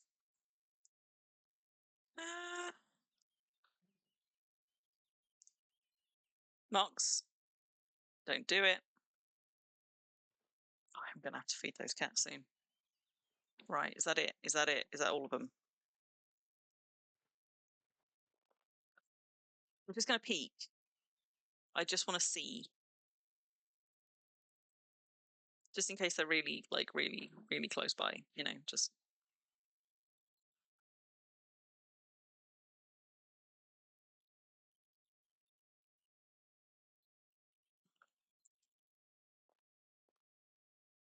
Right, nobody tell. But I set myself a deadline of 1:15, right? It's 5 past. Loads of time. Go, go, go.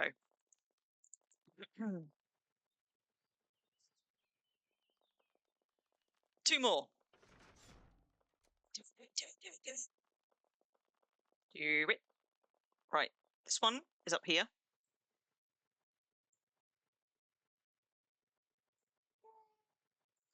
Probably about here-ish.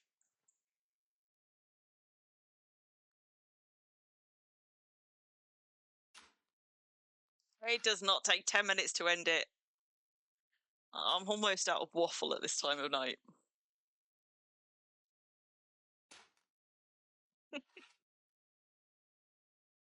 Oh my god. Right, there's one. If I can find it. There it is. And there's nothing in it. Nothing in it. One more. Just one more. Tiny Easter basket. It's right by the road, though. It's going to be super easy. Oh, but on the plus side, despite all of that stress, setting up my old laptop, bugger off Hellhound, to stream with, because my less than a year old, brand spanking new-ish with gorgeous graphics laptop keeps blue screening on me in the past 2 weeks. We haven't had so much as a blip from this one all night, which is reassuring, because I'm going to have to send that laptop off for repair, and I was dreading what that was going to mean for streaming and worming and just doing stuff in general. So that is reassuring.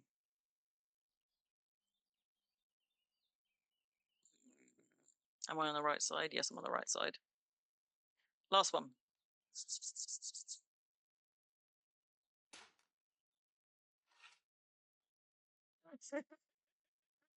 Wow, you got an orange one. Love it. Would you like to swap? Last one. Nothing. Please. Whoops. Whoops. I was not meant to be just grabbing those, was I? Hang on a minute. I did just pick up the other basket one, right? So I should now have, Victory! what, 33 baskets? Tell me I didn't leave a basket behind. Yes, I got 33 baskets. Right, so 33 baskets. And we had... Oh my god, what did I say? It's so late. 1 draconic, 1 humongous, 2 serpentine in 33 baskets. Now I'm done. Now I'm done. Definitely, probably, maybe. And a rare medium flower Easter egg from my nests.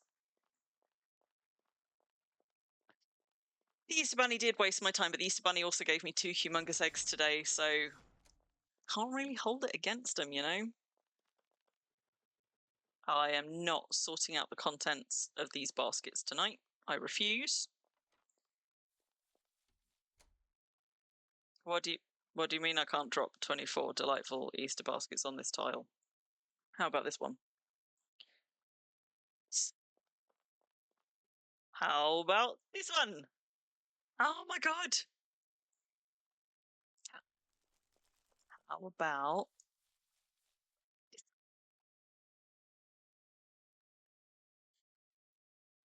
I just want to put them down. How about this one? How about this one? How about this one? How about this one? Oh my god, there's still 14 to drop.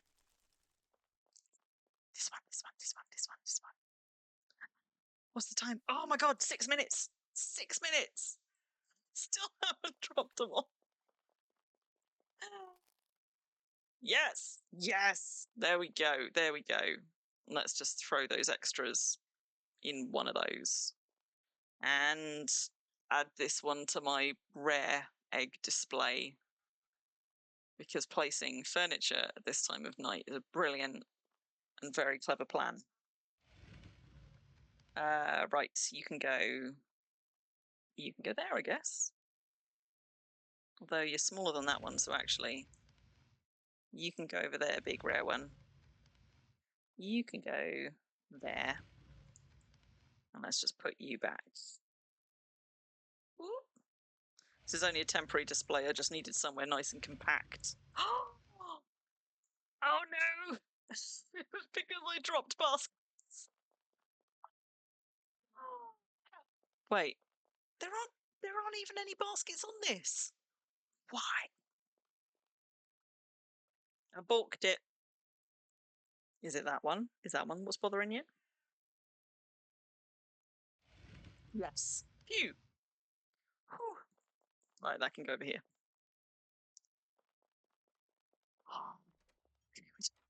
We're done. I've emptied all of my eggy things out. I am absolutely not putting them in the LSU. I gave Calvert such a ribbing for that. Oh, wait. No, the LSU. Yeah, not the LMC. No, there's no room in my LSUs. My LSUs are packed to the brim. They can stay there, and I will unpack them, like, tomorrow. I'm going to eat. I'm going to drink. Then I am going to log off.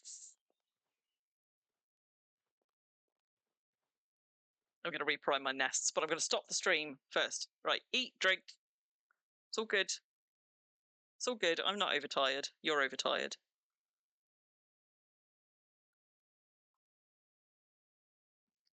No, Moomix, I don't. I've got a beautiful warehouse and not an LSU in sight in it. Those LSUs are permitted only because they're being pretty paneling. Oh my god. Right, there we go. There we go. I am done. I'm so done. What time did I start this stream? Like 8:30? A little bit later. 6 hours. Am I at 6 hours? Oh, am I nearly at 6 hours? Right. I said I would log off before 1/4 past. It is now 12 minutes past. Yeah, I bet you're overtired, Ruffle, and you've got way more reason than I do. So, good night, everybody. Thank you for coming and hanging out with me. I have a cooldown screen and everything. Going to be twice as long tomorrow for the 12-hour foraging marathon. Absolutely, Moomix. So, Ruffle and I better get some sleep. Although, strictly speaking, I'm not on Xanadu today. I did visit Xanadu and was thoroughly disappointed by the lack of Easter bunnies. So let's have a Xanadu market. This one's Hawker Haven, which we visited a couple of streams ago. It's more than a couple, actually, because we had the DRF, and that was 1 billion streams a couple of weeks ago. I visited this one. It's nice, it's fancy, it's run by Zallo and Aliestra. Nice and easy to find, centre north of Xanadu. Maybe go give that one a visit. It's one of the newer markets and it's quite nice. Oh, Calvert and I hope to be back around next Friday streaming together, and I will be around next Saturday streaming. We have no idea what we're doing in either of those slots yet, but hopefully we will see some of you guys around. Very best of luck with the rest of the Easter event. And I wish you all many humongous F's and half as much luck as I had today. Take care, guys. Good night.